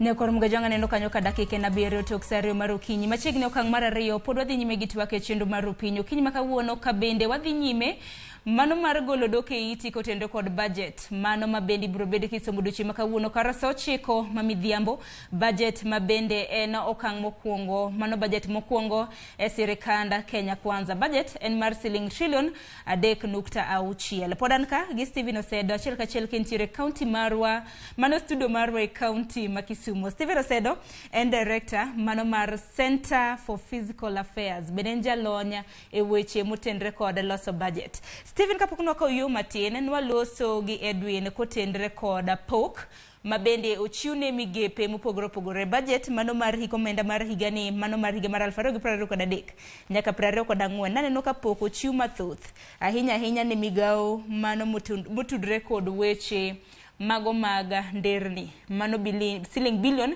245 thulo mar namba 2 iluogi gi migao mar defense men siling bilion 143 thulo mar namba 3 en migao motendre kod weche mag somo mochune gi siling bilion 135 weche mag thieth siling bilion 116 ka pok wadhi kata ne migepe mamoko pachiko tendre kod pok mar omenda e migepe mopogore mana kinyalo funo ne nyakwara mgajwanga gigi momiyo ni pok mar omenda makamano bende ichiwo ne migepe maket kod mago. Erokamana inya Sharon king'iyo mana kaka isewacho migao mar yore yudo kanyo omenda mabalang' ko pim gi migepe mamoko to gima ja Kenya biro penjore sani nikech ing'eyo yo to ber kendo mana kaka ja Edwin nosawacho ntiere nderni mane ochaki gi sirikand Uhuru manosakalo ma sirikand Ruto ne dwadi mondo tieki to pile iyudo ka sama ochaka projects mag ngero nderni pesa mang'eny ahinya lal nikech tek ahinya mondo mi jok mantiere telo okwal pesa mar jopiny kokale e migepe mopogore opogore ka to king'iyo mar yo en yot kabisa nikech gibiro ng'isi ni ka kwang'iyo for example wang'iyo expressways noger expressway ma e boma ma Nairobi ka ing'iyo budget mokwongo manokwong gol ne owachnwa ni dhi ti gi bilion 66 no 62 to ka ne tich orumo ne budget no dhi malo nyaka bilion 87 koro ipenjori ni ang'o manokethore e kind mane sa chako tich gi sami tieko tich momiyo budget no dhi malo kanyo ne waneno ka pesa mang'eny nolale kabisa koro wanyalo mor ni pesa oket koro nderni dhi bedo mabeyo but pile pile king'iyo budget mag nderni pesa lale maduong' kabisa kech wawacha ni infrastructure in general iyudo ka pesa maduong' lale kabisa to kichako ing'iyo migawo kaka mar defense tadwa ni mondo mi jo Kenya gi nyikwa Ramogi wabed very careful kaka serikal keto pesa e migepe mopogore opogore migawo mar defense onge odiochieng' ma ja Kenya in gi an bro neno buge mag defense kaka defense tiyo gi pesa ma wamiyogi koro kanye iyudo ka omigi budget maduong' to bedo ni pesa nyalo lal ni malo kabisa nikech onge accountability mar japiny kata mabiro bedogo mondo mi giwach ni nomiu bilion kaka sani omigi bilion 143 ere ng'at moseneno budget mar defense mawacho ni bilion 143 ni wadhi tiyogo kama koro iyudo ka accountability e sector mar ama migawo mar defense onge ne japiny en wane mudho koro samo migi pesa maduong' yot ahinya mondo mi pesa no olal e weche matindo tindo sani kopogore gi lweny ma wantiere go bo kata konyo go piny mar Somali mondo mi mondo Somali mondo mi gidel gi weche mag Al-Shabaab sani endi jolweny moko be konyo DRC Congo mondo mi stabilize jomoko kopogore gi mano yudo ka onge lweny maduong' ahinya ma Kenya osebedogo nyaka ne wayud independence to parne imano sedo parne imano bende jatend migawo mochung' weche mag defense pacho ka Inda Dendwale bende dwaro mar mondo mi omede pok mar omenda mano mar siling bilion 7 ei budget mano mar higani mar mondo mi ochwal godo kenge mag nyayo kwe mano jolweny ma pacho ka Inda wang'e ni KDF bende nitiere mane pinje ma bende isewacho makamano koro yes naneno ka Dendwale CS ne wacho ni odwaro pesa oneno ka pesa momiye mar milion 43 ni tin odwa ni mondo mi ochop milion 150 to mondo mi onyago weche mag kwe to ber ahinya pinje mag Kenya tiyudo ka kwe ma Kenya ka malwara mar Kenya en tij the police ma wan godo emonego beni keto kwe ma internal ama e alwora mar Kenya to KDF ama jolweny mag piny gin girito kwe ma nyalo tulo manyalo wuok oko external threats emonego beni gigeng'onwa to kwang'iyo kata ang'eyo ntiere jobro wacho ni ntiere weche mag bandits in West Pokot in other counties like Baringo and the rest yudo ka ntiere weche mag tulo maka gi ka oluwore gi weche mag jonjore mag counties go to okapar ni bilion 150 wanyalo tiyogo te e weche mag keta rita mag kwe ei Kenya ka nikech lweny mawuok oko to onge kopogore gi mwakonyo mabe wayudo support be from other countries like US konyowa e weche mag supporting KDF ka gintiere gi lweny ka gin e lweny mag Somali gi the rest koro iyudo ka mudho mana kaka nasewacho gidwaro pesa maduong' to defense en migawo achiel ma ntiere gi mudho ahinya e weche mag accountability koro an kaka jalony mag weche mag pesa mag sirikal bedo na matek ahinya mondo mi awach ni pesa ni wayiene kaka jopiny ni mondo giyud pesa maduong' kamano nikech at the end of the day ibiro yudo ka pesa iketa kacha to pesa lala nikech onge accountability and en kaka chik oseketnwa ni ok wanyal kolo buge mag migawo mag defense kaka jopiny koro bedo matek kabisa Koro kichak ing'iyo kaka migawo mag thieth, yudo ka thieth sani endi serikand Uhuru nochako wach mag universal health care coverage makelo universal health coverage mondo mi oduok nengo mag thieth piny ne jopiny. To king'iyo mano kipiemo gi pesa mosabed kiketo ne migawo mar thieth yudo ka ni piny kabisa. Koro japiny nonego bed ni wacho ni kar mondo mi defense pesa mabalang' kama kata roads pesa mabalang' kama kawo pesa mondo mi seche ma wan gi healthy to even productivity seche ma wan gi ngima maber to kata nweng'o wabro dhi mielo nikech ji bro wuok oko kacha dhi ohelni mopogore opogore. Kata lakteche bende chudo mag gi kinde ka kinde bende waseneno hikomenda ka hikomenda lakteche nyaka dhi e ng'anyo gidwaro mar mondo mi chudgi kaluwore kod ogirimiti margi. Mana dier koro yudo ka seche mag ng'anyo no kata weche mag thieth e osiptende wa bedo marach. Koro kanyo endo waneno ka ok wantie maber.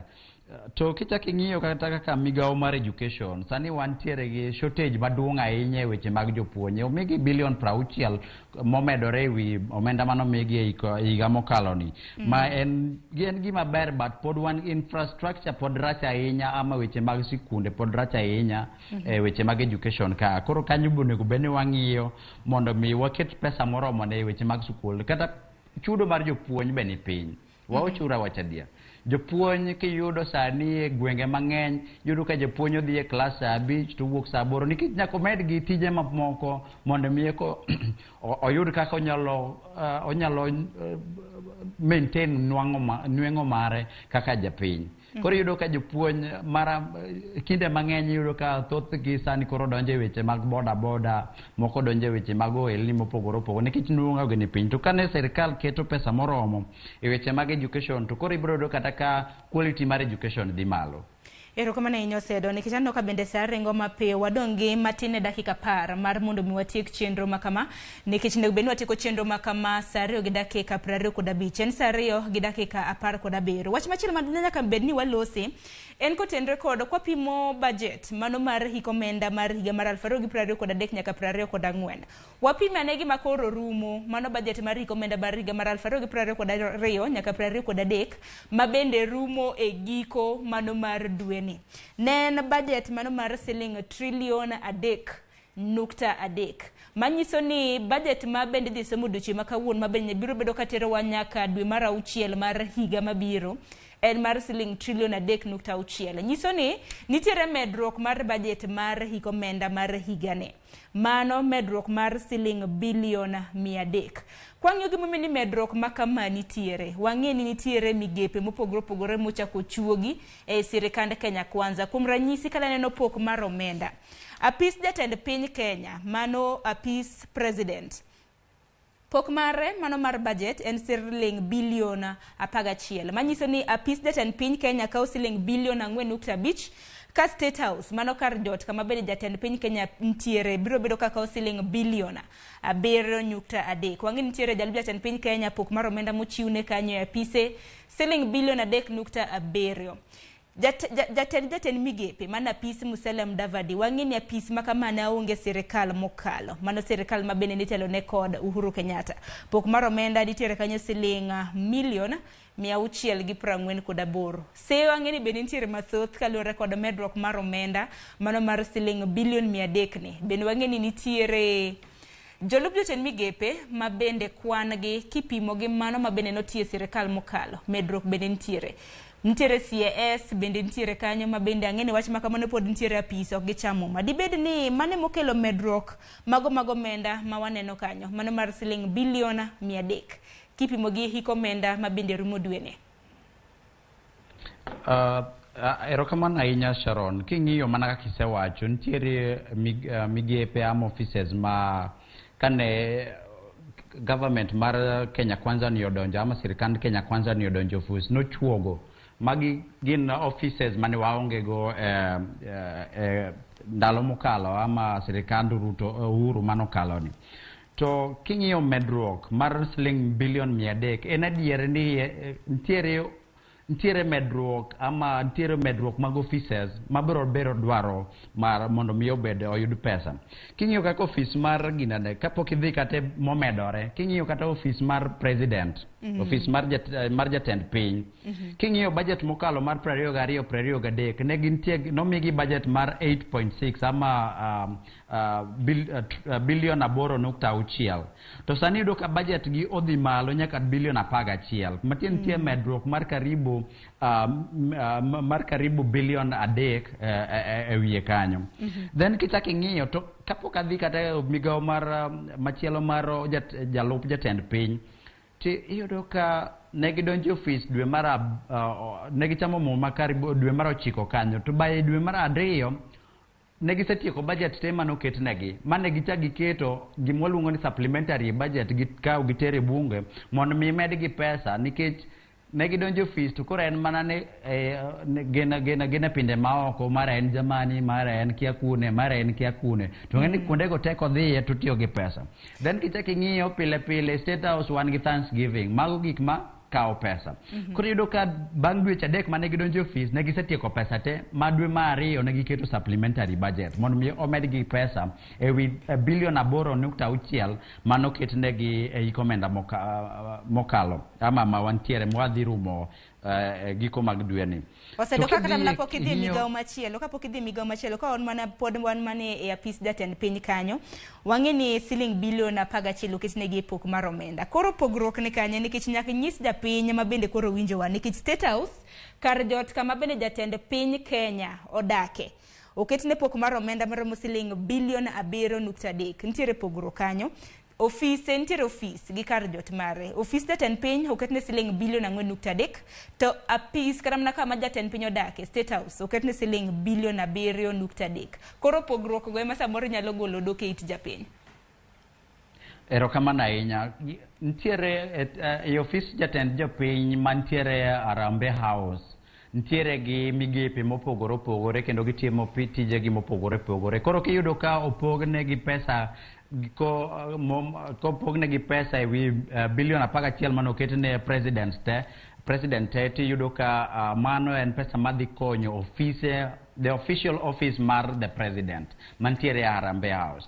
To kar jot mar jopiny bende nitiere gi chenro gi mopogore opogore, yudo ka pile pile gi host pastors, gi host jok mopogore opogore, gin gi Thanksgiving in State House. To mano ende be wabro nwa expect ni nyaka ketne gi pesa. Dho ni pesa momigi to ni malo mana dier, but magi gin offices mopogore opogore, nikech macha en kar dak mar japiny ma be onyalo hoste ama onyalo hoste wende. To office ma otimogo official duty ne, mama motimogo tije ma official kaka president mar Kenya mantiere Harambe House be onego beni kedo ne kichembe kacha bentiere departments mopogore opogore kanye mantiere tije te motimo kaka jatend Kenya itime. Koro apani mano to oken pok marach ahinya, nikech gin offices mopogore, macha en State House ama kar dak mar jopiny, to ma official office mar president motimego tijege mag official. Mana mapiyo piyo nikech wadhi kwatieko gi wachni mogik osedo kapok asomo moko kuom ote mag jopiny kaluwore kod pok mag migepe gi wachni mogik. Aneno ka saa bende dhi ka ng'adowa.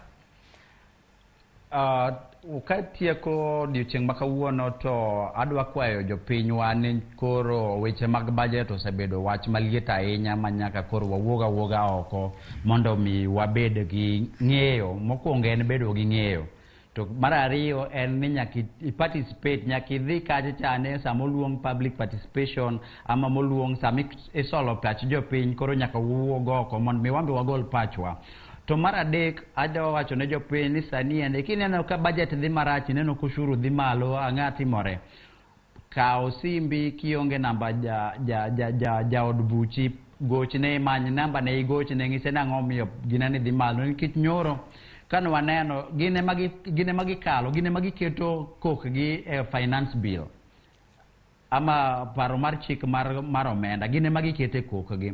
To kiket ng'iyo budget ni dhi some od bura matin, gine manyaka gikale. Ka gisakale to koro president itero ne tera mondo mi koro en kaka en jatend piny mondo mi okete koke mogik. But the final the decision mar approval itimo gi parliament. Koro seche ma gitimo approval ni jopiny nyaka koro beda motegno mondo mi gi make sure ni jood buchgi timo tich mane waterogi mondo gitim mar loso chik ma konyowa kaka jopiny.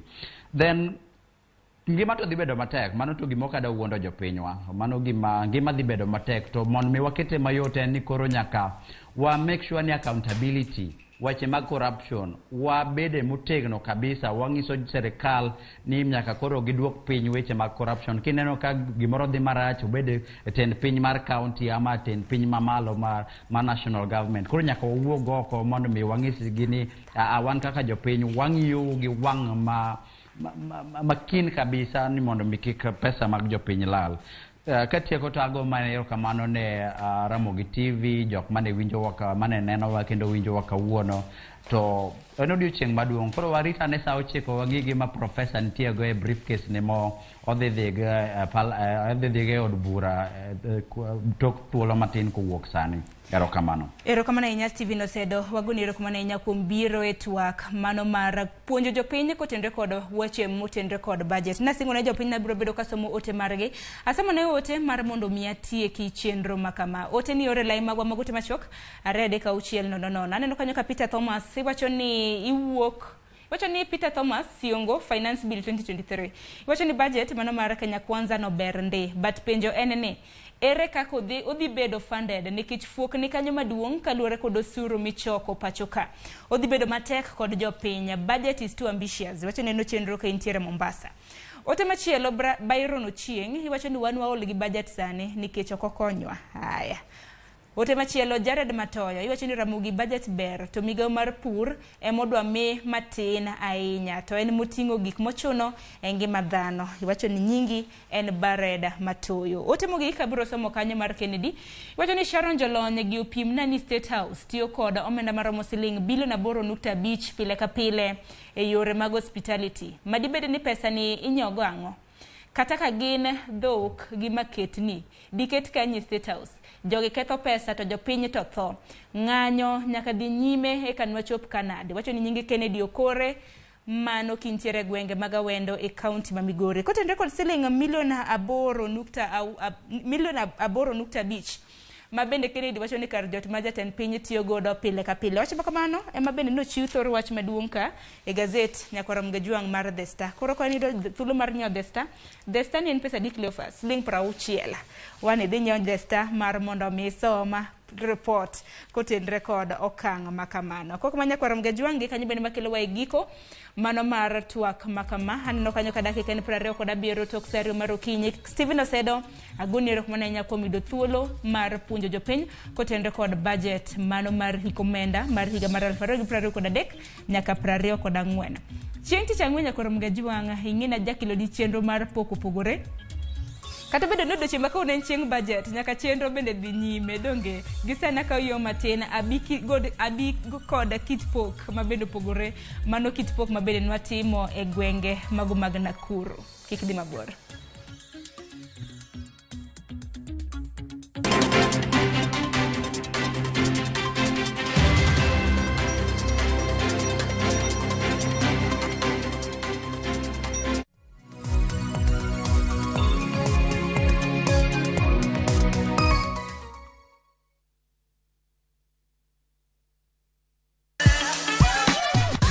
Dualo, ng'ado, wang'o, magi te gin yore mag tedo.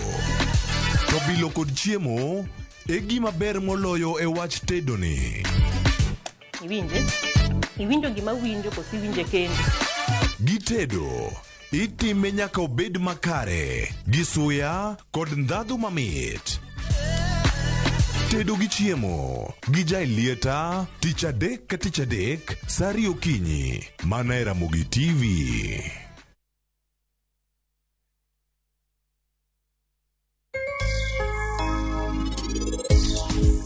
Mehe maye en kikuyi maneno ka an abro yudo thuolo mar donjo e siasa an bende abro dak e ngima machal kamae. Bende Meher nyalo bedo min param? Obed min param. param. Robed mingi.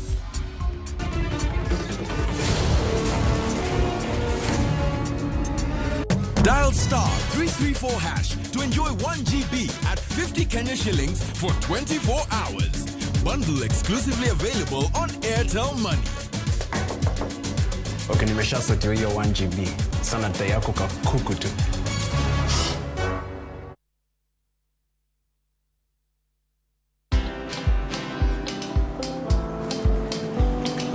Oh, niaje? Ni kama unashangaa kwa nini naangalia simu with so much focus, eh? Usishangae sana. Nimekuwa ndani ya story kabisa. Ni kama ile hali ya juzi. Ni kama nilikuwa hapo iki happen. And when this new market was being opened, ni kama nilikuwa hapo tu. Hata vile local tourists for a special rate at the coast, I was there. And when this new road was being commissioned, I was right there. Na hata wewe, unaweza kuwa ndani ya story wherever you are. Just download Citizen Digital. Stay informed on all the news and events as they happen across the country, the continent, and the world at large. Download Citizen Digital, Kenya's #1 news app.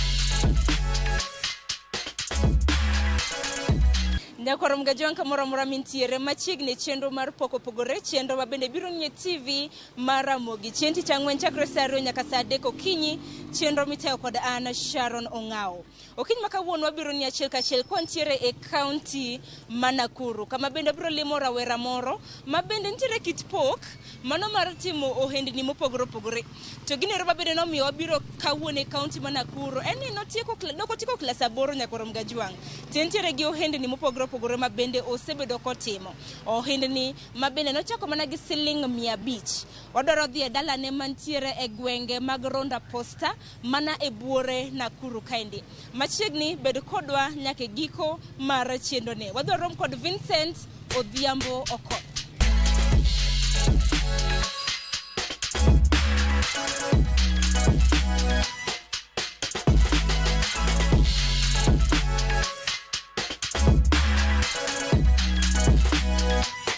Manakana sinya kwa mgajiwanga wantiere kai county Nakuru gisani asechopo eduka mano mar Vincent Odhiambo Jal mabende timo ohala e county Nakuru. Vincent machiegni chenro mar poko pogore. Erokamano. Mano kwa chako Vincent Odhiambo en ng'ani sinya kwa mgajiwanga matut. Vincent Okoth Odhiambo en jaugenya Masiro Katieno to odak Nakuru kama wantiere sanini. Nikichenro mar poko pogore, pok mabende nyisogi ni intiere gi ohendni mopogore pogore, intiere gi pok mar ohala. Kalore ni njal mabende nosomo nyaka klas 8. Nyise menya kwa mgajuanga sigandi matena. An kana sewe weche mag somo nene abedo gi gombo mar timo ohala. To kana ng'iyo pesa mane an godo e lweta, nan gi siling 500. 500 ni nawacho ni 500 ni nyalo konya ok tin. 500 ni na awuok kode madhi kode dukni ma town miwere na waro sweets na waro roicos gi chumvi na kelo mabeti go kibanda oko na Vincent chopo mana kar 500 ingeni wado ni wange sigandi okongo monde ni Vincent ni natiyo to oweyo ango mano miye mochako ohala kesto ka wan donjo no stochi mar siling 500 kane poka biro town Nakuru kae ne kane aweyo weche mag somo nitiere bana moro ne nondika tich mar duka kamoro ni Sega to natiyo kanyo for 2 months to kana setiyo dweche 2 wuonwa ne oro na fare to ng'isa ni mondo abi Nakuru abi mondo mi puonja tich mar garage na wuok kuno mana biro kaka nodwaro ma notera e garage ma chako puonja tich mar spray painting na puonjora kanyo for 2 years. Koro kanyo ema pes manimiya matindo tindo mag chamo lunch, samoro atiyo ne ng'ato maber kamoro, miya kata 50 moro, 10 moro, mage mana kano. To kane akano gi to kadhi ang'iyo tayudo kan gi siling 500. To sechego noyudo ka koro asewuok tie janyuolna kacha, adhi apango oda mana Nakuru kae. Gi pesa mana yudo matin go nikech kinde cha ot bende pod beche yot. En gi siling 400, 500 ka. Koro kana asepango ot an gi siling 500 acho na ok anyal ng'iyo yo achiel cha kende. We ang'iyane kendo gimachielo be. Koro 500 ni nawuok godo tadhi go town. Tema waro sweets kaka nawacho gi ko gi chumvi. To 500 norumo mana gi kanyo. Tating'o taduogo ot. To abedo mana e dhoget kama nadake kanyo. Aloso kibanda moro matin. To apango gigo eko. Koro nabet ka auso ayepo saa 12 okinyi. To auso nyaka saa 2:30 mokinyi no podi. Tawuok aringa dhi kama napuonjra tich kucho nikech ne pok batieko. Koro ka kucho natiyo ka noromo saa 11 odhiambo kendo waloro aduogo ng'wech achaka yepo nyaka saa 2:30 saa 3 otieno.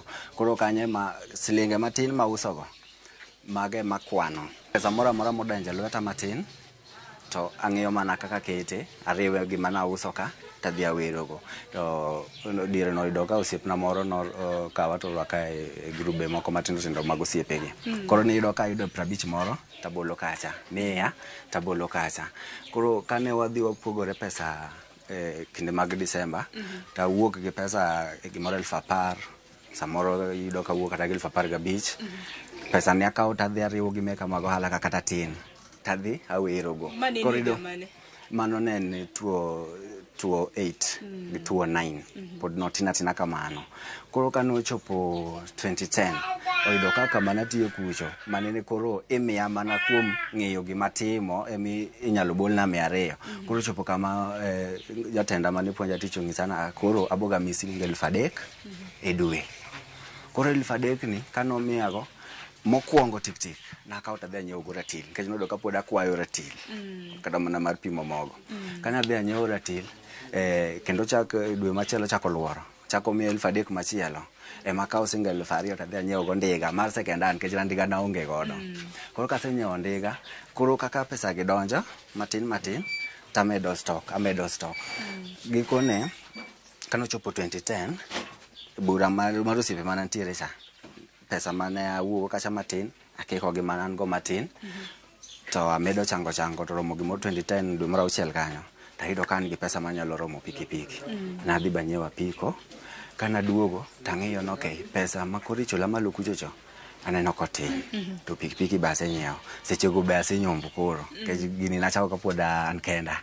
Koro 2009 kanyo taywayo bad ng'ato. Manyiso ni kaluwore gi in en kinda mane ntiere godo kanyakla kod kungo ema nyalo chino chopi kumintiere kamano. Koro kane amedo kamano e 2011 koro mosiepna moro biro to ng'isa ni bwana bidi ma in goni we adhi tiri group moro antiere nyalo konyi. Tapenje ni group no en group mane to en group under Equity to inyalo dhi ti register to inyalo yudo ga loan ni tiyudo kaka ikonyori godo. Koro na mokwongo nene aywayo chunya matin mang'ise no okay abo mi duoko. Koro kanochopo ega mar 2012 ne madhi tang'ise ni bwana koro tera Hoteli bengi mar Equity dipo kiyudo hola. Ya otera e group ma en gatiere ma en under Equity. Ya ong'isa ne giradoga to ofisa wuok e bank kucho biro to wuoyo kodgi to gichoko pesa gi to gitere e bank. Koro an bende adhi ta join. Kana se join atimo savings for 2 months ma en 8 weeks kaka chik ma Equity wacho. Kana setimo kamano tatimo saving bende mar 6,000 e 2 months gi. Koro kaka chike mag Equity en ni mi loan nyadibich mar sengo mari. Koro na yudo kan gi single 6,000. Nino omiya members gi no sign na loan mar 30,000. Kana ka loan mar 30,000 na bira med stock. Ayudo ka koro gini o move. To koro anyalo ga yude gimoro matin tadhi akano matin takano to ala medore. Bang'e kana tieko achula pesa ni kana tieke tadhi akawo kendo loan mar 70.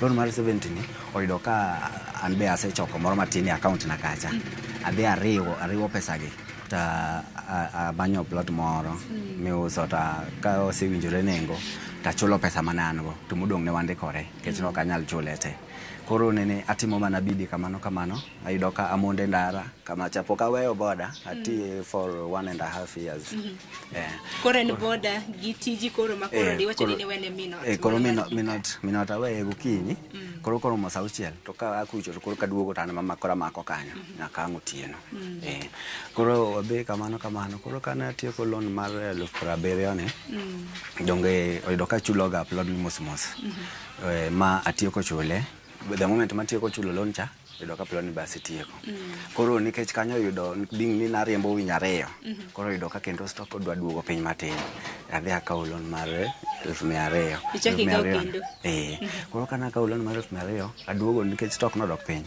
aole stock te koro monda koro achuda ayud teko kendo koro kana ayudo teko kana duogo akawo loan mar 500,000 bang' chulo 200 cha tema adhi amedo gi moko kendo masesa nyasanyo e duration mane amedo stock ni tema koro achako go gedo mos ma agedo matieko ma omiya ayo kama ne arente ot cha mabiro kora bedo kara sani koro en gi kare ang'eni madodi to ibiro bedo kileronwa mana bang' kaka Equity nosesiere nikech bende neno toke kacha intiere gi ot ma bende igero donge koro nyaka sani dwach ne niyudo sir kowuok kuom bengi mar Equity mana kokalo e hola ma isebedo kinyisowa lakini wuoth osebedo nade wuoth osebedo ma ok oyot ahinya to be ok otek ahinya en mana kinda gimoro kidwaro to nyaka iket mana kinda ema chudo ibet ng'ama chiew chon to gi tich ma koro an godo ni en tich mok ilor chon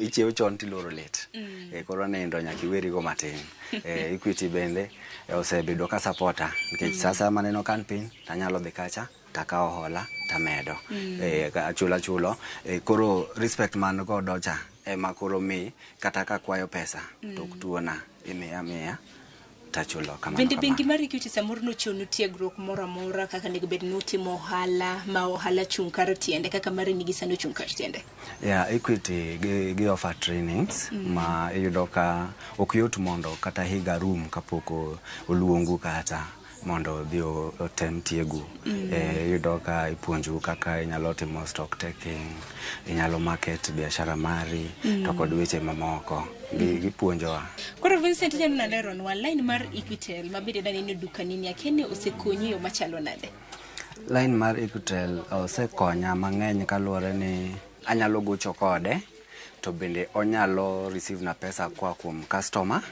ma chudo gi simu to an bende anyalo tiyo gi simano kadhi wero achudo godo to mwandu ayudo mok atiyo gi cash to kata mana customers manyiewe duka bende konyogi nitie kaka gimedo chudo gi line mano mar Equitel konyogi mang'eny nikech customers tinde iyudo ka ok wuoth gi cash ng'enygi kila ng'ato odak mana to be til ni kanye koro en kobiro tisemone mana ni tilero kopenji tisemone mana ni tilero to mana mochudo godo yot ok kel tich matek erokamano nya Vincent bende kopogore kata mana gi sir moa kuom bengi mar Equity bende walosa ni koluore kata mana gi ohala ma bende itimo nikech aneno itero wa intiere gi duka nyaka onchiel koni use mwandu opogore pod intiere gi sito nochopo nade michopo nyaka sani inyalo mana leronwa mwandu nyiew kanye nikech samoro intiere jahera mar Ramogi TV maneno ma bende samoro dwaro nochako ohala ma bende timo mwandu gi gin nitiere agents moko mag kambi moko ma ioro field iyudo ka gin wadil kodgi direct inyalo mana miye order nadwaro magi ma to keloni to ini chuda mana gi through Equity line mane awacho cha to moko to bende iyudo ka chuna ni awuok mana kae tadhi town e dukni madongo go tawero tatingo kendo aduogo kama nikech ang'eni chutho ka bende inyiew mar mondo mi bed gi yuto gimoro mong'ere gi profit kaka dongere anjoga ni samoro kiwero in bulk udhi e wholesale lakini mano bende king'io beche wholesale retail apani un kaka jouso samoro uso nuwe mwandu mogonyore donge koro kanyo ema Equity koro konya mang'eny iyudo ka gima neno ni kanyiewo in bulk to nigi profit maduong', ti chuna ni koro adhi akawo pesa Equity kacha tabiro ta aole gichacha mondo mi ayud yuto mabet omedore matin cha. To koro kosebiro to iyudo ka akora use moko auso achiel moko auso wholesale kamano. Bendo hala ko hala Vincent nyaka bed gi ber gi rach mare. Ber isebedo kinyiso mathoth. Nyalo mana nyiswa ber miseyudo bang' mano bende nyiswa achiedh nade ma ohala ni bende biro godo. Achiedh nade ma ohala ni nigodo. Ok ong'eny, en tich kamoko, lakini gima nyaki tuonri kabisa en seche mag yweyo mongego. Ya to kod seche makoro inenda thuolo mini igo koni en oketi aketa busy kanyo 24/7 kaka ni chiewa 12 kibo yudo ka edich mana nyaka sama ngiloro kendo kitiyo ko yol marach to koro nyaka itim mana kinda eka mondo mitime. To mwandu kata mna makethre nang'o nikech donga neno kata mna kiuso nyaka chiemo to nowach kata mna duka. Kor ka kethruok mag mwandu to koro bolure gi iniwuon in jauso, ing'eyo ni iuso maromo nade to gini gima uso ni okawo ndalo maromo nade. Koro ikawo mana matin ming'e ni nyalo teri ndalogo. Koro ka poni en gima ineno kadwa mumi ahinya to en gima bende itiyogo. Samoro in bende dongi bende in gi saving mamari ma ohala ni mami inyiewo to koro itiyogo e ot to wach makanyo isudo mana mbele. To ohala mar duka diwach nang'o kaluwore gi nyakorom gi jong'ma bende samoro neno wadi nyis ng'ato nang'o kotenre kod ohand duka.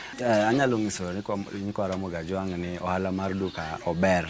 Kik ng'ato chaye kaka chon nawinjo ka jomoko wacho ni duka ok ginyal timo duka, iyudo ka en obakisha mana siling 3, 2, 5 ni mago nyaka sadi 5, 3 mikwanogo 10 go gini kakimedo choke continuously koa morning nyaka ang' godhiambo kang' igoyo yuto mari ang' godhiambo tiyudo ka inena pesa maber mabende romre mana gi ng'at modhi tiyo tich moro mindi paro ni odhi loso 1,000 cha. Kang' at the end of the day yudo ka uchalre achala samoro be inyalo kata mana hinge mana gi siling 3 go.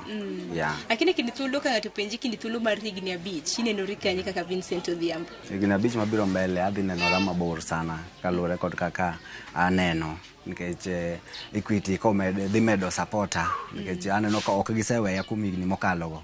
An gadier ni pod gidhi bedo koda to adhi bedo mabor kendo inyalo kata luonga landlord koro.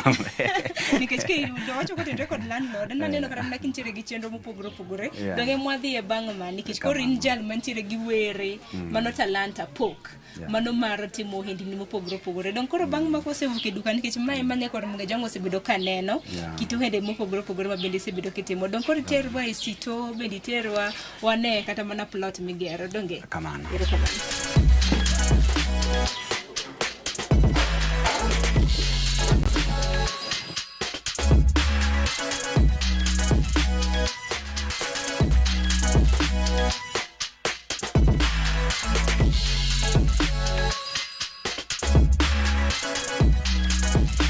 Mana kaka nawacho ka nasechopo e lintel mar first floor ka to pesa manene omiya noyudo ka koro oserumo. Koro ka noserumo to bing ni loan bende achulo nochuna aket break mondi korka gedo noyudo aketo break mondi mondo mi loan kocha bende amed ka achudo ga kadhi mbele. Koro sama adhi mbele gi chudo saving bende atimo mondo mi gini be kik nind ahinya kendo kane oling' dweche moko 4, 5 kama tayudo ka asechokora matin te marogo go slab mamalo ni to koro awacho ni koro aweye gi kanyo adog piny koni atiek ground cha nikech kache madwa dake. Koro emineno ka koro atimo finishing kacha neno kanyalo tieke kodhi ahinya to next month koro adonje koro koni tabo kakao kendo loan moro machielo tatieko malo koni to koro anyalo yudo kaka arwako kata jodak moko to nyalo gamiya siling moro matin ta medo gero lagodo. Koni mag rooms adi ginyalo bedo like how many bedrooms? Koni nitiere 1 bedroom to nitiere bed sitter mano bathe kocha cha kamano one bedroom be machielo ni koni kora plan katieko magi eki pod nitie floor moro achiel malo kucho koro katieko kende ka kora chako bathe komachielo modong kocha cha kamano. Dinyis ng'ato nade nikech in rawera taneno kintiere gi lek mabende dongo kinjal mabende koro to nwacho ni kaka kaluore nitieko skul e klas 8 nikech nitie kata mna joneno mago ma samoro neno ni samoro gimbele na giwe skul kok kaluore kok dwaro mari kaka nok mari bende dinyis gi nang'o kinyi makawuono.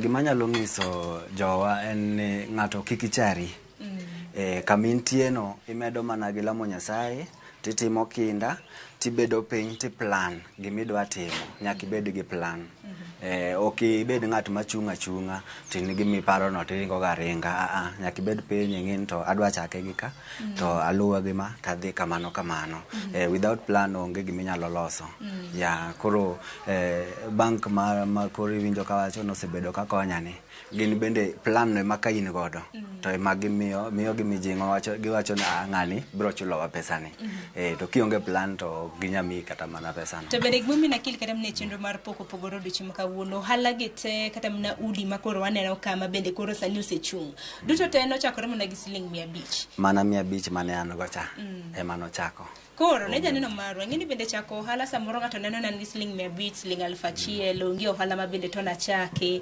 dinyise nang'o kinyi makawuono kik ichari point ma intiere no ng'eni nitie ng'amiingo sama nachako gi 500 nitiere ng'at ma 500 no onge godo koro maingo matin no to ichake mana gi kanyo ting'iyo mana kaka moko nyalo donjo bora tu ni bedo well disciplined nikech weche mag pesa dwaro discipline mang'eny ok ibed ng'at ma nikech kata ka in gi siling kata bed mana gi siling 10,000 to ka ionge discipline mar pesa to pod pesa ni ok nyakonyi nikech kiwuok kode kacha cha ineno gimoro momoro wang'i ma bende kanto kong'iyo mos to ok nyakonyi inti kori neno no nyalo konyi gi sechego tikawo pesa ni we iketo kanyo osemana rumo lakini kitiyo kode maber onyalo teri mabor mbui yudori kani ng'eni mago bende tinde kata mna ka ji nitiere gi lony manyasani aparo kata ni marketing bende nitiere kata mna tiyo yor mbui koso an inyalo yuda mana e Facebook mana Vincent Okoth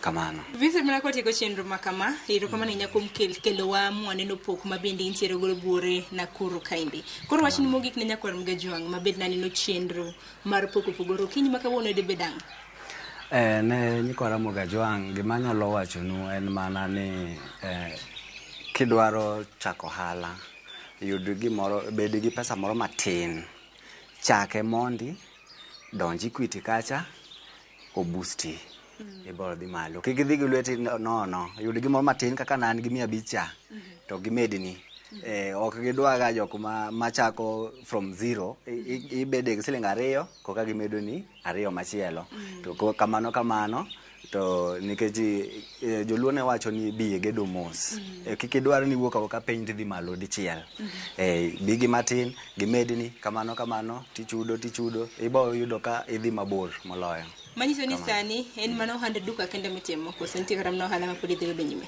an mana gi duka no kende ero kama na inya Vincent kuom kelowa kata mana wachni mogik debe dango koro kinyi makawuono nyalo mana goero kamano ne nyikwara moga juang madipo ni manena kachiel ge anyalo mana moso mamana kantiere huduma ugenya kacha butsega kanyo anyalo mana mose aere mang'eny. Vincent Ogunero kuma na inyako mkelewa chenro mar poko pogore county Manakuru. Nyakor mga juango duche makawuono nwantiere gwenge mag Ronda Posta mano e county Manakuru. Waloso gi Vincent Okoth Odhiambo jal mabende nitiere gi pok achini were mano mar timo ohala. Iwinjo kanyo ka en jal manotieko skul e klas 8 kata bende notieko e klas 8 chunya nokothoge kanyo. Iwinjo bende ohala manochako mar duka gi siling 500. Sani kineno ka kata mnatoka ka mena chil udi mabende ogere gwengegi mano mabende ogeno no bro tieke kinde thuolo mabiro mar mondo mi in samoro kintiere county Manakuru inyalo yudo thuolo mar kombo ot makama kwa kamano chenro mar poko pogore nyakoro mga juanga pile ka pile wanyisi ni en chenro makelo ni puonj koro en geno marano kinyi makawuono yudo puonj achiel 3 mabende inyalo kawo oritiuru masani warad kendo e chenro machielo mar poko opogore mano juma mabiro chenro mabende tayo kod Ana Sha.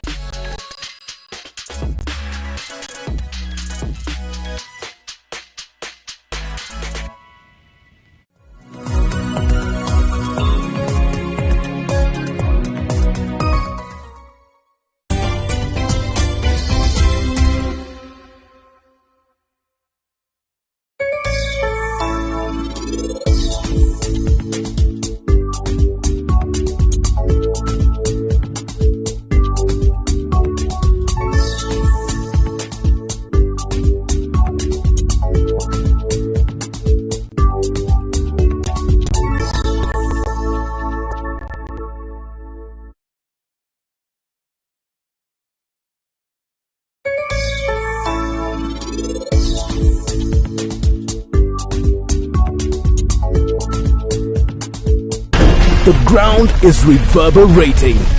The speed is alive. The kings of the track are here again. Feel the roar.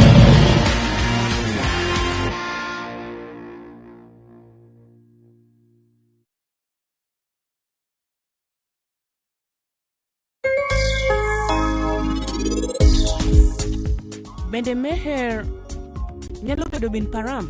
Obed min param. Obed min gi.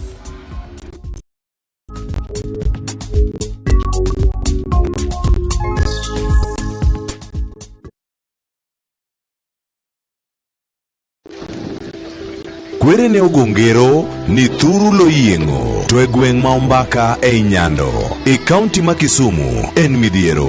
Kama minu nubire ok derenge we. Pi ma monjo gweng' ni higa ka higa nyuolo iye ma ohiu kendo nimo gi lek mag nyithindo manyiri. Ano mapino oinya ngechomiya yudo gimoko na expect na yudo kabisa. Nitie nyithindo adek man chogamo remo e ndalo ma wan gi midhiero mag pi. En ng'ama biro resogi. Tudri kod George Bati, ngeso tarik 17 dwe mar 6, saa 1 kod saa 3 otieno, kokelo ni sigana moyiedhi, kaka lek nyithindo manyiri nimo e pi Ombaka. Mana Ramogi TV, kik bai.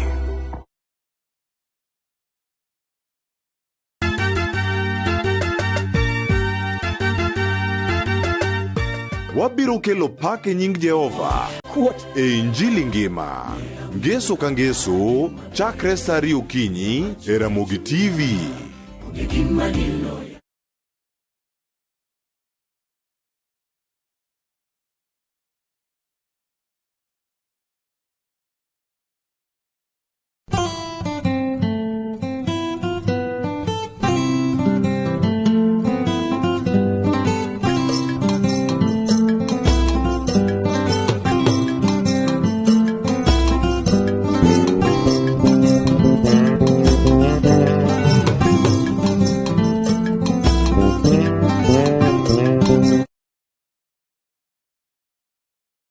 Jiboost na milioni 1 kila wiki kwa kucheza Shabiki Midweek Jackpot. Kwa 15 bob pekee, bashiri mechi 15 za Shabiki Midweek Jackpot ushinde milioni 1. Cheza sasa kwa kutuma neno MJP kwa 29063. Not for persons under the age of 18. BCLB number 416. Shabiki.com.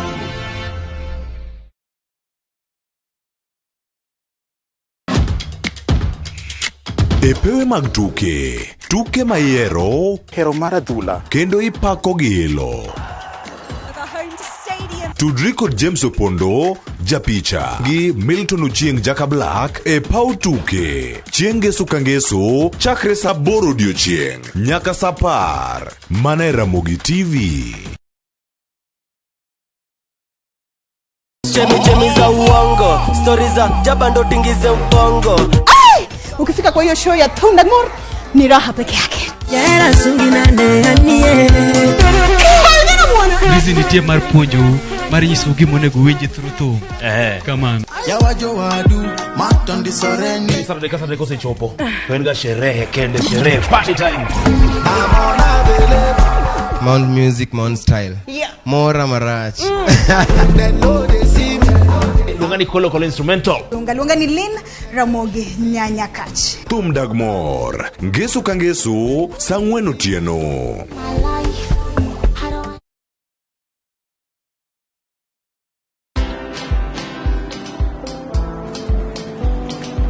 Niaje? Ni kama unashangaa kwa nini naangalia simu with so much focus Usishangae sana. Nimekuwa ndani ya story kabisa. Ni kama ile hali ya juzi. Ni kama nilikuwa hapo. Iki happen. And when this new market was being opened, ni kama nilikuwa hapo tu. Hata vile local tourists for a special rate at the coast, I was there. And when this new road was being commissioned, I was right there. Na hata wewe, unaweza kuwa ndani ya story wherever you are. Just download Citizen Digital. Stay informed on all the news and events as they happen across the country, the continent, and the world at large. Download Citizen Digital, Kenya's #1 news app.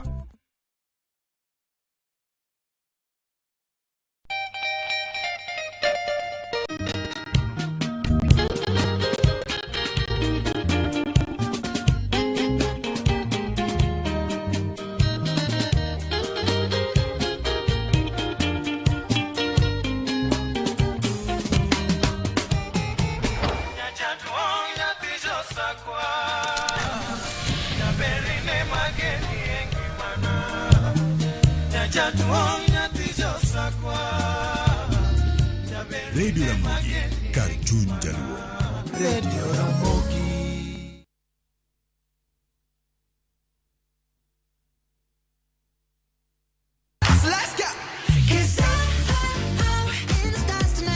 Ngeso kangeso enching morne nyithindo.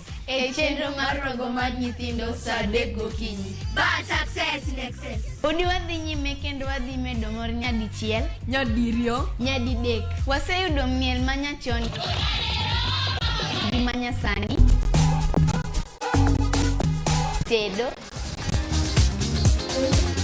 katiratira, tugo gi gik moko mang'eny mabeyo beyo. Wayud mor gi ilo kaka rogo mar nyithindo.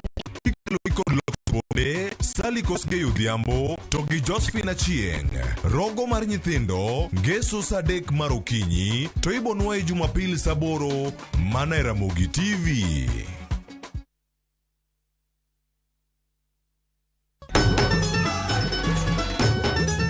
Ma en sigand hera. Bedo ng'at moher, pile abo bedo kod ero ng'ato.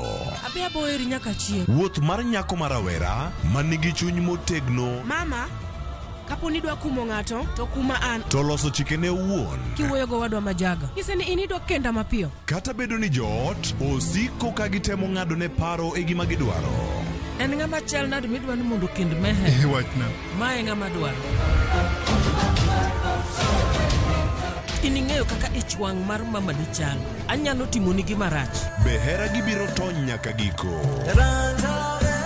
Choti Sardani, Sario gi dakika 15 otieno e Ramogi TV.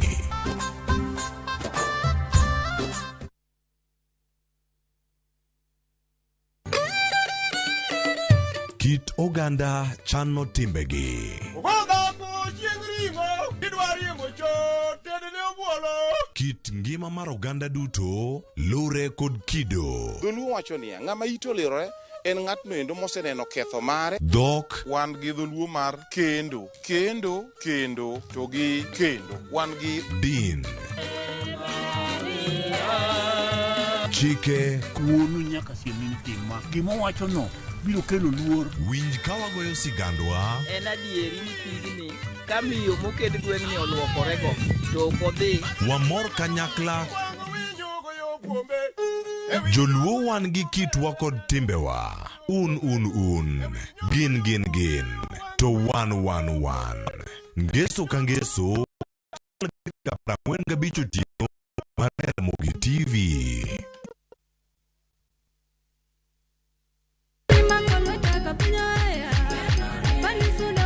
Injili kalo, wakelonu wende mag puoch gi pak. Walemo kanyakla, kendo wajiwore kaachiel gi neno mang'wono mar Nyasaye osetimo e ngima joge. Tudri kodwa Jumapil ka Jumapil chakre sa 12 okinyi nyaka sa 7 odiechieng'. Kama wayudo e chiemb chuny kod gweth koa kuom jotich Nyasaye mopogore opogore. Kaitai kod Roda Nyarko Kitmo kod Ken the DJ e chenro mar Injili Kalo mana Ramogi TV.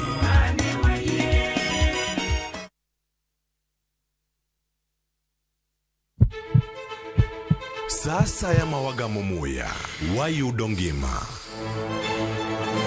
Sasa ya mawayudo rieko wareso ngima ng'ato. Ductus arteriosus onego beni lorore, foramen ovale onego beni lorore. Pinj laktar kelo ng'eyo matut, gero oganda gi puonj mok inyal yudo kumoro amora mag weche thieth. Diwacho ni gima koyud chon, tinyalo thiedhe ma ng'ato chang chuth. Kabisa. Or ote machuok gi penjo moluwore gi weche thieth. Tudri kodwa e nambani. Kata inyalo ywa tole nambani. Riwri kod Ruth Otieno wuok tich nyaka tich abich sa 12 odhiambo mana Ramogi TV.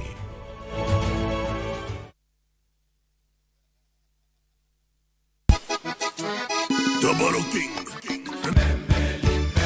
Sango nini bandiko? Bote mingi baninga. Machiegni uru nyuko Ramogi Jwange wamjui mar Ramogi TV ma entiedero. Ilongo ni rumba at room temperature. Every Saturday nyako Ramogi Jwange. Inyalo uru request mari. Ote machuok yaria deka ochiel nono. Lunganya boy handsome on the way. Aruji bed breakfast. Lungani Stella Brenda. Ochi. Nyinga en PDG Papa Vic. Seki mwenda ya motema na weni fidelite.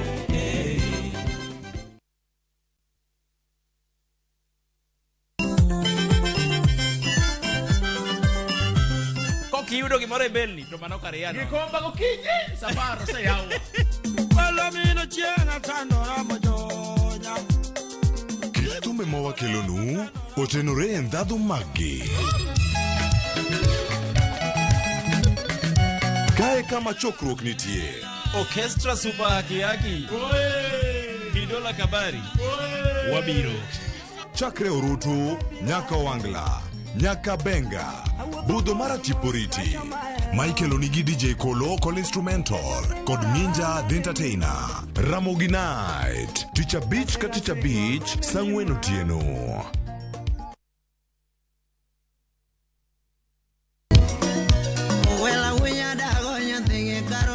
Mae e chenro makeloni gigo mamit. Rambada. Hurra. Gikeloni weche mamolo e pacho ka. Be lo. Nyanya kaji nyathi jungo ng'ato gero ot mochung' gi chama. Gima wuok e pinje maoko. Itoni kia kato koro Paris. Gi twak mamulo rowere gi oganda duto. Mana kuom nyithindo ma neno wasani. Winjane janyuol. Janyuol en gima ber ahinya. Timne ng'ato gima imbe kotim to ni winje maber. Yud danje maliet. Inyalo kwayo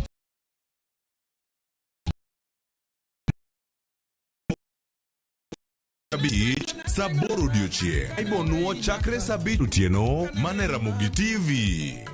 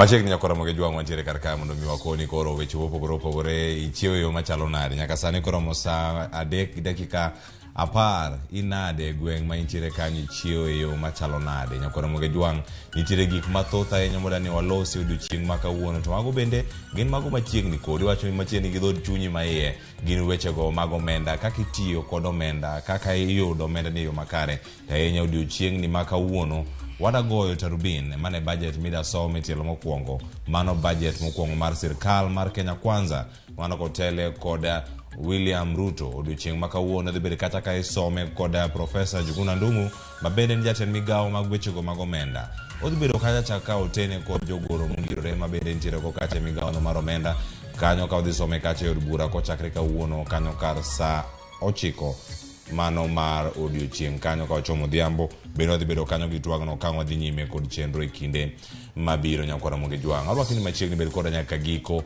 ka koro wadachako twak ayanga odiochieng' ma kawuono ang' wakoni gik mage modhi bedo koluoni matimore kor gwenge moko bende matimore boma ma Nairobi kar ka to mana mondo mi akoni welo an gi studio kar kae machiegni an nyinga Cleophas Oluoch Jakisumo kanya kwar moke nyaka chango antiere ka kod yawuot luo ma wigi otimo jere wigi ler weche mag omenda kod uchumi wadanono gi yo makare antiere kae kod FCP Erastus Kwaka Omolo oyawre kendo machiegni Ramogi TV okinyi ma kawuono. Thank you. Ndalo mang'eny antie jiemo kong'eyo to pod owara ero Yesu ero kamano watigo nyingi malo wagone ero kamano en bende kumido thuolo mar biro twakod Ramogi TV odiochieng' ma kawuono nyakora Ramogi jwang' kamachielo bende wantiere ka kod CPA Zakayo Masiro ma bende wadatwak godo okinyi ma kono mondo okonwa ni embe ochiewo yo machalo nade to pache kotenore kod budget ma kore lachni ma trilion 3.6 ni ento ne yo machalo nade Zakayo oyawre kendo machiegni oyawre Cleophas chiewo nade in ana chiewo maber abe an kare in kare wamuso nyikwara Ramogi no yawre ber ero kamano kanye ma wachaka kar kanyo kod Ramogi jwang' ka wantie kaka kod CPA Zakayo Masiro inene e yo machalo nade mano ka wantiere kod ka budget ma igani modelo kacha ne waloso kaka budget ni dhibedo funded mano kokale finance bill 2023 sani koro budget no idhi somi odiochieng' ma kawuono budget mantie kata gi medruok maromo bilion 300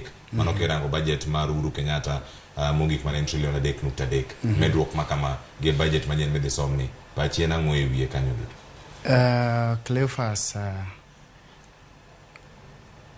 pacha okikre podi ober to rach gimomiyo ang' obed maber en ni sirikal osingo ni ka gikawo to gidhi tiyogo maber to nitie kuonde waneno ka bende nye pek nitie to gidwoko piny kidogo to gikone ni wageno ni dhi ti kode maber rachne to en ni msigo medre kuom japiny to kendo medre ahinya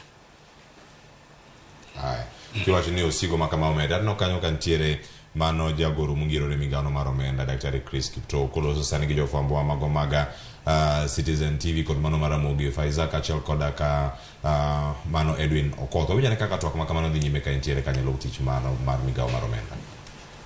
And by 30th June we will have an appropriation bill which the president now will assent to and it becomes law and now the following year the budget is implemented.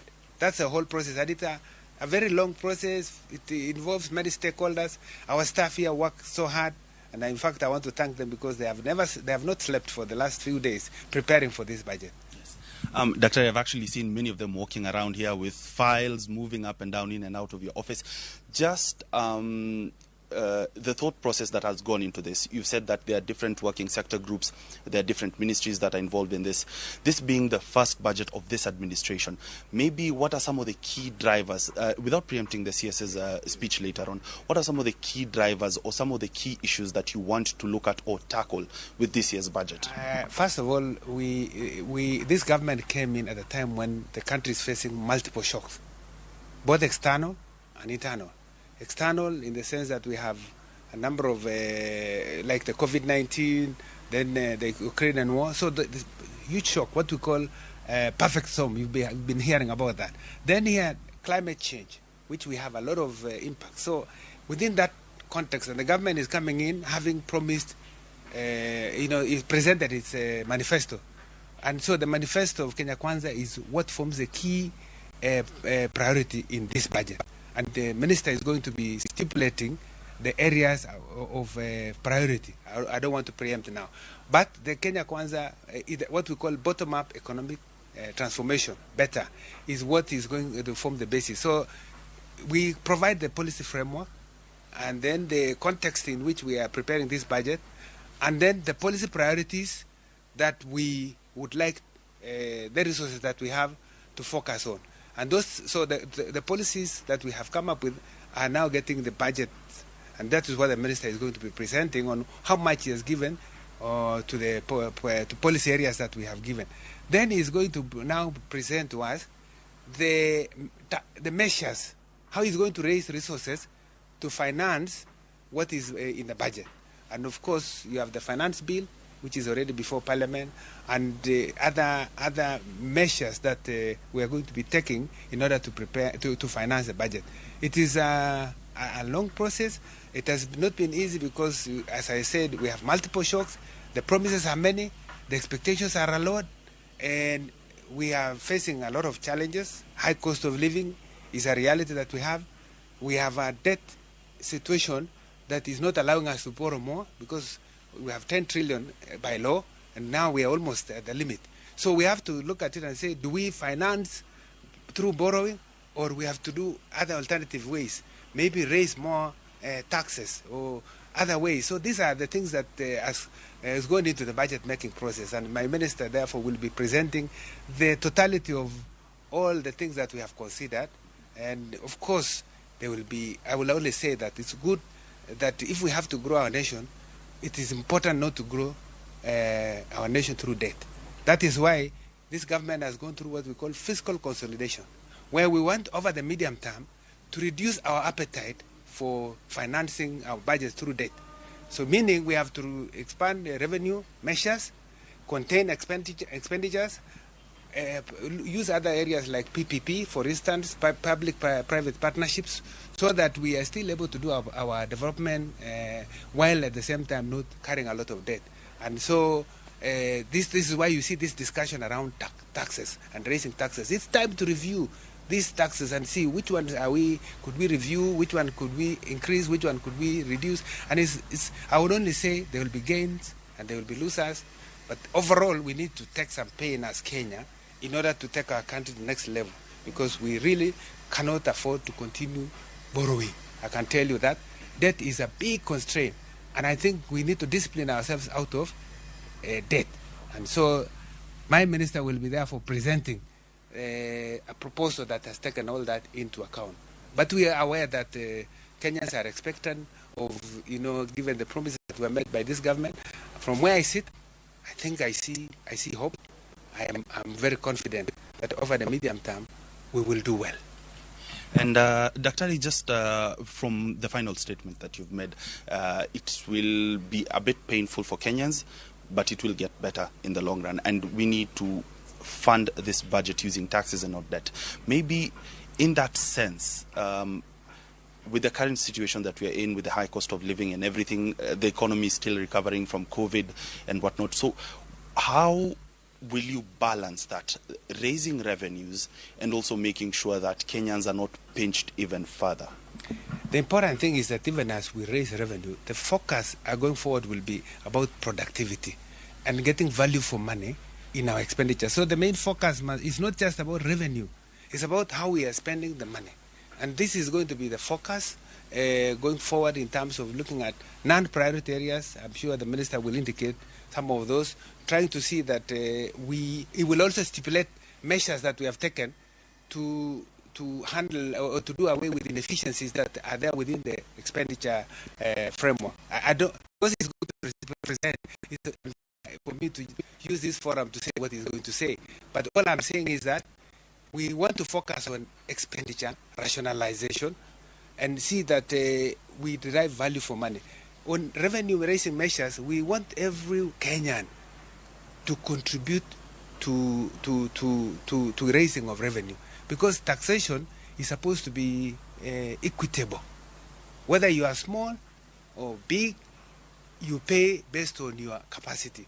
And so this issue of paying tax is something that we would like every Kenyan to know, that if you need a road, if you need electricity, if you need any development to be done, it can't just be done from resources that have not been generated internally.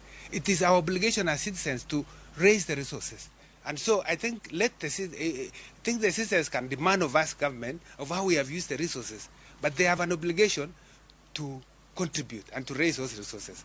And I think that is a debate that is ongoing, and it is something that we want over the medium term. Of course, we would like to have less burden when it comes to taxing. You know, if there's a way, if the economy grows, definitely there will be a situation where it will not be seen to be high. I know there's a debate of whether Kenyans are highly taxed, but you can see across the world that you just need to look at the figures, and you will see that we are not really taxed. In fact, our revenue to GDP, we're talking about 15 to 17% over the recent past, when we want to be at 25%. So we still have a long way to go.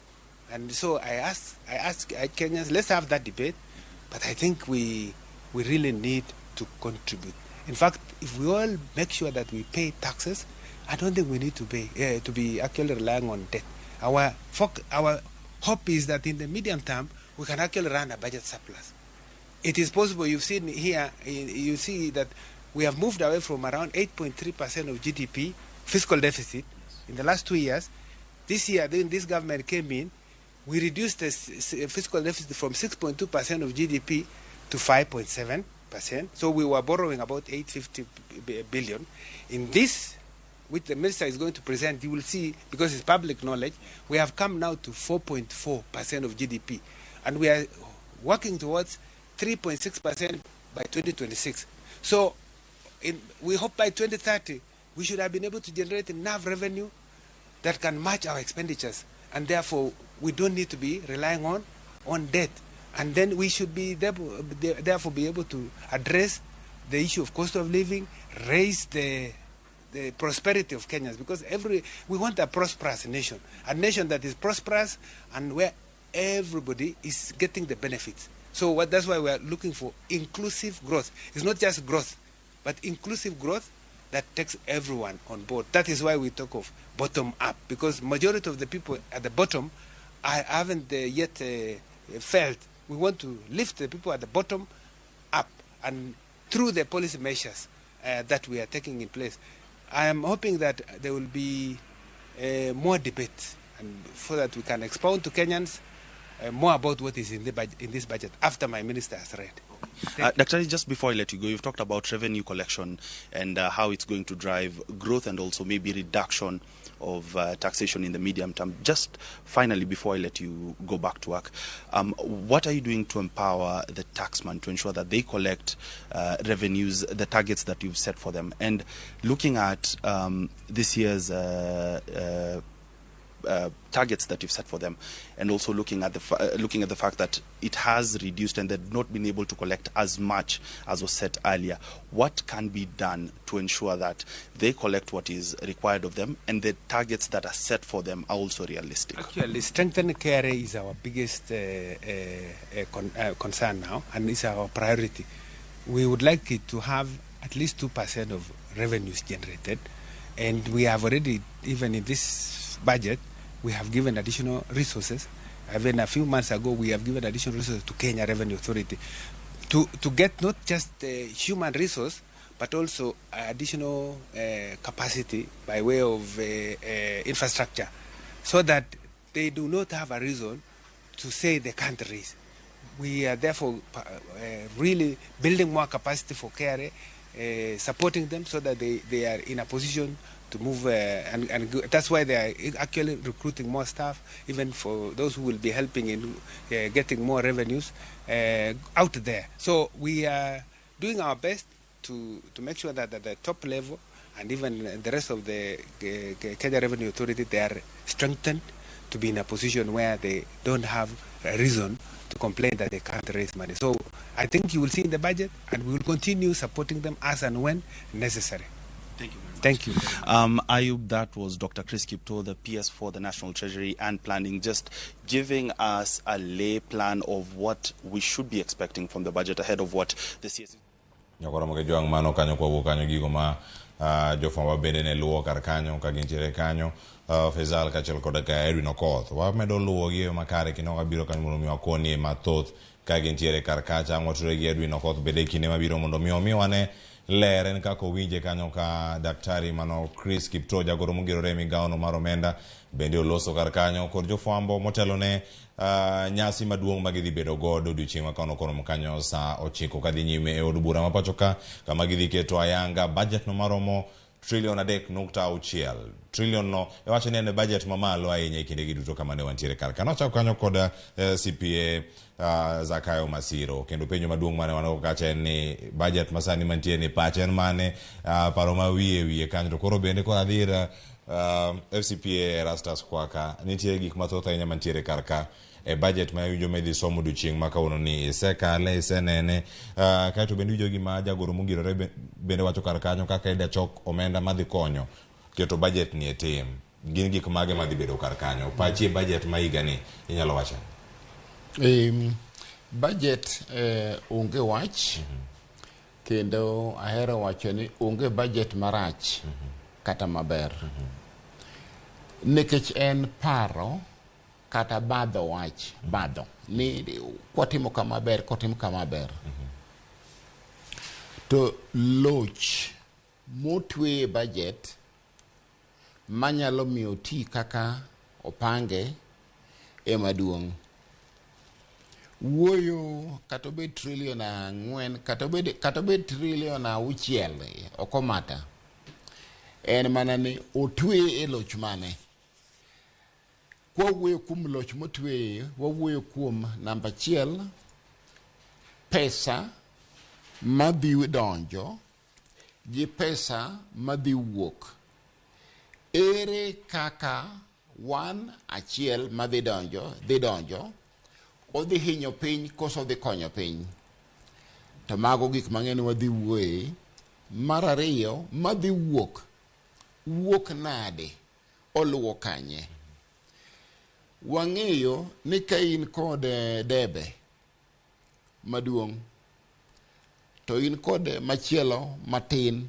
makelo pi ei debe kaka ma pi wuok godo oko duong' moingo kama pi donjo godo kata ibed ni somo migi kanye pigno dhi rumo motelo ne pesa madonjo nyiso ni pesa nyaka riti to kose rite nyaka rite kod adiera to sami timo mano jaduong' en ni ipimo ni to odhi hinyo piny koso dhi konyo piny koro budget onge kod wach kendo budget onge maber kata marach en kaka opange kendo loch motwe e gima duong' mane kaka opange kendo kaka idhi kete tim mane moro mane oganda bende range moro makare koda ranga kar kae mondi kaka entiere kaka opoge mondo aranga ne ywak mawuok e counties bende mosewinjo kanyo kinde mokalo e budget masani odhi dok piny kadipo no kete tim kose dhi tim e yo machalo nade CPA Zakayo nitiere gigi ma chiegni ahinya kod chuny oganda kendo gin bende gazet ma kawuono entiere kanyo budget no bende idhi somo odiochieng' ni ma kawuono kerango pok mar omenda e counties man national government kachero dong kata gi trillion 2.6 kaeto bende pesa madhi e county en mano bilion 385 ma en ranyisi machalo nade kerango kata gi budget mokalo omenda ma county ne geno ni nyalo kawo mondo mi otere mondo mi gikonyre godo e omenda mabiro ni mar 2023 2024 pok mar omenda machalo kama ng'ato penjre ni omenda maduong' nodong' ga malo kacha otimo ang'o e sirkal mamalo Cleophas aparo ni gisani to pok waneno the budget highlights e yo makare kaka koro pok dhi bete to iwacho ni secheko gazet ineno ni mane madhi kanye I'm yet to check to gimang'eyo ni devolution must nyaka ket mati iwinjo devolution nyaka ti to kantie kaka sirikal mamalo goyo devolution kinyi neno ka chien kanyo nyegi hinyre malich kidhi piny kucha japiny osehinyre suppliers mag county governments osehinyre mang'eny jogi osechiwo services to bills idho malo tok chul sirikal nyowacho malong'o ni gitimre nade gionge pesa to sebet ywaruok manyaka yo masani ok ang'eno migi maromo nade gi sani to what percentage but gima nyalo wacho en ni sirikal mapiny kata county governments onego bed ni miyo pesa malong'o kalure gi gik madhi mbele sani nikech nitie projects manochaki moko chung kata moko tieki to chude pok ochul iwinjo koro an agombo ni mondo omigi pesa moro malong'o manyalo riembo chenro piny kocha nikech iyudo ka county government bende koro yawo gwenge oyawre towns manyocha ne nindo sani active jok manyocha onge tich malong'o e gweng' kucha bende koro samoro nigi gima timo kaka ne giwacho ni gidwa gero udi bro miyo ji tije kata county governments go gik ma county governments timo e gwenge kucha osemiyo ji tije mang'eny koro agombo mana ni gibed allocated gimoro malong'o manyalo endeleza gigi kata manyalo miyo gigi odhi mbele kama gichenro mantiere kache counties en ting mane ma ponono gidhi bedo godo podhe nono ywaruok e weche gi mag omenda ponono FCP Erastus kwaka nitiere chenro mopogore opogore ma counties osebedo kacha katimo to sani waneno kit omenda ma gintiere ne gidwaro moyo 1,400 mane dwarogi kane koro gichwalo paro margi ne migawono mar omenda kata bende ne sirikal mamalo to omenda ma kamae nono kata kogole kacha odwoke bilion 412 chako duogo kanyo mogik ochopo kanyo bilion 885 telo makoro gwenge en moro ma oganda bende rito ni nyalo kelo lokruok mopogore opogore kit omenda ma nitiere sani nikech magi maling'ling montiere godo ni mane gino ma jatend migawo dhi bedo kata kasomo ma bende nitiere kata kawuono wanegi kanyo e wang' jowi kiny ma kawuono bilion 385 mano madhi e county en omenda moromo ne counties wa kose en moro ma pod wadhi dwaro omenda moro ma balang' kata supplementary budget moro e kinde moko mabiro mondo mi ores chal mar county right gima dhi timore nga en ni sama jatend omenda somo budget kako dhi timo kawuono dhano manie piny ka mondo ng'e ni en siasa en moro wang' ji kendo ang' iwinj kako pakore ang' no pakre kendo obiro pako gik mosetimore dweche mosekalago gik makamago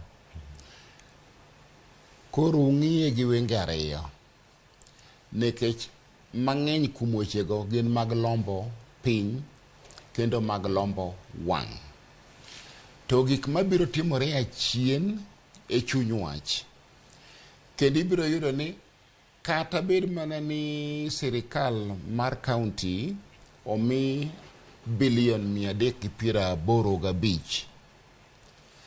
tibiro yudo ni pesa no gidhi yude wang' sa to moro bende ok ginyal yude duto ni nyaka county go gom kata mondo go koko mawache ni waloro sirikal mar county kendo usonegi kendo ing'wenyonegi gimoro mathin matintin tiende ni pesa ok dhi yudo tich kakidware to kadipo ni wang'ni otimore kamano ma pesa omigi e wang' sa ndalo duto to wabiro gone sirikal otenga malach kendo maduong' penjo ka pesa no bende nyalo romo ok dwa ng'e to chutho an parona gi wachna kod theory mara en ni pesa onego pog nus sirikal maduong' odong' gi nus ka en trilion 4 kakibade no although kwan moro chachore diere kanyo I hope ni ang' nolere kawuono kind gima olandi kod gima bende iwacho trilion 4 trilion 3 gi mia auchiel kwedego eko pogruok na ang' no I hope ni ang' nolere kawuono ni mano to ni kanye to biro wuok nade koro gima wacho ni kopoge e diere ang'e ni constitutional control ok awach ka gima kia kawacho ni kopoge e diere ma county governments duto kawo nus to sirikal maduong' bedong kod nus titiyo kode maber wabiro bedo gi pogruok maduong' kendo konyruok maduong' e pinywa ka kata moko mibadhi lal godo tok duto biro bedo ka konyo piny Cleophas. Ongero kamano ahinya. Iwacho ni e chenro gi duto ka temo mana rango gi iwacho ni en choko mar osuru. Choko mar osuru ni wuok e sirkal mamalo to nyaka e sirkal mapiny. Para ni mondo mi wawinjre ni en achiel kuom singo mane Kenya Kwanza ochiwo ni en mar bero uchumi mapachuka. Kendo mano lose kata juma mokalo CPA Zakayo Masiro. Iwacho ni da chok osuru manoko kalo. Iwacho ni mondo mi budget ni okete tim. Nyaka manyo omenda manyalo kete kata mondo mi oringi kendo chenro mopogore opogore bende timre mago mantiere budget karka. Choko osuru e yo monego bedni itiyo go to kaka ineno sirkal mar Kenya Kwanza nyaka sani bende otiyo gi thuolo no mar kono oganda jo Kenya e yo makare mondo mi ochul osuru ni kata yore magitiyo kuom choke bende en moro minyalo wacho ni nyalo keto omenda maromo kacha $2.5 trillion ma igeno choko kowuok kuom KRA mondo mi okonye budget. Erokamano Cleophas. Gima wang'eyo en ni budget no kako lose en a deficit budget. Wan gi surplus budget, deficit budget. Surplus tiende ni wakalo target. Wan gomenda mang'eny. Moko chuno ni koro nyaka wadwa londre kamoro kata nyaka wahol kamoro. To kako kete ni ing'e ni gini duto kata kwa wacho ni budget en gimi luongo na projection. Tiende ni watemo mana focus mbele ni mai gima wadwaro to mai kaka wadwa ni watime nade wayude. Tiende ni gitemo focus on ability mar japiny ni to mwa wacho ni wadhi kao kuom japiny ni be wadhi yude. Aya modong' no kore deficit. Deficit ni ibro many kaka yude. To one of the ways mi loso go deficit kata mi jaso go fuogno en di holo oko. Tipenja ka be sirikal otimo yo makare kata japiny ong'eyo nonego bed ni gitimo ang'owa gi solo suru mondo wachni ochope yo makare. Aparo ni kuom budget duto ma wang'ni nodwa bet gi liet ahinya. To sama liet nitie japiny bedo aware ni gimoro timre nade dhi mbele. Makata samoro kiwinjo radio tiwinjo kata mine ma piny kucha kata ka ok mune radio samoro adhi dala kucha to ng'ato moro mana bende ma inyalo paro ni onge knowledge mar budget to penji ni to budget no chalo nadi malo kanyo jogo hinyowa iwinjo tiende ni sirikal onego kaw time gi mondo giwach ne ji kaka gidhi choke maber gi kaka gini dhi tiyo. FCPA no wacho ni osuru ok rach, choke ok rach, kako dhi tiyo ema muhimu to kendo kuti kode yo madieri. Tiende ni ko kawe ni dhi ti kode to onego bed ni tiyo kode ok badre. To ipenja kako tero japiny kata kaka odhi chalo ne japiny kata kako chal ne japiny gi sani kalure gi gik ma sirikal wacho. Nitie gik ma japiny owinjo to pile pile sama iwacho gimoro rach iyudo ni donje pachwa moloyo ka ber mantie. Chutho ok rach te ober nitie berne. Rach bende nitie kuonde ma wabiro ng'iyo ma onge clarification malong'o. Tiende ni ok opuodh weche ne malong'o kaka idhi choke gi kaka odhi benefit japiny. Mago bende nitie. Koro sirikal taparo ni japiny to is aware to mana through koko manye jomoko bende goyo. Sirikal mwenyewe to pok otimo juhudi malong'o kata pok otemo mondo explain ne japiny kaka odhi konyre budget ni. To again wawacho ni kawuono the budget statement idhi tere od bura. Tiende ni dhi some ne japiny. Japiny biro ng'eyo mang'eny kaka sirikal opango moloyo gi sani. Mane ka monjere kanyo bende Erastus kwa kantie chenro mopogore opogore, chenro mag yiero wage maka yore mopogore opogore ma sirkal tiyo godo mondo mi ochok osuru bire yore mopogore opogore. Sani bende ka wacho kanyo ni sani penjo mantiere ahinya. Iwinjo kanyo chenro mag choko osuru kinde mokalo bende wasegomba kaka counties onego bed ni bero chenro mag choko osuru. Wang'e mana sirkal mamalo kende. Osuru ni kende yo machielo. Koso magi nyalo bedo kata kaka revenue source mamoko manyalo bedo kanyo mondo mi okonye budget masani nitiere. Yore magi maponono ginyalo ringo mondo mi gitigo kata ka irango ni osuru ero to koro oseketi wano gacha imodhi weche mopogore opogore tio gedo magudi manengo gi ni piny gi weche mamoko mapod tiere budget kar kae. Japiny kod osuru bende iparo ni en hinyruok maduong' madhi bedo kanyo machalo nade kirani? Japiny kod jopiny dhi hinyore e yore mopogore opogore. Namba achiel, gimoro ni ka miluongo ni value added tax, VAT. Osuru migoyo ewi gimoro amora ma ng'ato otimo kata chamo. Gimoro miluongo ni osuru moket ewi petrol kod gik mamoko mag wuoth. Kata bed diesel, kata bed petrol, kata bed ang'o. Ing'eni en gimopondo. Gimomiyo pondo, king'iye gi oko, to kine ka en osuru. To king'iye gi iye, tiyudo ni en osuru. Nikech osuru midhi ket ewi gimiluongo ni mo oidho nyadiriyo.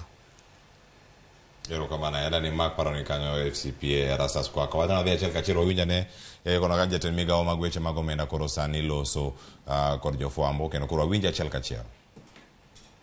That are geared towards revitalizing the economy. And right now, the new administration has taken over, taken over the economy, which has been really affected by multiple shocks.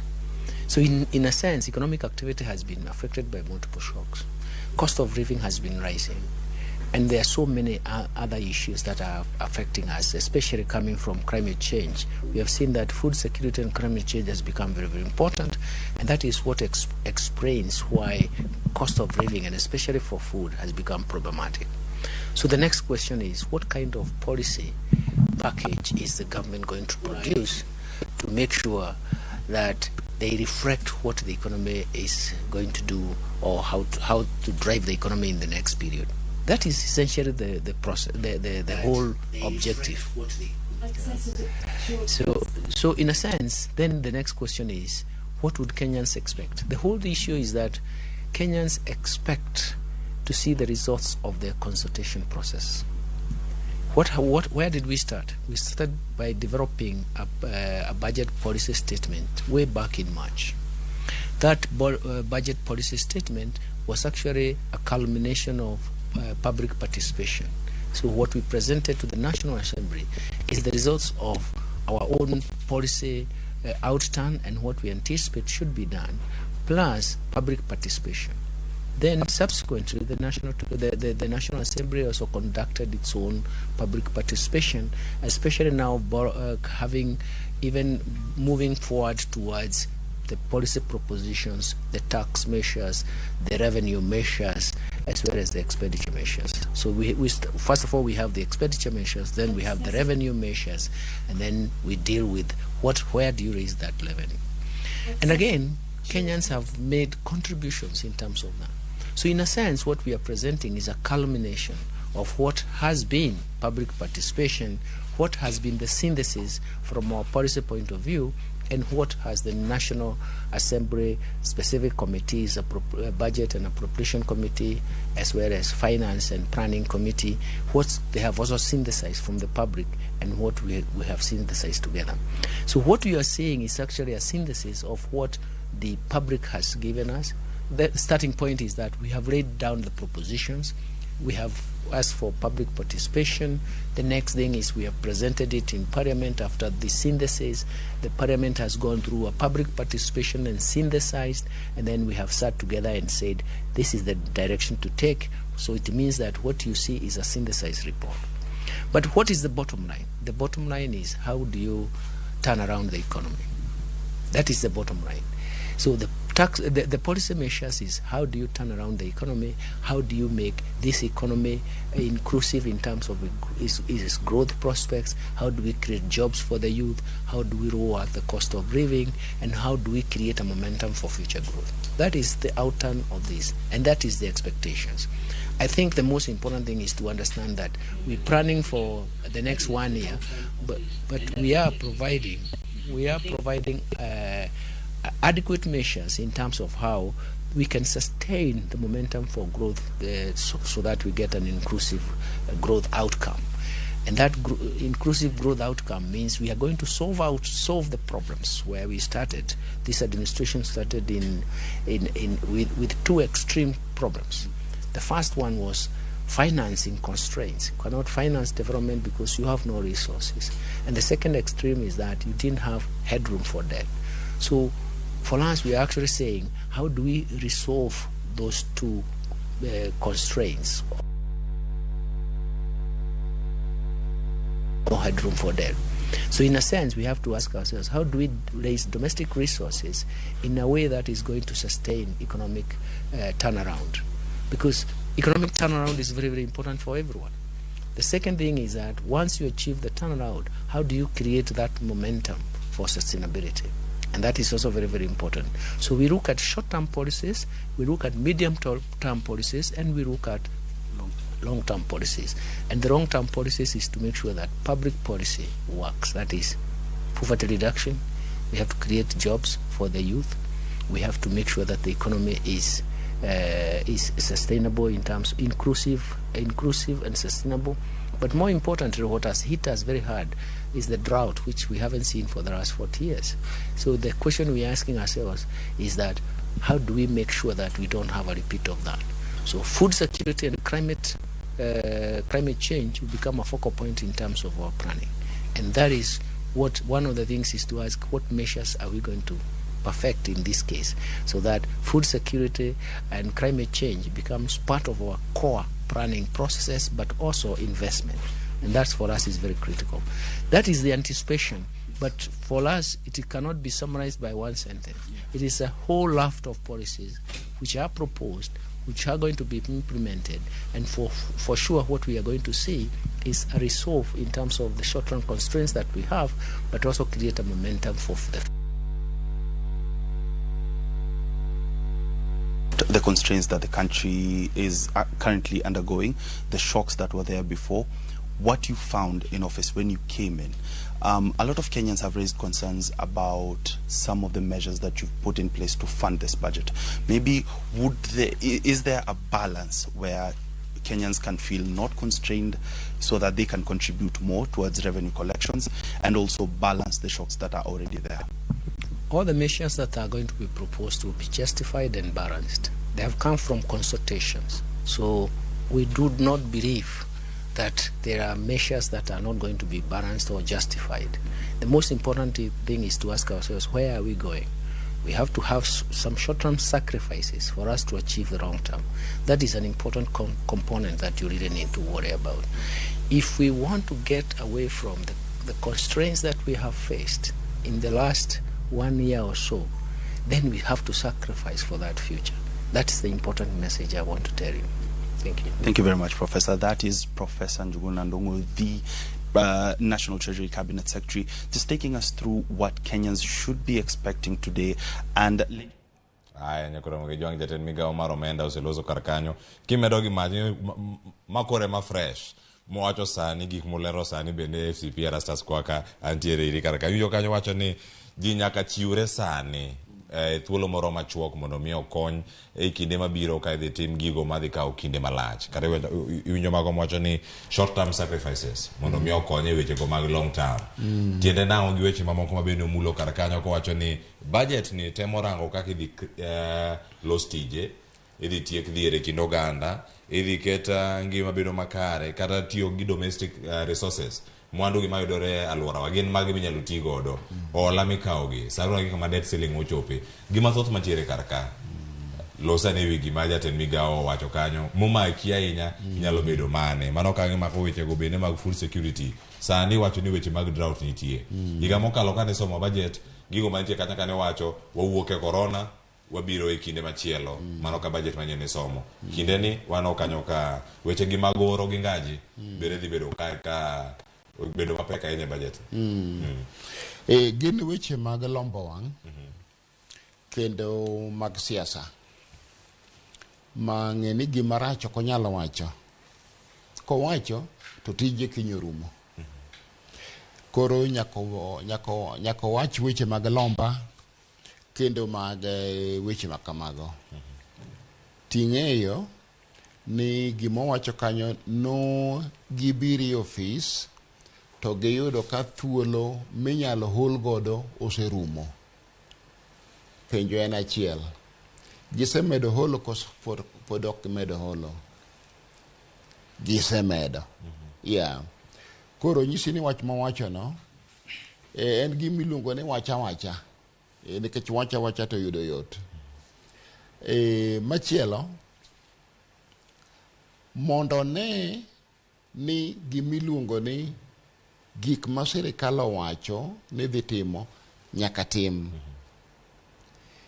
mano bende wach mamit ndi kendo winjo yot bende biro timore to en gin mane machon mano sewachi ni biro tim to kotimore kod gimomiyo nokotime mondo ler noganda ni koro wang' ni waloso ma kod ma mondo gimowach ni dhi tim otimre achiel kuom weche mayot kabisa mok winjo tek en ni jo ohala duto mosetiyo kod sirikal maduong' kod sirikal matin pesa gi nyaka chulgi mondo pesa no odogi okony tije mamoko kendo ndik ji tich kendo mondo kony jo ohala mondo ohandgi odhi nyime mano bende osetimore Kiliopa aduoko ni owoyo pok otimore nikech ang'o you see to ng'ato ahope ni kang' owuoyo kawuono ang' noler mago mondo dhano bedi kod paro moro marach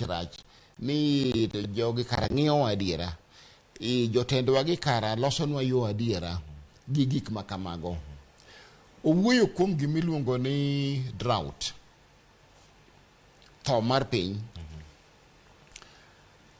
adiera makende drought motimore sani ok chal kod manotimore ki owacho ni higni 40 mokalo ok en 40 chiegni kanyo ok nyalo bedo chiegni 40 o chiegni nikech kanyalo goyo pacha chien ne wabedo kod gimiluongo ni tuo mar piny kod kech maratipo higni mokalo mine sirikal okelo gimiluongo ni drought levy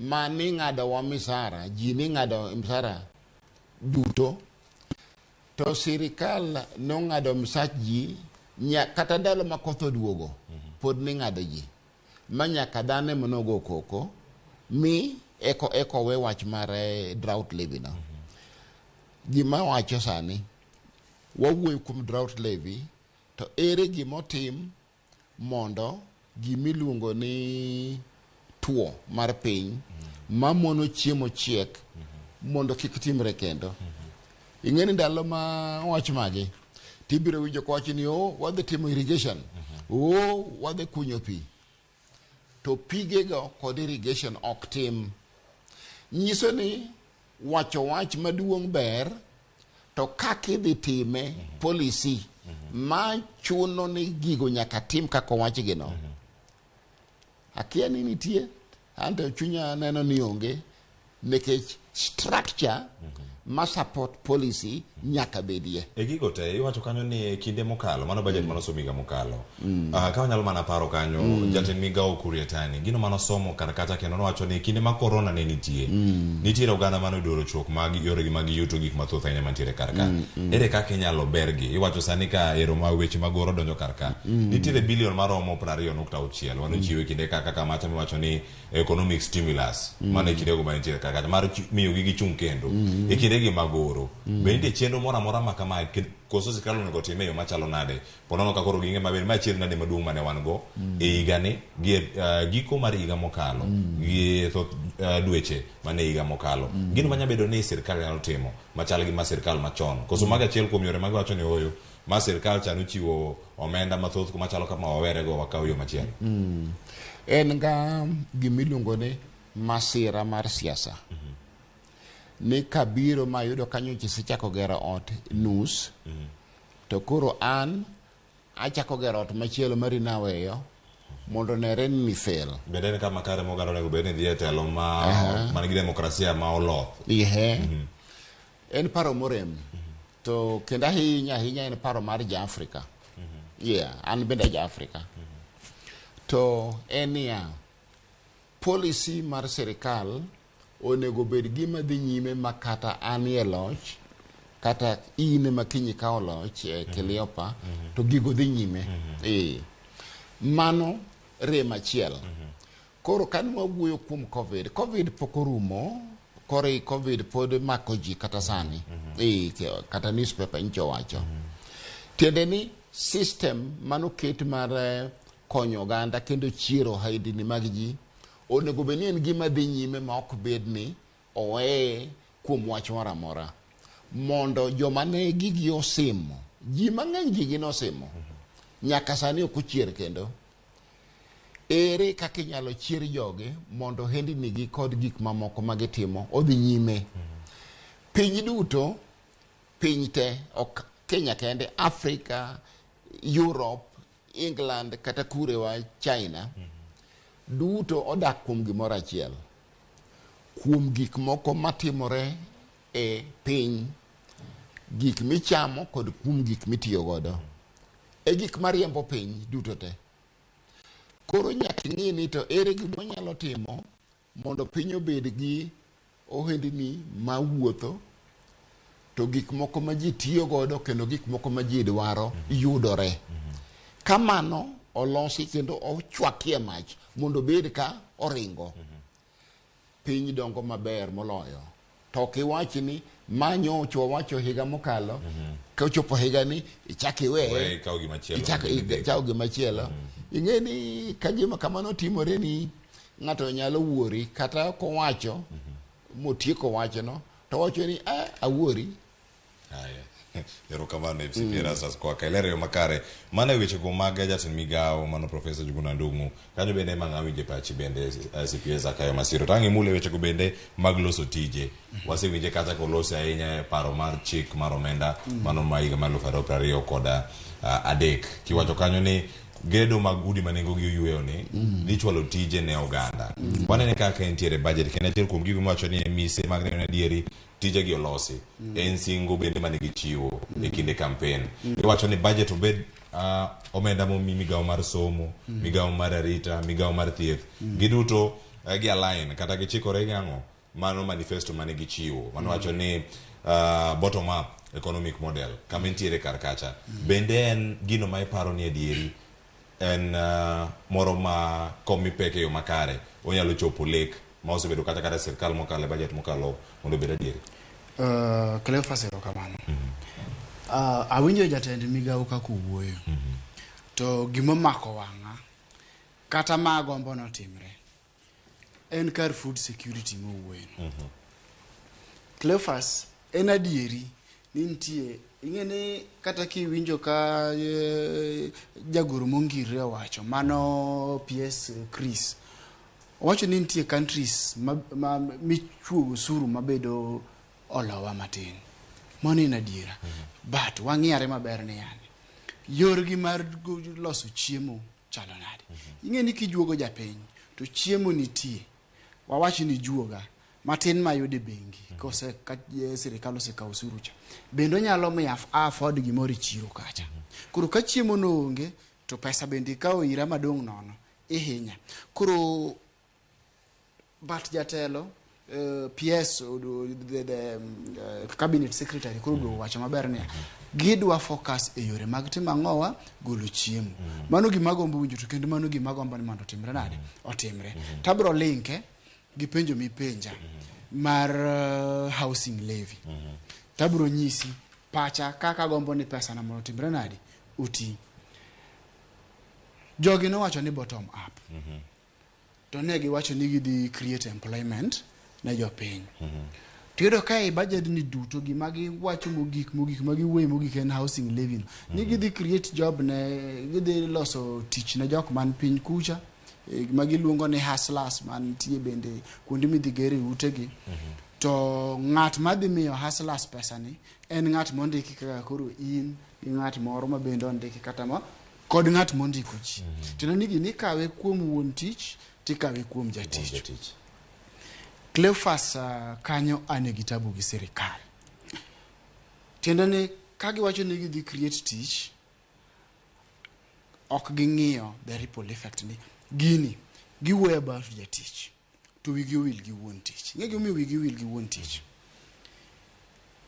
gini joge bage nigo mokwongo nikech ne onego bed ni gikawo time margi ma ging'iyare gini maber ni nikech nyi winjo kochako ni en levy bawo bete gichako giduogo ni en ang'owa en tax to wang'iyare types of taxes Kenyan regime says that the tax regime wan gi direct tax tiende ni en osuru mikawo sama ichulo ng'ato income tax en gimikawe titeri ma in kaka ng'ama ichulo ibro mana yudo ko oseteri ma in miyudi ofukicha tineno sirikal osekawo mare one of them en pay as you earn iwinjo to moro kendo en withholding taxes kaka koro ma mwawuoyen tineno kawe tichori in by the time mitimri nadi miyudo pesa ni yudo kosetime nadi osegole kae bende nitie gi indirect taxes indirect taxes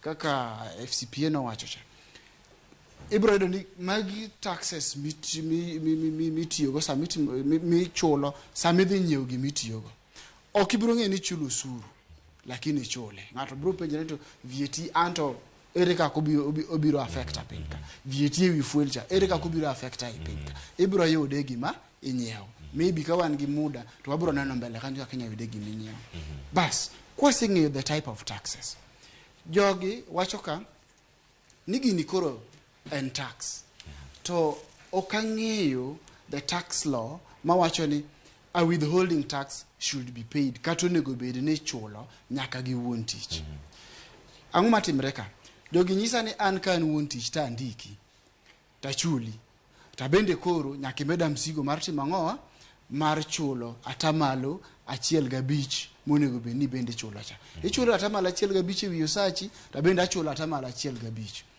withholding tax laws onge kamo pass ga kata kama duoko baden ir wuon tich sechego ntie gik moko ariyo ntie agent matina ni jaote mar sirikal the government agent of the KRA agent to ka ntie subject ma en an mijuoga onego bed ni the agent kawo pesa kuom the subject to oro ne ng'awa ne sirikal to kama gini wache ga kendo nonego bed ni koro kosejuog agent to kendo ichako iduogi kawo kose juog the subject ichako ikawo agent kendo bende ijuogo mano is a punishment tipenja ka gini create employment tiende niya igoya kata ichwada nikech atimra nade andiko japiny iwinjo inyisa ni kwa vile indike tichule pesa maromo kama koro nyaka ichul pesa maromo kama tiende ni en juok mar ndiko japiny what is the effect of this kata ere kaka gini dhi affect japiny Cleophas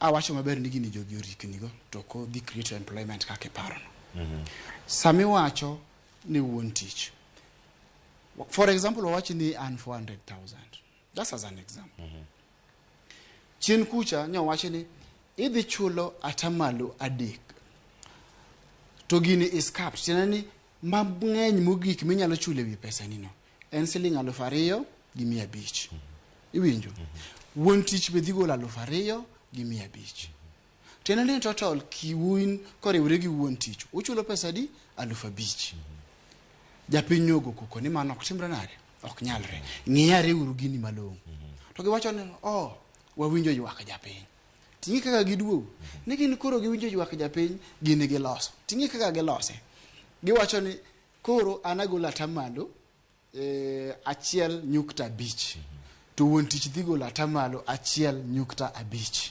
iwinjo to capping manoketi kata gikone manyo kitini oko kala 2,500 kuoma to kokala 2,500 kuom wuon tich gigole oko tiende niya kata kana an 400,000 onego beni wuon tich agola 2,500 tagola 2,500 to beda 5,000 maximum dong wane kaka nya ne chik kaka nya gi suggest to koro ka japiny oywak ni mano hinyogi to nasenyisi ni sama wawuoyo about japiny to wawuoyo about investor obendo japiny to wawuoyo about consumer kata ng'at matiyo gi mwandu kata ng'at mondiki obendo timre nade en japiny koro jogi wacho ni gini en koro 1.5% kora 1.5% koro wuon tich king'iyo wawach for example 400,000 kigoyo 1.5% en pesa di aneno konyalo biro around 6,000 okay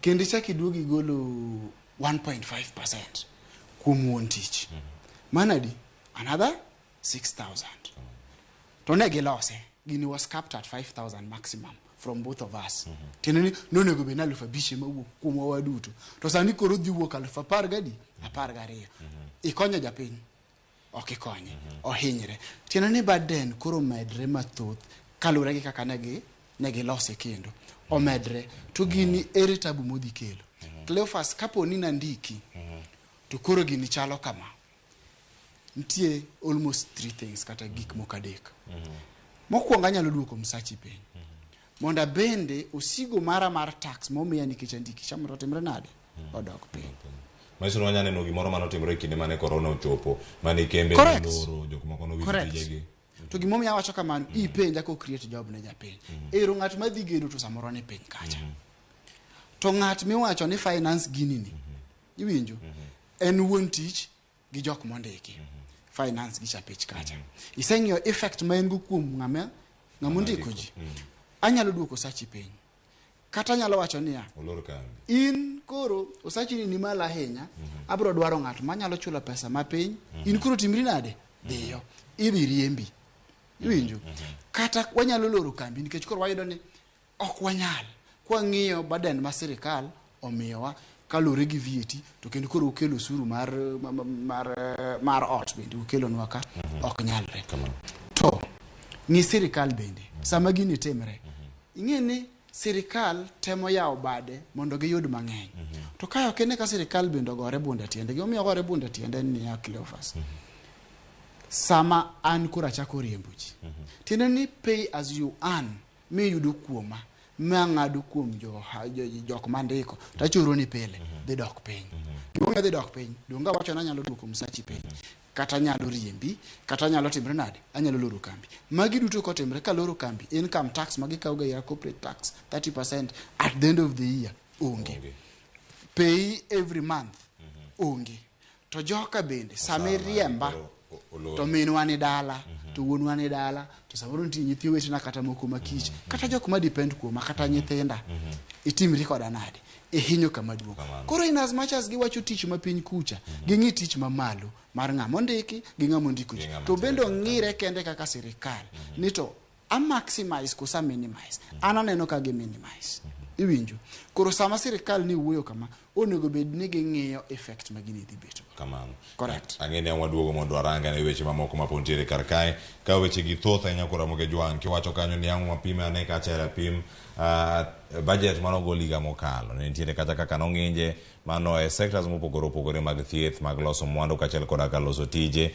kachiel koda ka moko bende wako sani waneno odiochieng' manyoro otieno wacho kochakore kawuono mano sa uchiel otieno ma piny oduogo kawuono nengo mag modhi bende dhi bedo kacha ka negi lokruok matin to koro ka osego kogno paro mar chik mar omenda atamalo 16 cha dhi kanyo mantiere ewi modhi kik dhi mabor aduogo ka mondo mi warang ni lek mar loso tije ni lek mar loso chiemo moromo ogandawa dhi wuok kanye kapo nono osuru ma kamano bende oketi madhi konyo budget masani kik dhi mabor wakaw yie masani ka waduogo twak dhi nyime wadhi nyaka od bura tude kod Chris Owino kod Walter Nyambaga to sani wakaw yie masani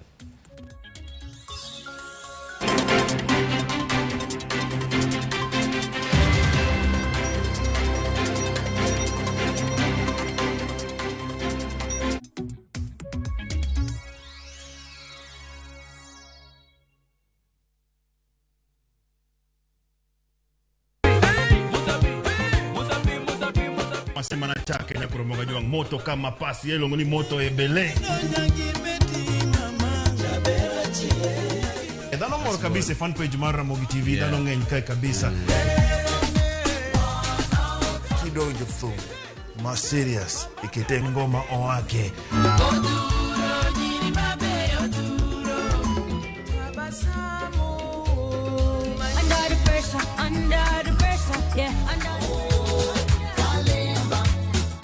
Kete manaka kod Papa Vic. Ngoma wake wuok tich nyaka tich abich saparo dhiambo nyaka sapar gariyo.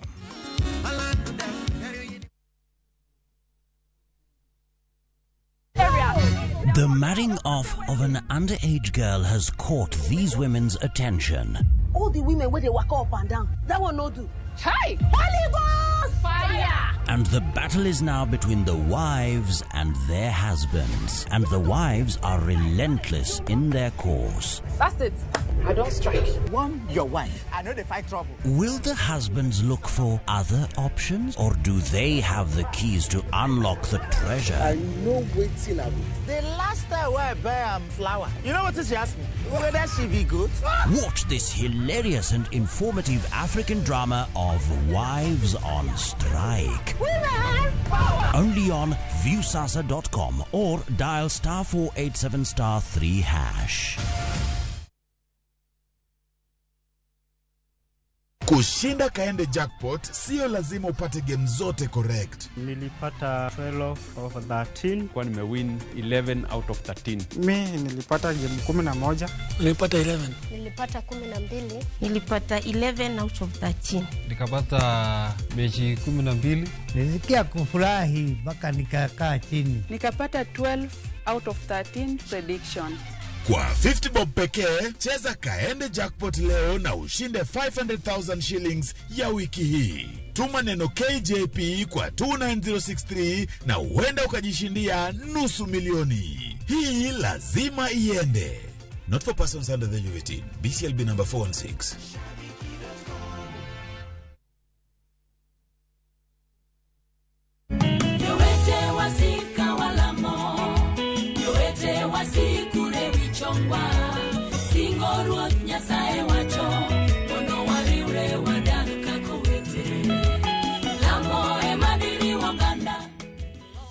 Opako Nyasaye and Rosemary Ogonya nimondi yudu wenda mar lamo kaka skiza kodni de star aboro achiel achiel star adek angwen adek hash to parie niya Ramogi TV en audio wirdu tote. All I've ever done is love you. I don't deserve to be punished. I know I messed up big time. It will not happen again. I promise. They say love is a beautiful thing. But how far is too far when it comes to loving someone? Is everything okay between you and Joy? There's nothing I can do that's right in her eyes. You're suffocating me. I need space to think. Is kindness a virtue that everyone should have? How much secret can you keep from your partner? I still feel guilty I haven't told Job about my retrenchment. Tell him when you're already making money. Enjoy some love, some humor, and lots of real life lessons. What are you talking about? Get out, Get out of my house. Catch this brand new shows of Reality Check on viewsasa.com.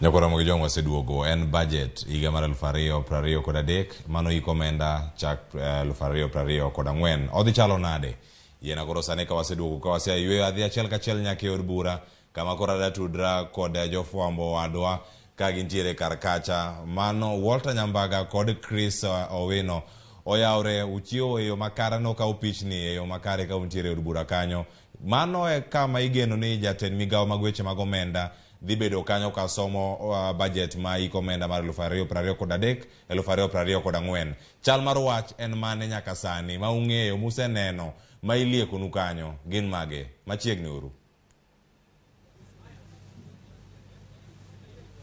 Erokamano Cleophas, wawinji e yo modimore kendo wawinji e yo mopichni, yo mopie. Wagoyo tach e liare mar od bura kod nyawadwa Walter Nyambaga. Watemo mana neno ni wanyalo fwambo weche machal nadi motelo ne jatend migawo mar omenda Profesa Njuguna Ndung'u chwalo budget makamano odiochieng' makawuono kar saa 8:30 made 9. Tigeni Chris, ma en budget mosom e piny owacho mar Kenya Kwanza e tielo mokwongo, kendo bende koro idhi ng'ini to juole maromo nade. Ber king'eyo ni piny owacho mar Kenya Kwanza osedo thuolo mana mar chuogo moko kuom pende chik manyo osebedo ka kelo liet, nikech mondo mi som budget chal ni ogoye kogno kata mana kamiti marango weche mag budget kaachiel kod mago mag omenda, kendo thuoge moko dhi kare olosi kendo iki makare. Budget makedo kod mani idhi som mana kaka iselieko odhiambo ma kawuono, nikech chik dwaro ni gimoro sochiko kamaendi to koro jopiny ni kode ong'ini to bad migawo ka bad migawo upod ni omenda maromo nade. Motele mano jafwambo mar Edwin Okoth ne nitiere e log tich mar aguch omenda ma pacho kaendi kwacha chonde kama obile wach kod jodito mochung' ne weche mag omenda. Ing'eni Edwin owuon bende obijo en jadito, koro jo od bura bende seno kamoko molo kaendi moro bang' moro ka ginimie kode kendo bende gibiro chiko itgi ne chenro maket kod mane. Kopogore kod mano, budget ochopo 3.6 trillion. Ng'ingno gane Chris, ng'amo mi maromo nade, ng'amo pog maromo nade? Erokamano Walter, mana kiselero mae budget mokwongo mar piny owacho mar Kenya Kwanza, kendo budget duto midi somo odiochieng' makawuono en 3.6 trillion. Kamae en medruok gi omenda maromo bilion 251. Budget mokalo mane osom kod piny owacho ma jatend piny machon Uhuru Kenyatta ne en 3.39. Koro ma en 3.6, ma en medruok gi omenda maromo bilion 251. Kendo mae budget mokwongo mar piny owacho mar Kenya Kwanza, budget mokwongo mar hustlers. Ber king'eyo ni budget mokalo 2021 2022 manosom kod mane en jatend migawo mar weche mag omenda e kuru Yatani e piny owacho mar mwana osedhi e yweyo Uhuru Kenyatta. Awero ni kanyo koro donjo maber. Kuma nyiso ni maromo bilion 700 e komenda ma koro idhi som niendi en achiel kuom omenda ma bende piny owacho mar Kenya Kwanza nyaka koro dhi all. Ber king'eyo ni gisebedo ka gikedo ne weche mag ola makelo pek e weche mag ochumi pacho kaendi, to kendo bende miyo kata mana piny owacho kod giluwo ni gibiro kedo kod weche mag olo pacho ka, lakini malingling mosedo kata mosewuok en maromo bilion 700 kore the all. Bad migawo mar piny owacho mar the executive, mano mar sirikal mamalo, king'iyo kod mano weri counties, piny owacho kata mana kar jot mar jatend piny gi kit kaka itaye sirikal mamalo kaendi opod ni omenda maromo nade Chris? Erokamano Walter, mana kaka iselero iwacho ka kanyo ni e budget ni piny owacho dhi holo omenda maromo bilion 700 gi wiye. To mano nyisi gimomiyo kata e budget ni piny owacho dhi tiyo kod omenda maromo bilion 885 bilion 885 mar chulo gope mane ohol kod piny owacho mokalo.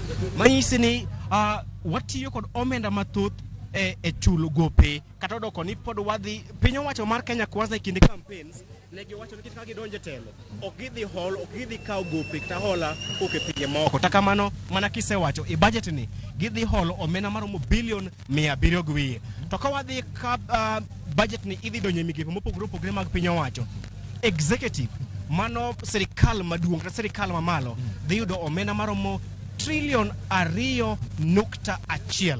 Mano omenda ma idhi miyo executive, mano sirikal mamalo. Yes. To kowuok e sirikal mamalo wan kod bad migawo mar doho kata judiciary. Yes. Judiciary dhi yudo omenda maromo bilion 22.9. Yes. Mano bilion 22.9 ma idhi miyo bad migawo mar doho e kinde ma od bura kama wantiere ni ng'en od bura oting'o od bura mamalo kaachiel kod od bura mar Senate. Gidhi yudo omenda maromo bilion 40.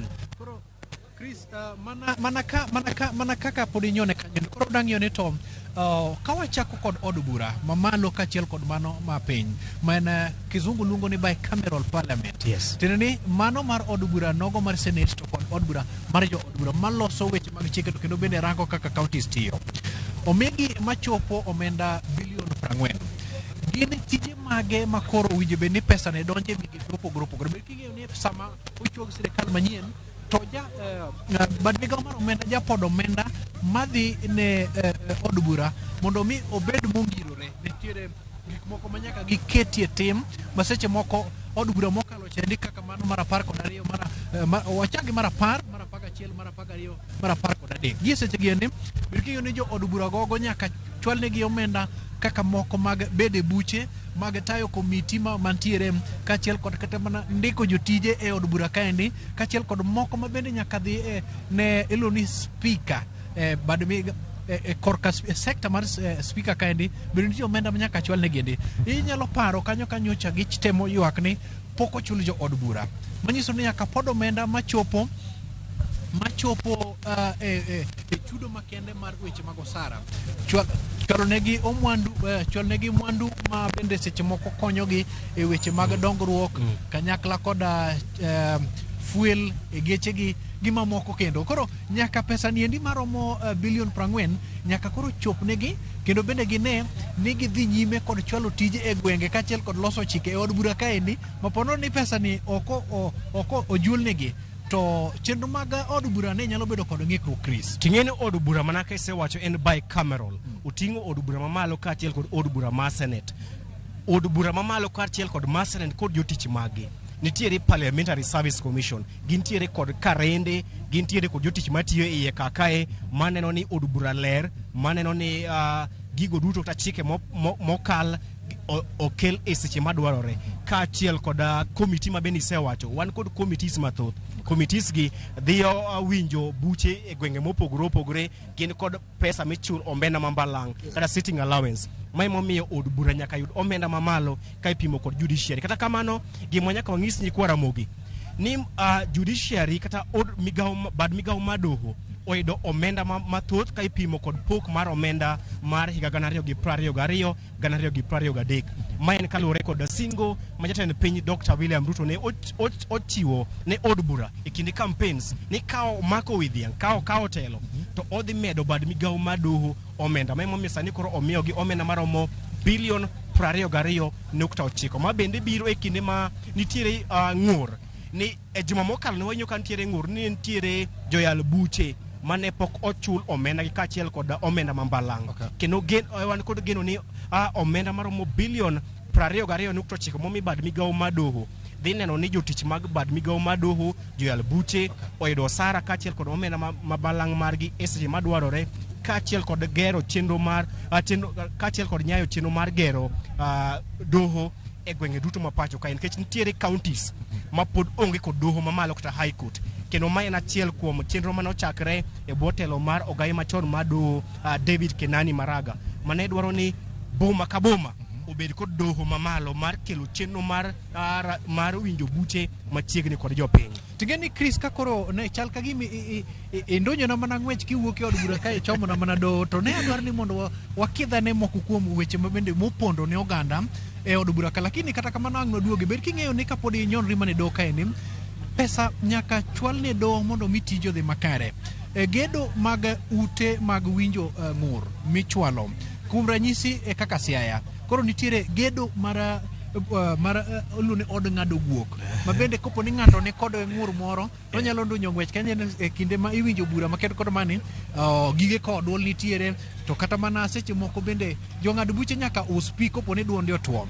Kopogore kod mano seche moko jok matimo nonro nikech doho ka doho ni kod jok matayo buche nyaka gidhi gitim nonro kendo bende neno mokelnegi kaendi nitie moko mondiki nyaka mondo gogi chapa kasto bende e kinde ma loso wuok ilo ni communication motimore kaachiel kod samo ng'adi nitiere kuonde minyaka kanie gigi. Koro omenda ni ema koro dhi konyo doho. To bende wang'i ni bed kiyudo ni nitiere puot kata mana dok chien mane miyo buche kawo thuolo mathoth kapok owinji kendo bende ong'ad gi ende.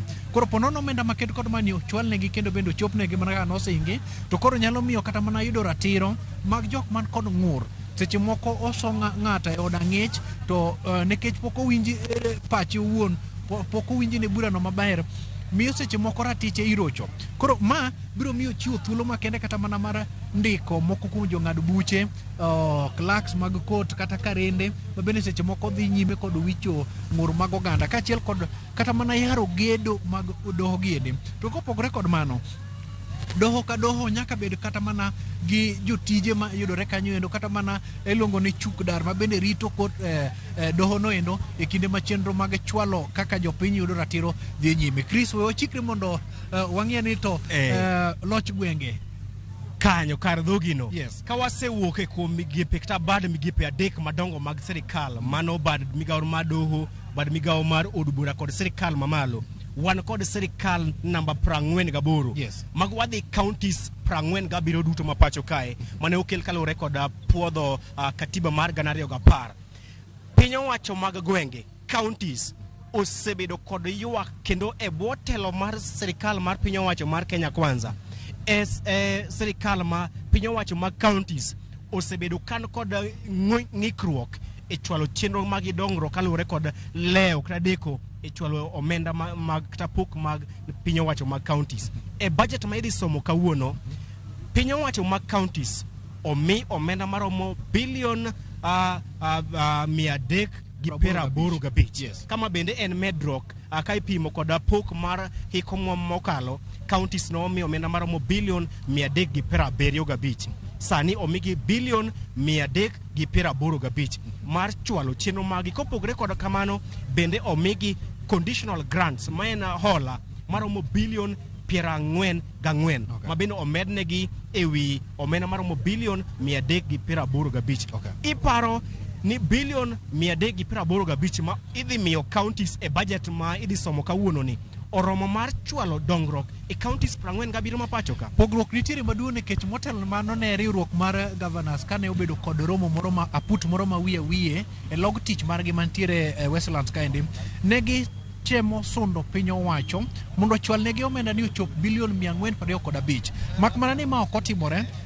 Gimomiyo mane dhi nyime en ni giluwo ni nitiere moko kuom chenro ahinya te bad migawo mar thieth mane kata mana lakteche yedhe owuon to kata mana nyamburko michwalo go jotuo ma seche moko hewore bende counties gi ne koro dwaro. Koro ne giluwo ni ineno ka dakteche osebedo ka sonda piny owacho ni kiny wadhi e ndara, kiny wang'anyo.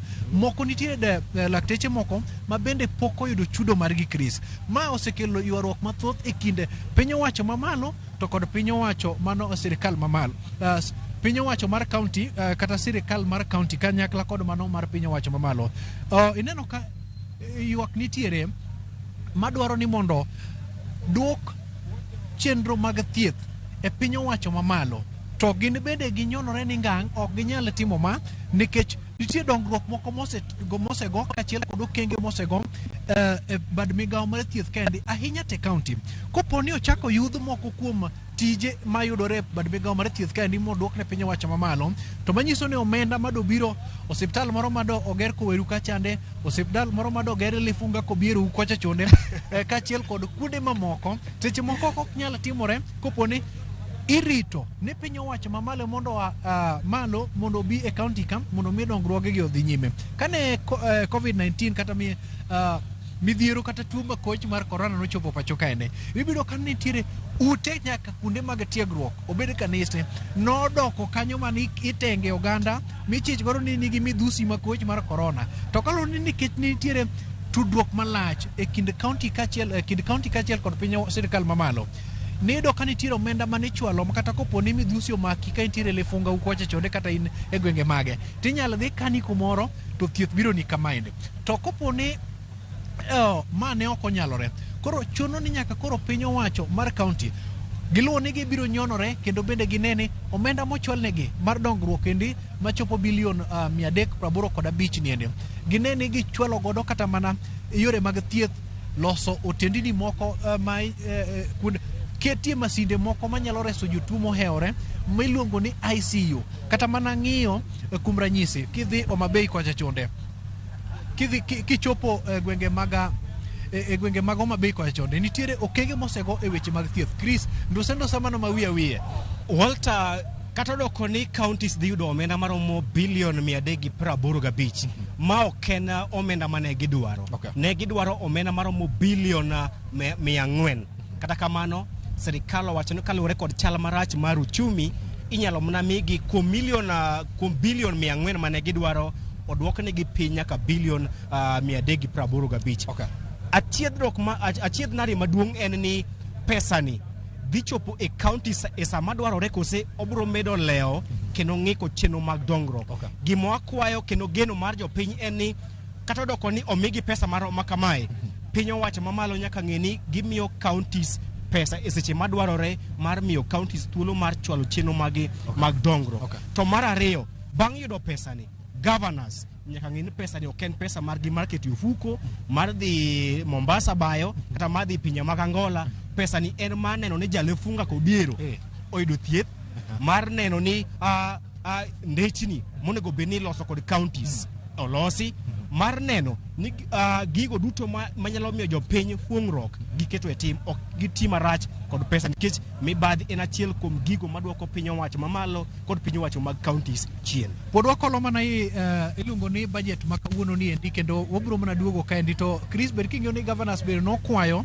ni mondo kinde mimiyogi mondo giti gi pesa mochwalnegi, ber king'eyo ni pesa ni endi nitiere omenda manowinjo bed ni ichwalnegi mondo giti. Koro ne gikwayo ni migi thuolo moro machuok nyaka tarik 18 mondo mi giti gi pesa modong'. Koro Chris, ka ikawe duoke e studio mondo Cleophas odhi nyime, kwech pod wabiro duogo mana ka. Erokamano Walter, nyakwa Ramogi, mana ka waselero ni wagoyo tach e liare mar od bura kama kawuono kar sa 9 jatend migawo mar omenda Profesa Njuguna Ndung'u biro molo kakae mar yango ne jopiny budget mar 2023-2024. To kapok atieko gima nyaka ing'e ni kuom budget ma idhi somo kawuono trilion 3.6 trilion 2.5 dhi e chenro mar chwalo chenro ma kinde ka kinde mag piny owacho kaachiel kod chulo jotich osara e kinde ma omenda maromo bilion 769 kende ema dhi e weche mag dongruok. Manyiso ni omenda madhi e weche mag dongruok tin ka ipimo kod omenda ma dhi e chenro mag chwalo weche mag apisi e migepe mopogore opogore mag piny owacho kata recurrent expenditure. Ma en gima pod hinyo pinje mag Afrika, nikech hie onego bed ni budget maduong' ichwalo e weche mag dongruok to weche mag kinde ka kinde e apisi mag piny owacho kaachiel kod chulo ji osara. Pod wago tach kae bang' kinde machuok wabiro duogo kae mondo wasum ni to waseyudo machal nadi kendo weche mane madhi e alwora mar od bura kae. Aduoki achiel kachiel nyaka e studio mar Broadcasting House. Erokamano ahinya mano Crispin Owino kod Walter Nyambaga ulere yo makare. Ang' duogo iru bende ang'e ni Sharon Ong'awang' duogo ka sa 5 nyaka sa 7. Ang' utwa kodu kendi kon gi ane maling' jok mage mosechopo kar kanyo, mage moseneno gi mage mawinjo kawuok kacha e od bura mano maduong' ka untiere liare mar od bura kanyo. Ang' ukonwa gigo ma useyudo nyaka kinde ma waduogo iru. Erokamano ahinya Chris kod Walter. Nyakura moge jwang' wadhi nyime kendo koro sani wacho ni e kinde mantiere ka wakolo weche mag budget pod antiere ka giwelo FCPA Erastus kwa Kaumolo kaachiel koda ka CPA Zakayo Masiro mondo mi watwa kode yo makare bende ka wantiere ka kwarango chenro mopogore opogore mantiere budget ni. To yena kapoka adhi kata ira kapoka duogo e studio ka mondo mi watwagi adani mondo mi waranga ne mano e apisi mago maga jatend migawo mago menda mano National Treasury kata wantiere koda jafwambo marwa ma wechego mago ohala mabende kawuono osebedo kata ka loso kod jotelo gi ochako kata kod jagoro mongirore mano kane entiere kar kanyo kod Dr. Chris Kipto kaeto bang'e bende loso kod jatend migawo mano Profesa Njuguna Ndung'u. Sani korantika kod Edwin Okoth oyawre are ichako kinyi makawuono chenro biro mopogore opogore. To nyaka sani chal mar wach nyalo bedo ni mage maling'ling mage ma iseyudo ka otenore kod somo mar budget odiochieng' ma kawuono ka ochopo kacha od bura mano bang' wechego mag migago odiochieng' ni ma kawuono. Edwin. Erokamano ahinya Cleophas, awinje yo makare mana kaka iwachono wan e log tich mar migawo mar omenda kata Treasury Building mayudore e chuny boma ma Nairobi. Mana kaka nawacho kinyi ma kawuono waromo gi jatend migawo mar omenda Profesa Njuguna Ndung'u kaachiel kod jagoro mongirore migawo no Dr. Chris Kipto mane wawuoyogo kopimore gi wach mar budget. odiochieng' maduong' ahinya ma giwacho ni gisetimo chenro mare kuom higa mangima, kendo koro gin gi mor ni odiochieng' ma kawuono to koro gidhi somo budget. Cleophas, gik moko ariyo mantiere, budget en gima iwacho ni mokwongo gin policies kata chenro ma piny owacho keto, kaka gidwa keto omenda e migawo mopogore opogore, to gi kaka gibiro choko omenda go mondo gitim chenro mag dongruok ma piny owacho oseketo. Gima duong' mawinjo kuom jotelo ariyogo en ni piny owacho keto chenro mar choko omenda kata somo budget e seche ma bende ochumi mar Kenya kosebet kadhi maber, nikech king'iyo ochumi mar piny mangima bende osebet ka nigi yiengni koni gi koni, nitiere oro ma osebet, nitiere ochumi kata yuto mag jopiny bende osebet ka ok dhi maber ahinya. Omiyo bedo ni koro wan lwasi machalo kamano dhi miyo gi pek ahinya ka gichano chenro mag choko omenda to gi kaka idhi tim budget ma higa ni. Bende jotelo ariyogo wacho ni jo Kenya onego bed abeda gi geno, nikech ka in kama tek to nyaka imany kaka iwuok kanyo mondo eka koro idhi mbele, nikech ji wacho ni gisebet ka giwinjo pek e choko mar osuru ma isiki medo kinde ka kinde. Jopiny ywago ahinya meto mar 8% mar modhi mag nyamburko ma idhi some budget ma kawuono, to bende nosekale paro mar chiko omenda ma be jood bura notwake e odiochieng' manyoro. Gima timore ka sani en ni ji apise mopogore opogore mwasewuotho e National Treasury kanyo en ni iloso file koni gi koni, jogoro matindo tindo ringo kaka giloso, iketo maua kuonde monego kete, ranga Treasury bende itemo losi mondo ka chop ka gimoro saa 8 kama to wageno ni jatelo jagoro mongirore e migawo mar omenda kaachiel kod jatend migawo mar omenda Profesa Njuguna Ndung'u bro wuok oko. To mana kaka itimo pile, en tradition ni obro wuok gi kiroho kata briefcase ma bro tang'o ne oganda. Ei kirono emoting'o chenro mag osuru kata chenro mag budget ma odhi somo e nyim jood bura. Bang' kanyo ibro los chik ma koro iluongo ni appropriation bill, mangiso ni mae kaka koro idwa chan ti kod omenda, migawo mane moket ne omenda marom nade. To kwa wuok e appropriation bill tibro kete koro chik ka jatend piny Kenya William Ruto osekete koke koro iluonge ni Appropriation Act. Mane kaka koro ibro ket e chenro ma kaka omenda ma ibro choki higa mangima bro tiyo e migepe mopogore opogore, migepe mag somo, mag thieth, mag gero nderni to gi migepe mamoko. Cleophas, mana kaka ng'isino, wabro bet kayo odiochieng' mangima, wabro ng'iso nyikwa Ramogi kaka jatend migawo no bro wuok e Treasury ka kodhi nyaka e od bura kama koro dhi some ayanga budget mar mokwongo mar piny owacho motelne kod duond bura mar Kenya Kwanza. Cleophas. Erokamano ahinya Edwin Okoth. Ka intiere kanyo mano iliare no mano e log tich mano mar National Treasury kata migawo no mar omenda. Ilowe yo makare ang' waduogo iri bende e kidieny mabiro mondo miang' ilonwa gi yo makare ka jatend migawo ang' ochopo kar kanyo. Erokamano ahinya Edwin Okoth. Koro kar sani nyakura Ramogi Jwang' wadani wagwe ng'wech. Wacho ni kidieny mar mbako romo bende ka wantiere kaka wanono budget warango gigo mopogore opogore. To jopiny wacho nade kotenore kod budget ma kama. Wasewinjo kuom jofwambo wa, wasewinjo gigo ma jotelo bende osebedo kata ka wacho. Koro e kidieny mantie sani nyakura Ramogi Jwang' yen wawundo dhi e kaunti ma Kisii. E kaunti ma Kisii wan kanyo kod Crispin Otieno. Crispin Otieno oyawre Kisii uchiewo yo machalo nade odiochieng' ma kawuono ma jo Kenya rito winjo budget ma idhi som kod jatend migawo mar omenda Njuguna Ndung'u odiochieng' ma kawuono mano bang' wechego mag migago mano kar saa 8 chiko kanyo piny Kenya rito winjo budget ma kamano. Jopiny wacho nade ponono e kaunti kanyo ma intiere kaunti ma Kisii? Ayore ahinya Cleophas, awinjo yo makare ka ntiere kaunti ni ma Kisii, mana kaka iwacho no en odiochieng' ma jo Kenya rito winjo gino ma ang'ne kata gidhi luwo gino matimore e assembly kata e od bura maduong' kar saa 8 chiko kanyo kamang budget ma higa 2023 higa 2024 ang'ne some. Jopiny osebedo ka ni kod paro mopogore opogore ahinya kaluwore kod pek mar ngima, kendo gin kod paro magidwa ni mondo giler kaluwore kod odiochieng'ni, kendo dagier gino ma dagier ni mondo otimnegi.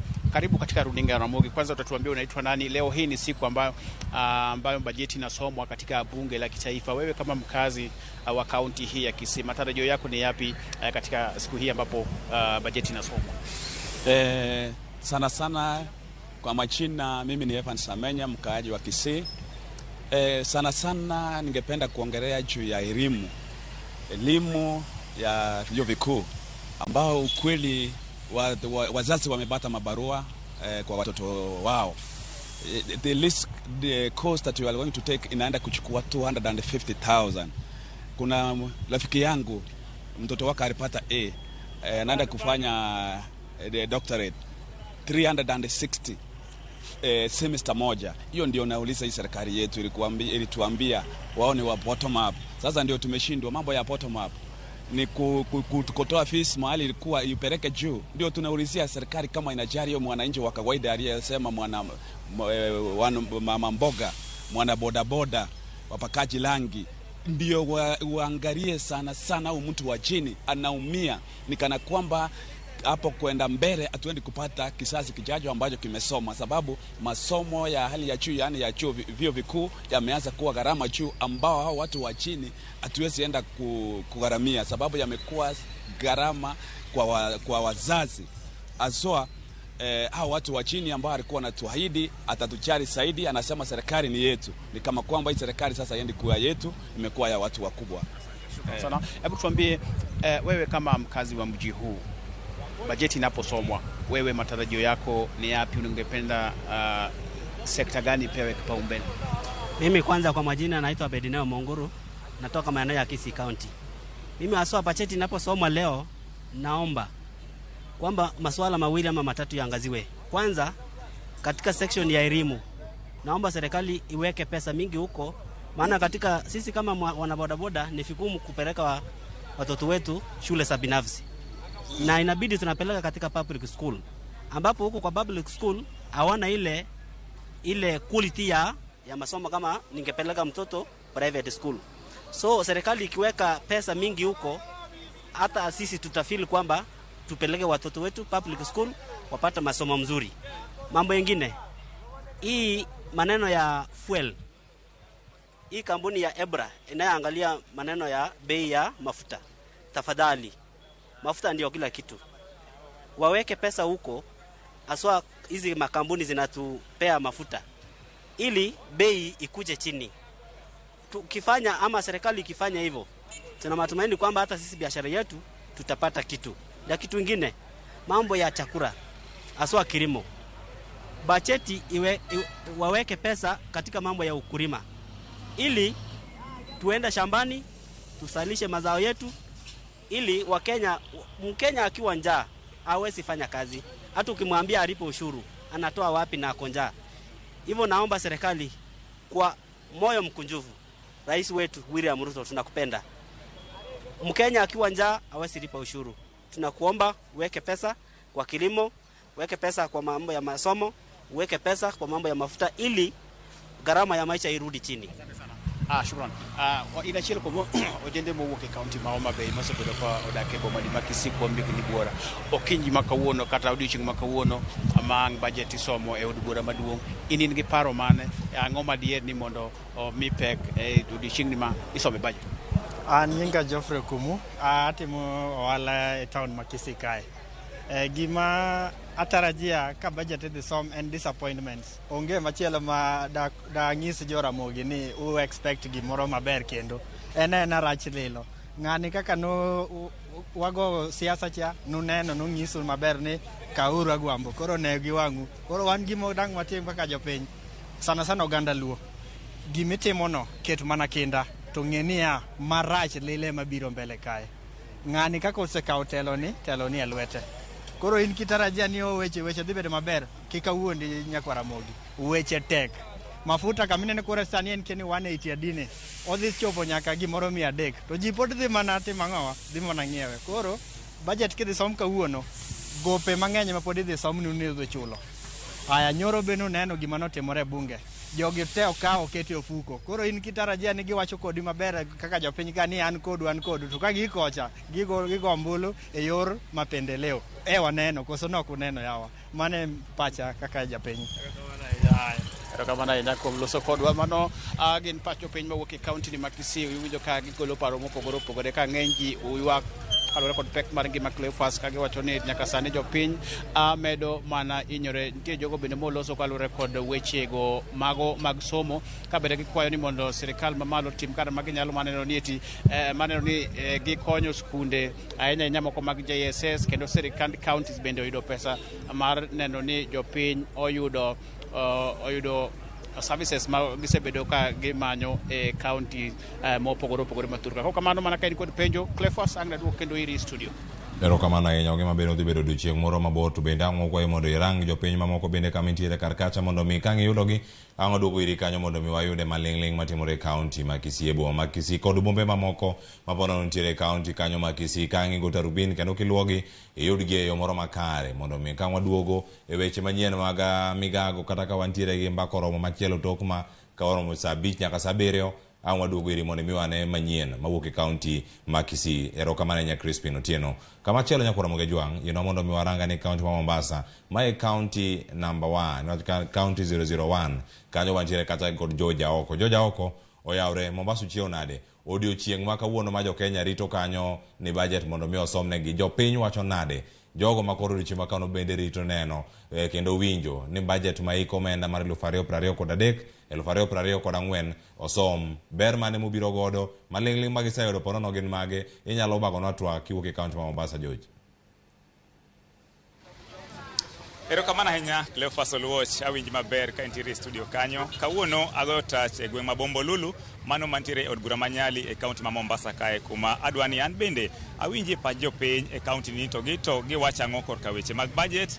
Ging'e ni kawuono idhi some to awadwa mana winja ne pachgi ni to gin giwegi gineno ni ang'o gini monego bed ni ng'iyo matut kuon mage miparo ni onego bed ni go rubit matin kuon mage magiparo ni ber to maendi antiere kaendi gi jodak adwani gibia kaendi gi nyisa pachgi. Chakna chaka gi nyingi nyise jo neno mag Ramogi TV. Ni ng'a? Aniluonga erokamano. Aniluonga ni Victor.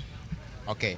An budget misemo kawuono ni okane ka odhi budget mabesa nikech okang'eyo tiende nikech king'iyo chak nyuola pok aneno budget milando miokete gazeti yani kamora maro bayo budget pok aneno nyaka nene lakini kawuono kore ka neno kawuono mabe obwoga momiyo kawuono abiro awuoye kawuono.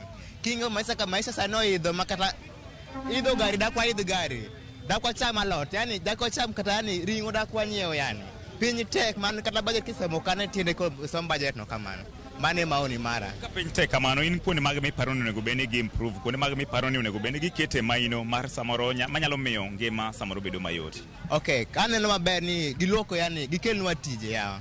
Then weche mek transport giduoko weche mek transport piny. Then kar chiemo ing'eni kwa chiemo koro kodo teko mar bano tich e kodo teko mawuo kata mawuo kame en mana teko mabenyoro. Koro giduoke piny mar maisha giduoke piny mono wabe wayude teko mar loso wayude kiko kanya chiemo. Erokamano ahinya. Wayudo ng'at machielo kae jaduong' sodo machiegni nyisane ni to ito pachi en mane budget isomo kawuono area mane miparo ni onego bed ni kete maino e dweche ma kawuono ni. Budget ma kawuono nacha gi nyingi nyinga iluongo ne Chieng' Dero awok area Bombolulu Nyali constituency. Budget ma kawuono wasoga bedo kisome to budget ma kawuono ni ena kaka mapile but gimo temo yuwago ni budget onego luonga mwananchi obedie piny bendo gipenje pach mwananchi gin koro gisonge budget magiloso kila kitu magitimo gidhi some in kelo ni mwananchi ni tayari ipingo okipingo obiro tiyo mano igima mwananchi neno lit moloye ka idwa som budget mara ng'ok gihojoga wananchi bende gwinje pachgi mondo giloso go budget. Ini wuon area mana miparo ni onego bed ni gikete maino kar kanya miparo ni onego bed ni kete pesa maber mondo mi japiny oyud fuong'ruok. Maino pesa dware kamoro amora lakini pesa matek school jopiny umia chiemo to koro kiwachi chiemo koro tek nyowuoyo mano gima japiny yuago nikech kata sama wan kani magi jomochiemo duto to kitarajia ma chiemo be ka koro ng'ato nyaka nindo ki nyaka sani pok obilo kata gimoro to bendo kia no dhi bilang'o mano japiny yuago moloye to gino omedre pile chiemo ni medre pile mang'e kata budget ma kawuono ni chiemo dhi medre. Kamano ahinya wayude jadak machielo soda machiegni chakna gi nyingi tisani to pachi en mane area mane miparo ni onego bed ni ikete maino to chutho e budget ma kawuono misomo ni. Nyinge luongo ni Alfred Oyaya ana kaka nene ni budget ni oripo kaka koka mafuta koni si kaka giidho 16% no ema nendo oripo gipunguza at least kata kodong kata ka en 8% no dedo bedo maber lakini kaka sani giso wachote ni onyalo chopo nyaka 16% ana neno nkanyo kila mahali bro affect koro pachi won kopogore gi wach mafuta kanye machiel miparo nego beni iteme loko moro kata ka giloso kwende moko lakini ing'eni mafuta no kila kitu kata igine kata ka en fare kata ka en kana jok man gi pikipiki pod bro gine mana enena mafuta no ema neno ni pod nigi shida mana kaka video no Ramogi TV mago mana pach jodak e county ma Mombasa man wantiere od bura manyali e county ma Mombasa kaendi ka gigolo pachgi ewi budget gi ywak ni ngima samoro medore ahinya to ka ber gikone onego ng'iyane yore manyalo miyo japiny yudo fungruok kaluwore gi ngima moridore. George Aoko, Ramogi TV, Mombasa. Haya, erokamano ahinya George Aoko iwago twak eyo makare. Ywak jopiny wawinjo wadanono gi studio kar kaka pod antiere gi welo wantiere kaka kod FCPA Erastus Kwaka Omolo kod CPA Zakayo Masiro. Erokamano ahinya. Poch gi pak ne jo Bombolulu Mombasa kuom golo pachgi okinyi ma kawuono. Mano George Aoko. Haya, waduoge studio kar ka wayuda ne chenro mamoko mapuntiere kar kanyo koro mogi jonka wakoni kachano wadhi nyime kwa go tarubin kuonde mawuotho go duto wacho ni watwak mana gi jopiny e kinde montiere kar kae kendo thuolo machielo makoro ayudo mondo matwag gi welo mana ntiere wore studio ano chak makoro sane kwa dhi ka watieko twak mana gigo mopogore pach jopiny gik pa jopiny ywago gi duto anga chako di CPA Zakayo Masiro angilerna kanyo gigo mara bedo kanyo ka warango ntiere chenro mopogore mago mag loso mwandu kachel koda ka bero chal mar bedo gi chiemo mano kwarango wange maber ni pur mano yo buro mar uchumi maro ma piny Kenya kae paro mane ma sirkali nitiere godo ponono ka iseneno kanyo angin budget ber mi dikol kawuono geno ni en mane nikech sani koro kango se some kiny koro wawach gigo mantiere iye kanyo geno ni nyalo bedo mane nikech sani bende giloso bero weche gi mag chiemo to fuele rodhe neno kata ka 16% kata tamala paga uchelcha podi dhi ker mana kacha weche gi mag modhi tiende nango gi pat jopiny ka kiwinjo kar ka kowuok e county ma Kisii county mano ma wawinjo bende county ma Mombasa ka gin magi minyalo wacho e wiye kanyo erokamano Cleophas sirikal to siwuoyo to wan kaka koro jolony wan to koro wang'iem na deeply niya gima giwachogi be gin gik ma possible iparo kane pok wadhi e yweyo nwawuoyo wach housing levy gi kaka weche nobet to gi kaka ne gisingo ne gidhi miyo jopiny ang'owa tije to ipenja ni geno mane mango to geno ibiro bet go mana kaluwore gi gima giwacho ni donge kane giwacho ni mondo wagen tije an kanyo ta onge gi geno iwinjo kar tije otimre nade geno onge aya kar agriculture okang'eyo kaka dibet but nya neno ka gitemo ne giwacho maber ni agricultural inputs or pest control items tiende ni gigo mitiyogo e puodho mondo wanyuol chiemo ne giwacho ni gigole from remember kane giloso gigolo moko from zero rated to exempt tapani argument osebet malich ni to exempt ni enango zero rated ni enango nyapiny nyaka ng'eni kowache ni exempt tiende ni ok achaji gimoro ewi tax kata tax ok akiti ewi gima uso ni cha iwinjo sirikal ok oyiena ni mondo aketi lakini chien kacha ka gima uso ni no nalose nitie gimiluongo ni input VAT kata VAT manyochaja usuru manyochaja ka nyiewo gini mondo benda bi ati kode mondo usi ni chiemo koro yudo ka sirikal odagi ni manya in ka kata usuru manyege chaja cha ok benda gol kuom sama kora declare taxes okagole tena ni pek mar usuru cha atingi sama tingi tabiro uso ni gini under exempted goods and services what happens abro bet na chaji gima serikal no dagi ni kikatimra nade kika golcha tena ni serikal okomi ya fungruok mora mar usuru to koko omi ya fungruok ang'o matimre abi golo gigi bei mamalo to ka gole bei mamalo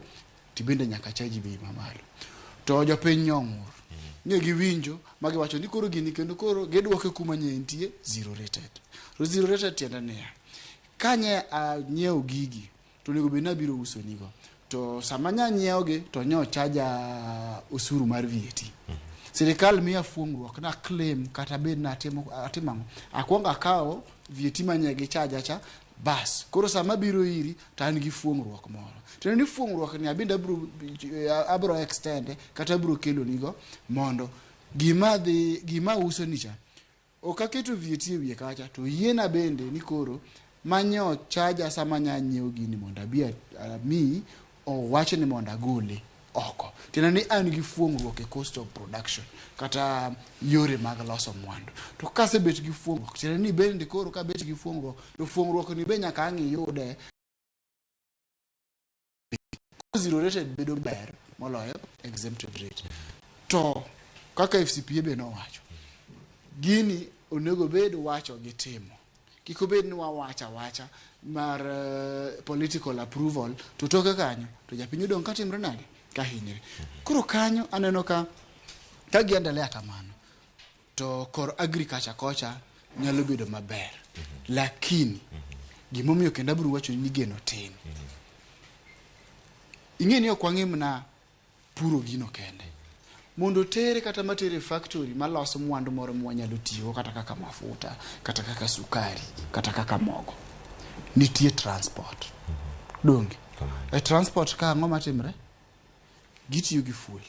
For example, ka kora dwa golo kata mna bando Trans Nzoia tons, okay, to wegloche nyisa ne jatelo gini to koro ana omoniga go gi pesa machalo kama, to kwa vile sani koro jogi omedo suru ewi fuel abichaji maromo kama. To kendo ng'eni Cleophas kane wan kan wang'iyo gimoro miluongo ni canon of a good tax system, to nwang'iyo gi to moro ne nitie mabende nok wang'iyo ahinya but iluongo ni the canon of convenience.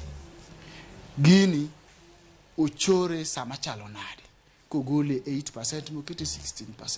Bende japiny nigi uwezo no, be environment economic environment kata lwasi mar yuto o support wacho no.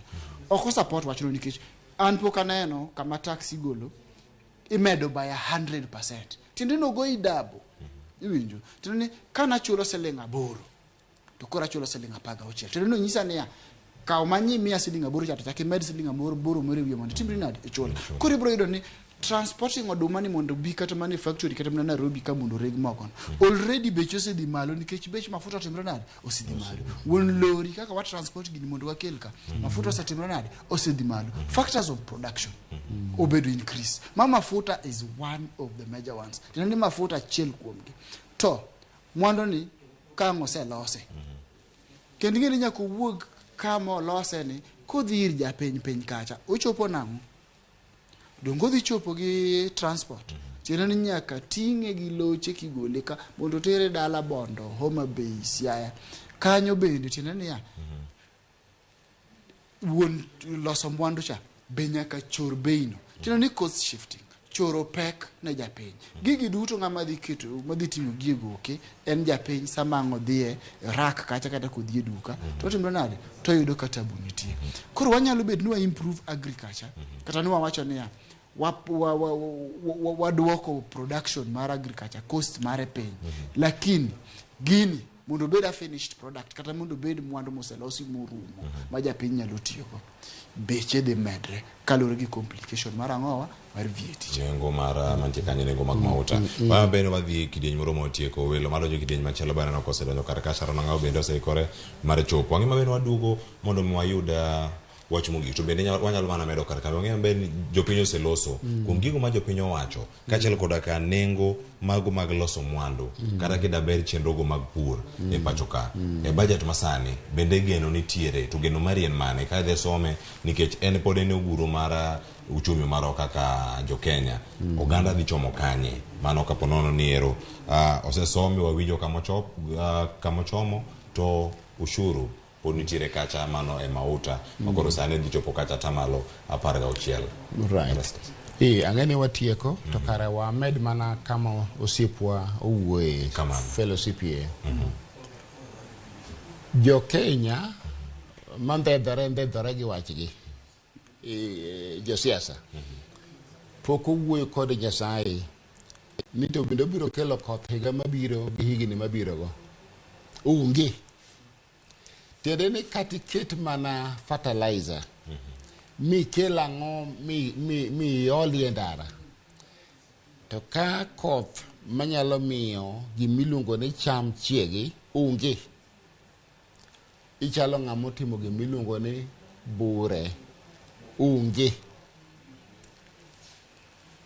Gima pok awinjo kowachi e budget ni kuom chiemo ni schemes mosebedo kowuoye kata kwa walieko almost every other year. Ndalo ma piny otimo oro, hey nyaka walosi kuonde ma pi nyalo wuokie. To pi mar Lake Victoria wang'eyo ni kod siasa mar Egypt kod pinje mamoko. Ndalo motim mano tiwinjo ka jo Egypt osechikore, wanyalo kata mana timo kama. To negotiations manonego gol gimini luongo ni ogirimiti mar Nile mago bende waken nogi kanye. Tiende ni kata kamano onge, to kuonde mamoko ma pi nyalo wuoke nyaka wabed godo Cleophas mondo kimiya fertilizer to yud tich. Pok wawinjore gi Nyasaye. Wawe kamano nikech ang'e ni sawa orumo kendo welo mamoko bende osebiro. To atiek gi wach mafuta no kamano. Kane idwa mede maber kendo awacho maini ka chunya ler kabisa, onego mede niya oaye 8 odhi 9 progressively, odhi 9 higa moro nyalo mede 10. Tiende ni imiyo japiny mondo yud kwe kuom gimimedo no mondo kik ohinyre tap nyadichiel. To koro gima dhi timore sani ni dhi hinyo piny mara moja. To di duto e piny duto manyalo kelonwa mwandu mago e achiel kuom gik maging'iyo. Nto pinyu ni bende nitie system mar osuru kata yo misolo godo osuru e yo makata kadwa kelo mwandu higa mabiro tanyalo ng'eyo ni higa mabiro biro chalo kama. Kamano onge nikech wan kod national tax policy manyocha wawuoye kata kaka ISPAC nwakete parowa mang'eny. To kokolu mago to joma kelonwa mwandu makelonwa tije kendo nyalo miyo piny dongo biro tang' kendo biro bedo gi oko. Ok mano kende, osuru ma idhi med jotich kuom jotich madhi chopo nyaka 35%. Mago duto nyaka ng'e. Awe kamano. Erokamano ahinya. To kapok wawuok nitie chenro mopogore opogore ka mana kang'o watieko kodi kata ng'awinj wach mar Ramogi ka Zakayo Masiro kapok watieko chenro kiny ma kawuono. Pinje mosedongore gin gi tax policies machalo nade ma Kenya ponono nyalo gomo nikech wawinjo ka Kenya chiwo ranyisi kod Singapore e kinde mathoth ahinya.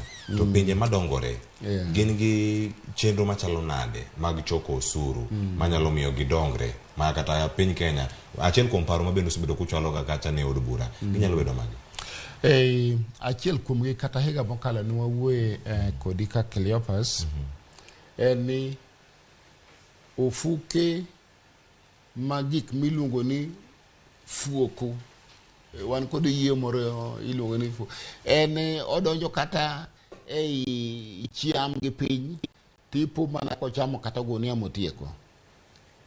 Tiende ni pinje mamoko go baba oloro kuonde mafu kata oyieyo mopogore opogore donjo godo. Namba 2 gima pesa no timo gineno. Namba 3 ka serikal ok tiyo yini dhi e kot tikone nyaka tim gino. Wan kod pinje makata mitoka ni kotuomo pothole mi winjo marach ma tiende mitoka oyiech tikoni winjo nyaka ochul to serikal chuli. Nyiso ni joma nie pinje makamago winjo yot kuom chulo osuru. To machielo mogik en ka oyudi ni in jamibadhi owada idhi e jela, onge gimachielo ni tumeonewa, wanochawa, aeto ng'amotelo ni dugo umi kendo makati idhi e court ti igoli kendo ni gimomiyo onego tweyo kone. Pinje makamago ni kod osuru mamalo. Nyaka by the way osuru gichopo nyaka atamalo 52. To gima pesa no timo ineno. To bende kaka ichoke kaka VAT mane wawuoye higa mokalo ber. Anyway sani ere koro nyogi loso system ma KRA nyalo choko godo VAT manyo gichok chon. To system kata moketi ma iluongo ni ITMS no nyaka we moti kaka onego ti.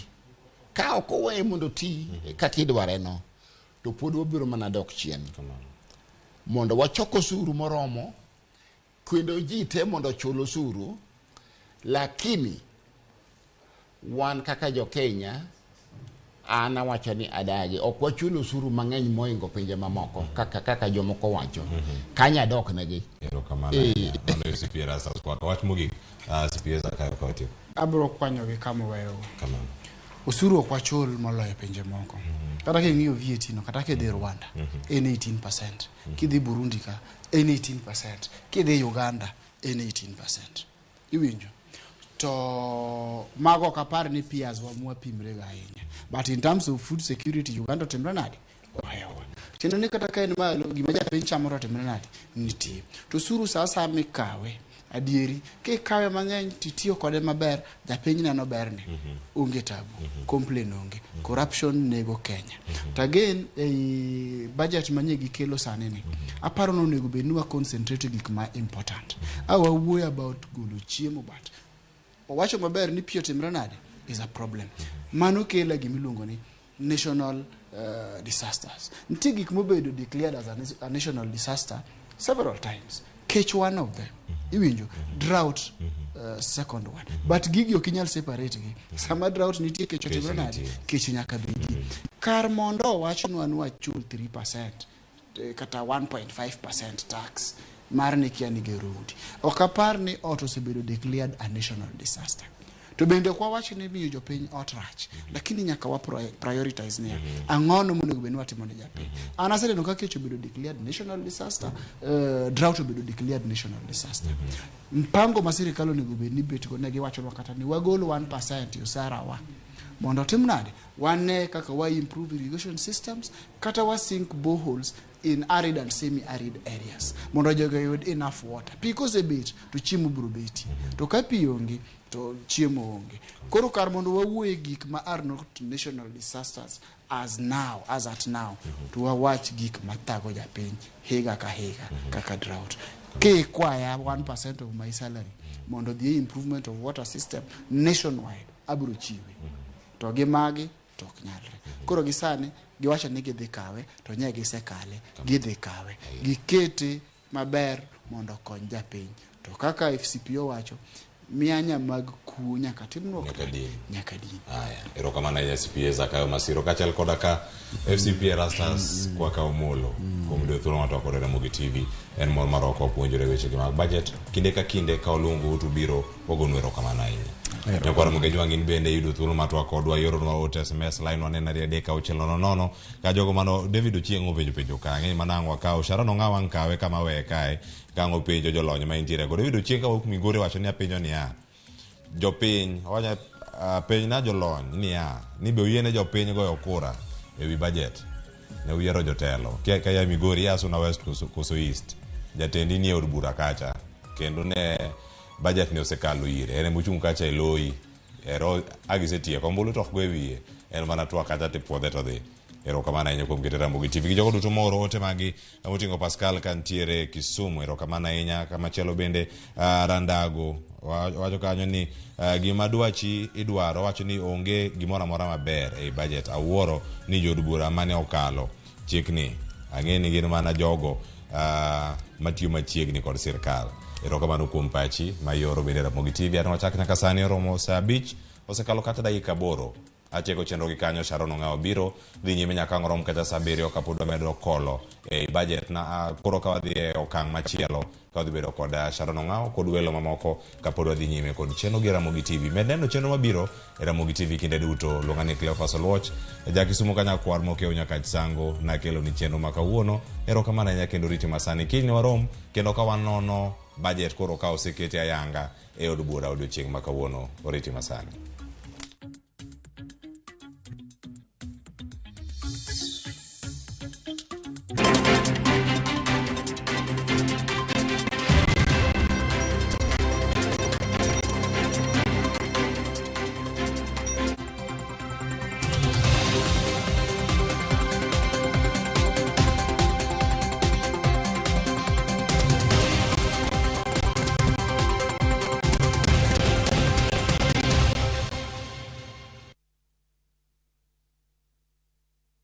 Vacay Ibambe na View Travel. Masai Mara or Amboseli from 14K, Savo or Samburu from 24K, Mombasa, Diani or Malindi from 14K. Self-drive deals from 3K, Dubai and Zanzibar from 560 USD, Mauritius or Seychelles from 1,000 USD. South Africa and Thailand from 1,080 USD, Malaysia, Singapore and Egypt from 1,200 USD, and Maldives and Santorini from 2,000 USD. Call 0703 254 254 for bookings.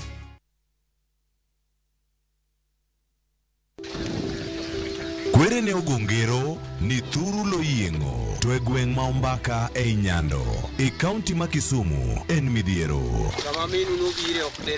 Pi ma monjo gweng' ni higa ka higa nyuolo iye ma ohiu kendo nimo gi lek mag nyithindo manyiri. Mar pino ohinya nikech omiyo ayudo gimok na expect na ayudo kabisa.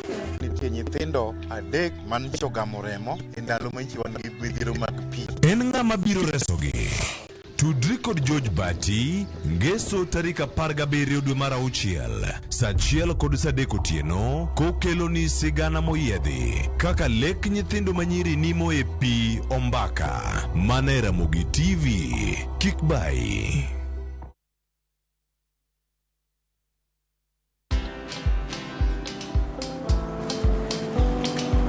Niaje?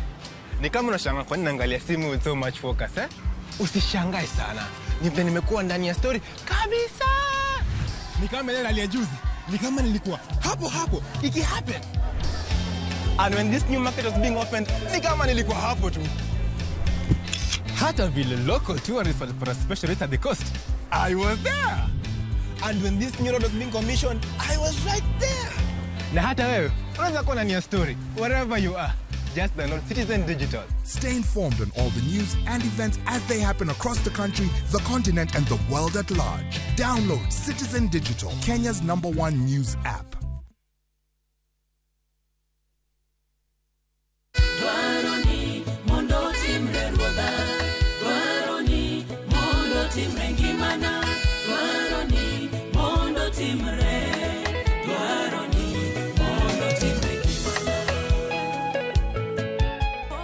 Nyinga debisewe, mundi uduenda nikakasikiza tune mari, dimana star, aboro, auchiel, nono star, angwen, achiel abirio, hash. Ramogi TV, jower duto te.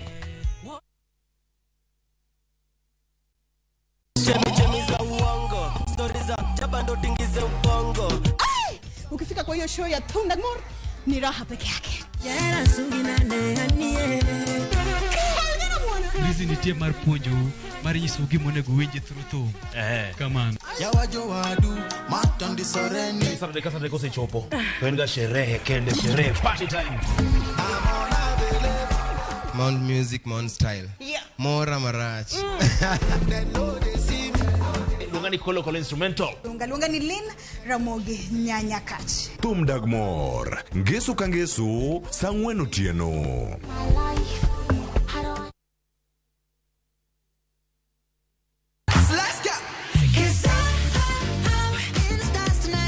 Guess Ngeso ka ngeso en chieng' mor ne nyithindo. E chenro mar rogo mar nyithindo sa 3 gokinyi. But success in excess. Udi wadhi nyime kendo wadhi medo mor nyadichiel, nyadiriyo, nyadidek. Waseyudo miel manyachon gi manyasani, tedo, katiratira, tugo gi gik moko mang'eny mabeyo beyo. We wayud mor gi ilo kaka rogo mar nyithindo. Kikelo ni kod Logs Ponde, Sally Kosgei Odhiambo, to gi Josephine Achieng'. Rogo mar nyithindo, ngeso sa 3 mar okinyi, to ibonwa e Jumapil sa 8 mana e Ramogi TV.